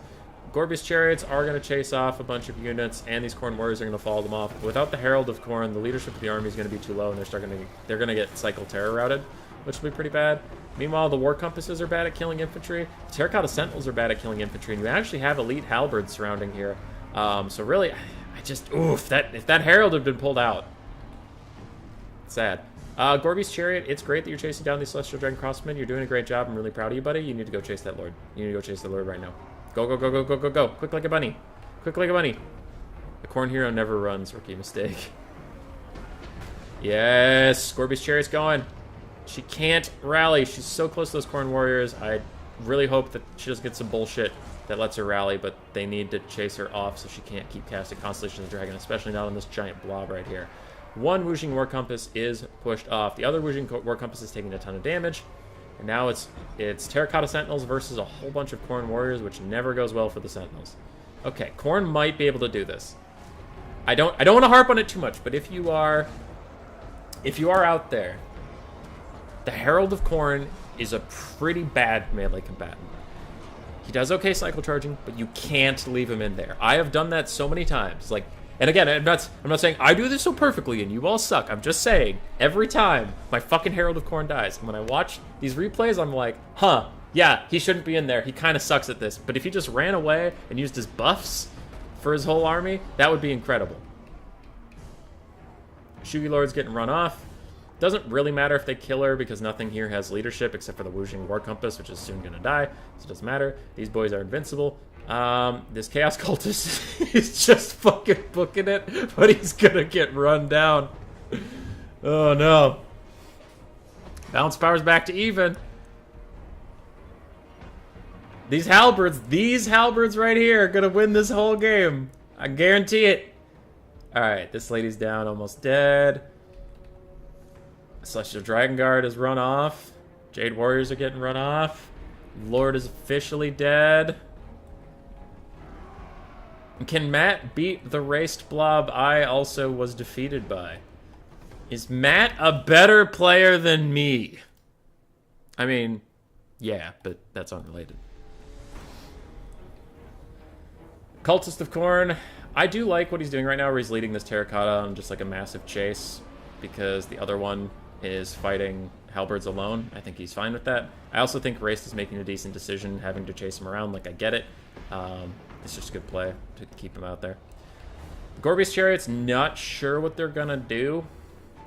Oh, they can go chase down this... They should go chase down this War Compass. They have no business fighting the Terracotta Sentinels.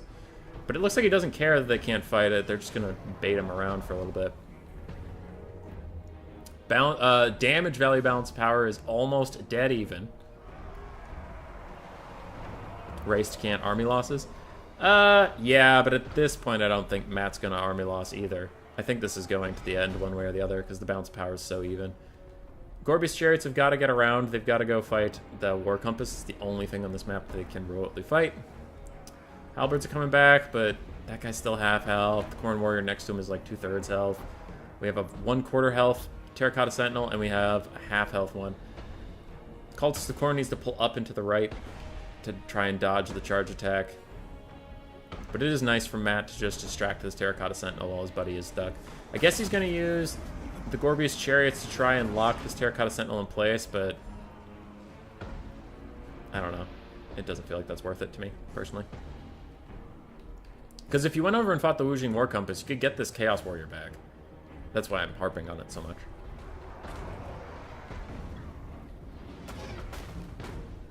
Alright. Immediate terror out from the Cultist of Corn. Chaos Warriors splitting up. They're not going to catch it. I don't love that. Gorbies getting used to blocking the Terracotta Sentinel again. That is going okay. I'll give him that one. Though it is going to tear out immediately, but he's blocking it okay. Takes a lot of damage from the halberds. Cultist of Corn, just go fight at this point. If you dragged all these Chaos Warriors out here, then you want to go fight the Terracotta Sentinel so that it stays in them, because right now it's just going to run out of them like this. Or you've got to juke the shots, but you can't run in a straight line. Don't run in a straight line. Juke back, juke back, juke back. Juke back into your own troops. Dodge the thag. Always going into the woods. Maybe the big Terracotta Sentinel gets stuck on trees.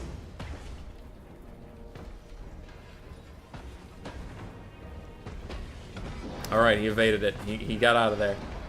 He did it. Can this thing hide in the forest? No, it doesn't look like it can. If this thing could hide in the forest, that would be so funny, because it could hide, and then these Chaos Warriors would rally and turn around and kill it. That'd be great. Okay. So Gorbeasts. Now the Gorbeasts are going after the Wujing War Compass, but I think it's too late. They're not going to get there before these Chaos Warriors hit the edge of the map, so I think it's a little too late, but I still think that is a good use of them, because they can't get near the Terracotta Sentinels or they'll instantly rout. This Terracotta Sentinel is about to go down as the Cultist of Corn kicks his ass. Because I faced Evenstar in this matchup of Cathay versus Slaanesh enough times to know that Terracotta Sentinels fucking suck at killing foot troops. They're terrible at it. Cultists of Slaanesh and the Slaanesh Herald that's on foot just murk down these guys. One Terracotta Sentinel crumbles to dust. The next one is coming. Will the blob be defeated this day?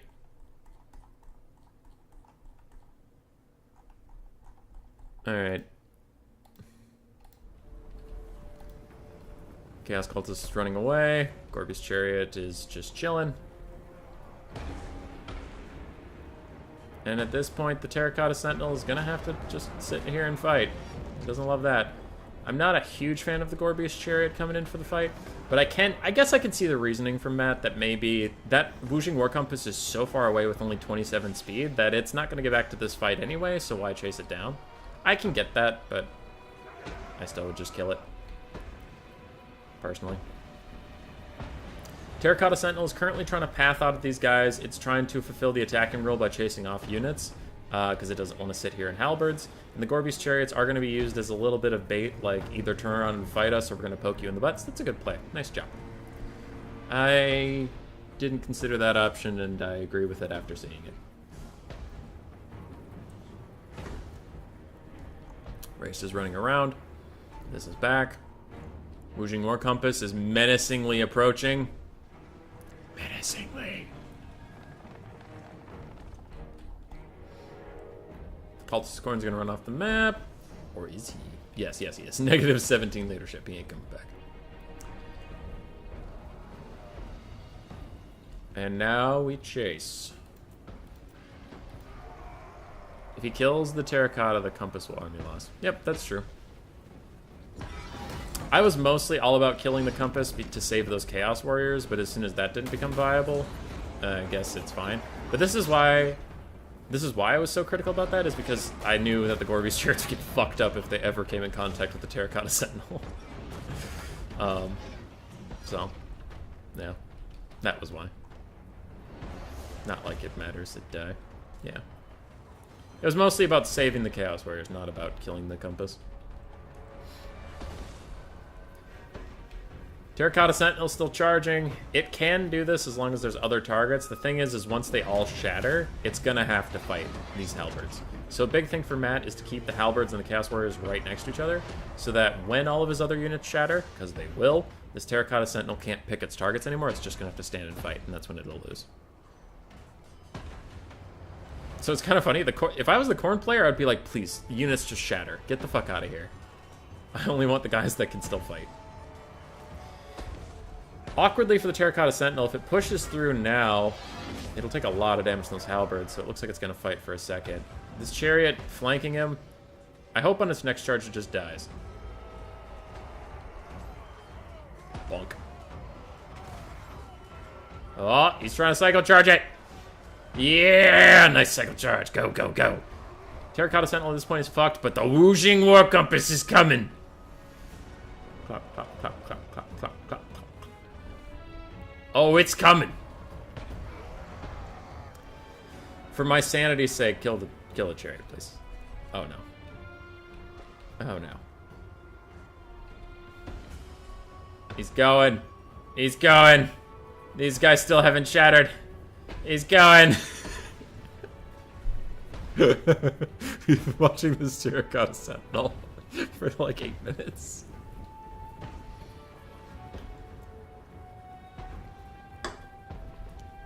Gorby's Chariot, getting a rear charge. Sentinel's turning! Sentinel's turning! Sentinel!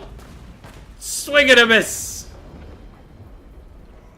Does the Compass even have spell usages left? I don't think so, or it would have used them by now. It's definitely within range. Thunderbolt and Comet have crazy range. This guy's down to 3,000 health. Only 3,000 health. Only. Slap, slap, slap. Please kill the Chariot. I'm done. I'm done with it. Kill it. Kill the Chariot. Swing. Damn it. You asshole. I'm sick of talking about this Chariot. Alright, just terror outs for no reason. He's gonna charge after it. He can't even catch it. Neener, neener, neener, you can't catch me? Pretty much. It's terror outed so many times, that poor little gore beast that's pulling it. Alright, these warriors rout again. There's no way. There, they finally fucking shattered. The Chariot dodges another attack from the Sentinel. Remember when I said these units aren't my favorite? I know that they're crucial to the Cathay roster, but they fuck up a lot. It's because of that. War Compass is coming! I had a similar game with Race recently. Cathay Mirror and his Meow was almost full HP left alone versus a handful of my infantry. Yeah. This little Gore Beast Chariot, it's just running. He's chasing it. Two good players investing all their micro into one Chariot and one Sentinel. That's kind of why I want this Chariot just to turn around and die, is so that to obey the attacking rule, the Terracotta Sentinel has to run into halberds. Like, I understand what Matt's doing, but another part of me is just like, dude, he can't have the excuse of running away from the halberds to chase your Chariot if your Chariot isn't there. Alright, Chariot's now getting a free little poke on him or two while he runs. And the War Compass is here. It's the final stand of Cathay. Balance power is almost at the point of army losses as this Compass arrives. It would be hilarious if it army lost right now. Like, I'm in the fight, and goodbye. The Corby's Chariot's still alive out here. He's wildin'. And army losses hits as soon as the War Compass arrives.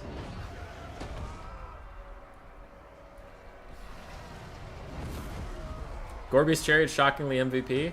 It has not even paid for itself, by the way, Samaric.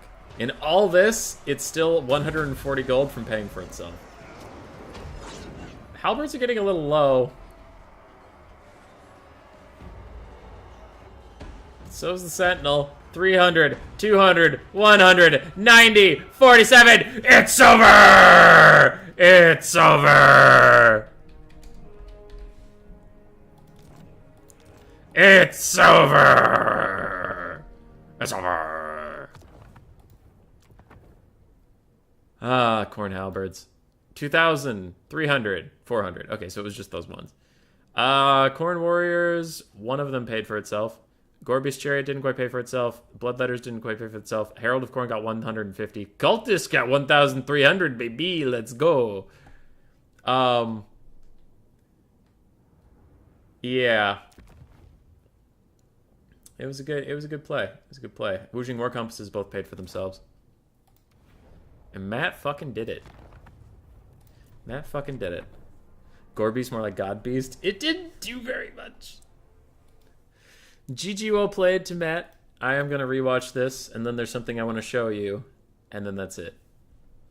And then that'll be the stream. But I want to see... I'm curious because Chaos got so little of their value back. I'm wondering if the Woojing War Compasses, like, nuked their own guys, and that was where all that went. Because, like, there's a lot of value missing, so I just want to see. No, only one warrior paid for itself. The other one got 700, but it didn't quite pay for itself. Because 750 is what they take. Okay. So first cast. Does a little bit of damage to Celestial Dragon Guard. That was pretty focused. That did more damage to Celestial Dragon Guards. There's some pretty decent spell friendly fire going on here. That also did some damage to Celestial Dragon Guard. It's weird because they're like way outside of what you think would be its blast radius.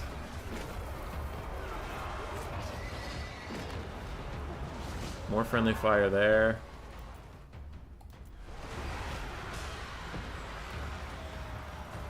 Watch his health bar. Yeah! Oh my god, so many of the spells are nuking down his own troops. The lightning bolts are doing okay. They're more accurate than the explosions, but still.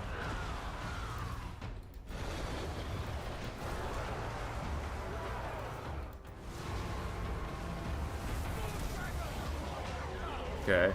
I remember there being one in the late game that, like, routed off his entire force.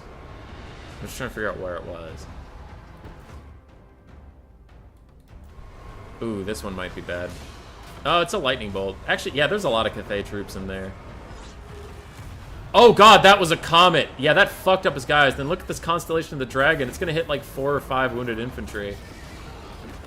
I mean, overall, I think it was worth it because all those things were already routing, but...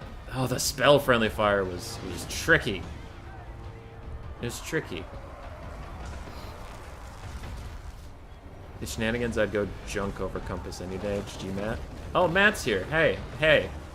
Hey. You're permabanned. Get out of here. Oh, since I'm here, I might as well watch. I thought I saw a bug. Anyway, yeah, good job, Matt. Good job.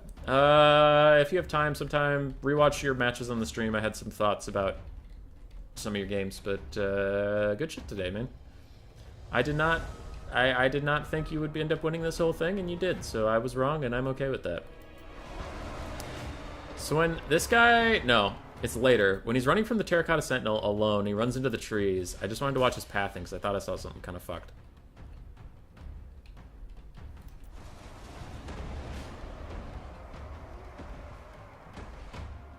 What's he get stuck on? He gets stuck for a second.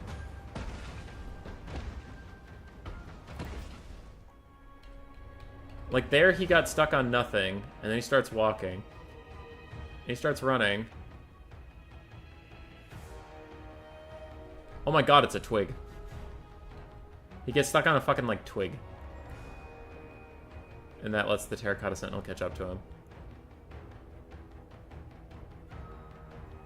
That's pretty funny. Let the Terracotta Sentinel give up in a second. He'll be fine. Anyway. The thing I actually wanted to show you is Skull Crushers and why I'm so in love with them. I love Skull Crushers, dude. You have no idea. I'll take Miao Ying for the fun of it. But mostly I want to watch Terracotta Sentinel. And then I'll take my combo, which is a Herald of Corn. Wait, I want that one. Revel and Slaughter, and then the anti-large Skull Crushers. They're so good, dude. Against large targets. They're okay against infantry, but they're really good against large targets. I've been enjoying them a ton versus Kislev. And Ogres, kinda. Yeah, Ogres is fine. I like him versus Zinch. Yeah, Zinch is good. I tried him versus Nurgle. The Nurgle matchup still feels pretty unwinnable for Khorne. Still feels pretty bad. And I haven't tried them against Cathay, but they would definitely deal with Terracotta Sentinels. So we go...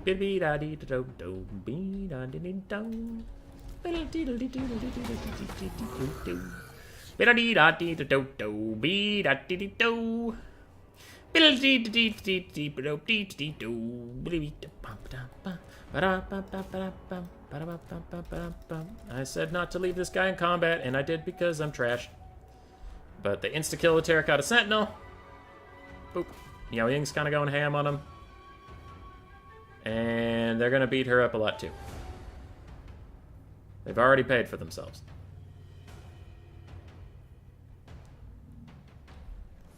And if I hadn't let my Herald die like a dumbass, I would be doing just fine. But I did let my Herald die like a dumbass. But they are really good. Oh wait, I just want to end battle so I can look at the values. They paid for themselves, plus some, in a very short game. I just used my Herald as a combat lord again and fucking died. And he is not a combat lord. He's a support lord, and I need to get that through my thick, dumb rat skull.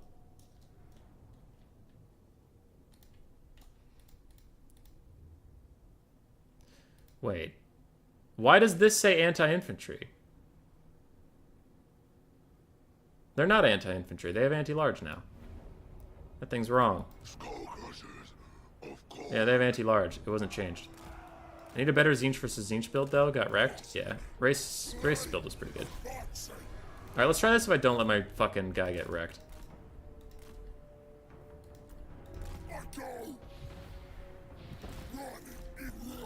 Run, Herald, run! Boop. Boop. Boop. Boop. Boop. Okay, alright, okay, alright. Alright, okay, alright, there we go. Boop. Boop. Boop. Ah! I keep getting stunned. Oh, wow.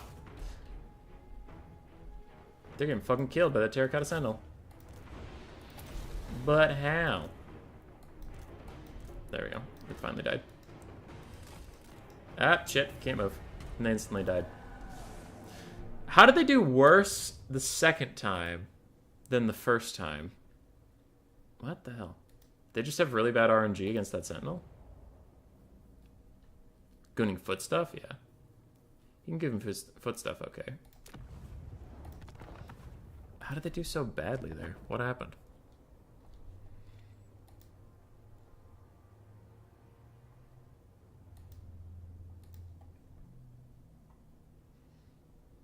The first one they did just fine. The first time we tested this. I mean, I guess they could just get really bad RNG, but it seems unlikely with how much melee attack you give them. Because the Terracotta Sentinel only has 30 melee defense. And then if you use... that gives plus 8. Oh, it's only enabled if in melee, so when I'm running around, maybe not. Boop. On the charge, they did very little. Miao Ying's gonna turn into big boy mode. And she fucks up. These guys are attacking him okay.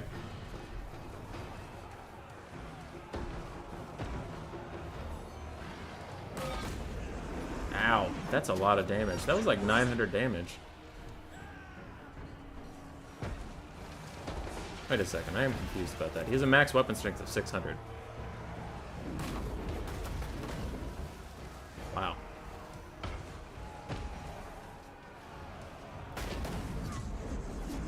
That boy don't miss.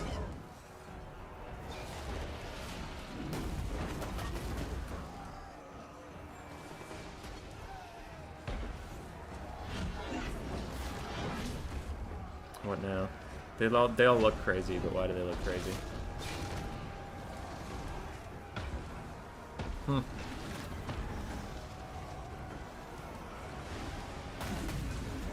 They're not landing a lot of attacks on me, which is strange.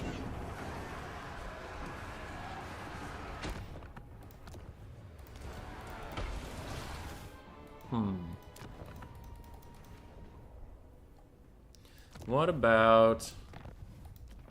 Kislev. Have I been deceived? Are they not good? Are they in fact the bad? Not those. Patriarch, put him on his war barracks, he usually is. Give him these two. And then I run him with all those things. Let's get an ice switch. She's usually on her horse. Heart of Winter, Snowflake Pendant, and then usually Kislev players have like a war sled. So I usually run war bears, but I don't see a lot of Kislev players doing that, so let's just give him Costified Dervishes for support. Sure. And then against Kislev, I usually run the Blood Reaper with the Locust of Abjuration. So my build currently is 1,300 gold cheaper. Let's see how it trades. I hadn't tried it against Cathay. I just thought it would do better against Terracotta Sentinels because it's a large single entity that you could surround, but it constantly did area of effect attacks and really fucked them up, which is surprising. Because it doesn't fuck up infantry very well. Why was it fucking up cav so well? Very odd. Alright. I'm not sure how this is going to go. Let's try. Because there's the extra component of the heavy war sleds. Boop, boop.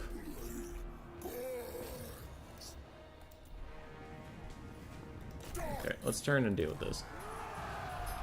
Boop!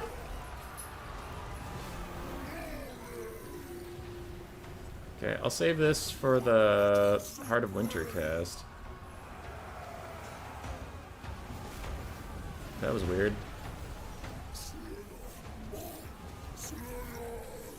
Okay. So we're killing all them. We're doing this. I'm waiting for a Heart of Winter so I can use the spell thing.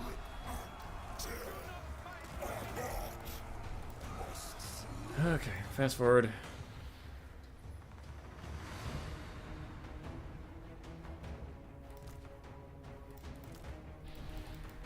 They're just never gonna cast the spell. Okay. Pretty alright. Egg, come here. Pop. So we kill that. Then we all get killed. What happened there? I did a quick watch of the stream. Cathay versus Zinch semi-match while I had Will, so I was waiting for the finals. I definitely misplayed a lot there, but I actually think my build is fairly good and won for me. What do you mean? The one where the Jade Lancers were sitting still and I said they need to get active and then they didn't? Because I think you won that one. Yeah, I think your build was really good. I just think there were some misplays, but if you make more mistakes than your opponent and you still win, then you had a build advantage, which would mean it's a good build. If I remember correctly, was that the one with the Dune ROR, and then some Peasant Long Spears, and then some Jade Warriors, 2 Jade Lancers, 3 Celestial Dragon Guard? Is that the one I was thinking of? Miao Yang and Terracotta Sentinel? Okay, what happens with these fucking dervishes? I thought I saw them just stop taking damage for a while, and then they lose a giant chunk of health.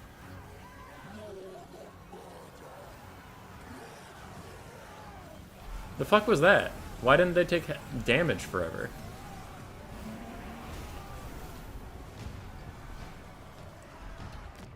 Am I insane?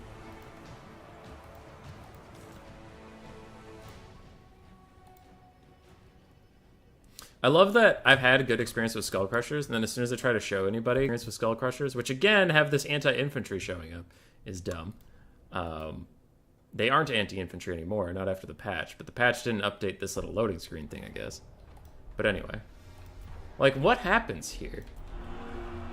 So we have 77 charge bonus. We have a higher charge bonus than the Kislevites. I even give them Looks of Wrath. We have 90 melee attack, 77 charge bonus. These guys have 24 melee defense.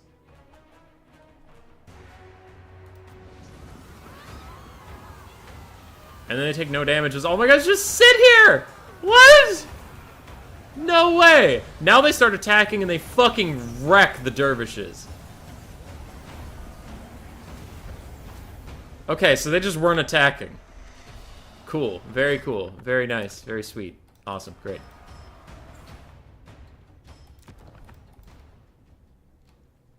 Alright, I'm gonna have to... I will change the name of that replay so I can cover it later. Don't attack then. Alright, fucking dicks. Don't attack then. See what I care. It's fine. Oh, it's fine!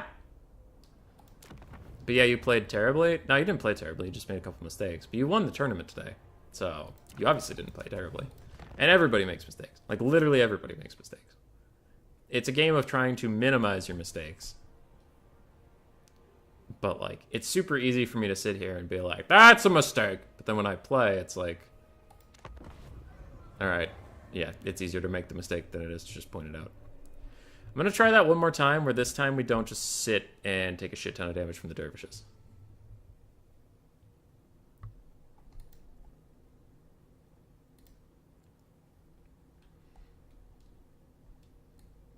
Anti-infantry. Keck W. Did you give it... Yeah, I think I did. I think I did. I think you're right about that. But it's also weird that they would just sit there. Alright. Let's go this way. We will fuck up these dervishes this time. I don't need the melee attack bonus to kill the dervishes.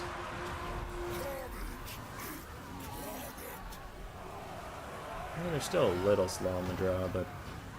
Okay. So they're pulling away. Time to kill the Patriarch.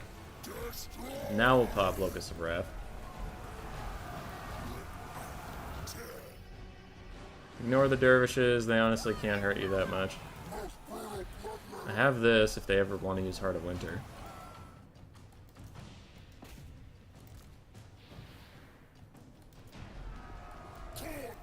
Okay, we've almost killed the Patriarch. Just finish him off, please. You cast this before you die. Okay. Killed that guy. Blood Reaper's about to die. But Herald of Khorne is doing his best. Doing his best. We fought Borosaurus for a while. Interesting. Shows your value. Well, they paid for themselves about. By one-shotting a Patriarch, doing some damage to Boros and stuff. Blood Reaper and the Herald of Khorne did okay. Not great. This guy I keep taking in case of Kislev using a Heart of Winter, and then they just don't. So I don't know what that's about. What if you don't have the Dervish? They still have spent more than me, but if they don't have the Dervish, how does this go? Because I was giving them the Dervish out of good faith, but if you just catch the Bear Blob with the Skull Crushers, how could they kill it? Because I think it's pretty fast. Which I don't think will happen in a lot of player games, because the Chariots will be busy cycle charging and there's a lot going on, you'll get distracted. And if the Chariots ever get caught by Skull Crushers, I think they're going to die. Alright. No chaff this time. Take 4, 5, 6, 7, 8. Okay. That's happening, that's happening, that's happening. This guy's killing Boris immediately. Don't like that. I mean, not Boris is getting killed.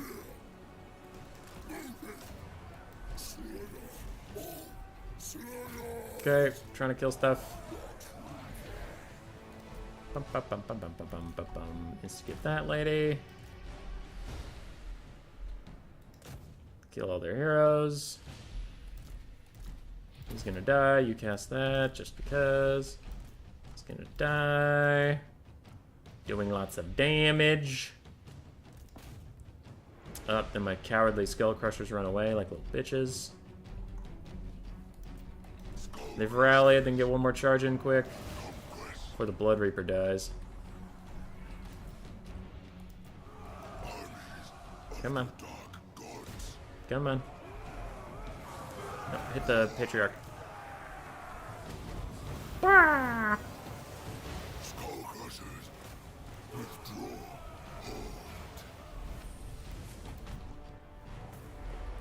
Now let's see their value.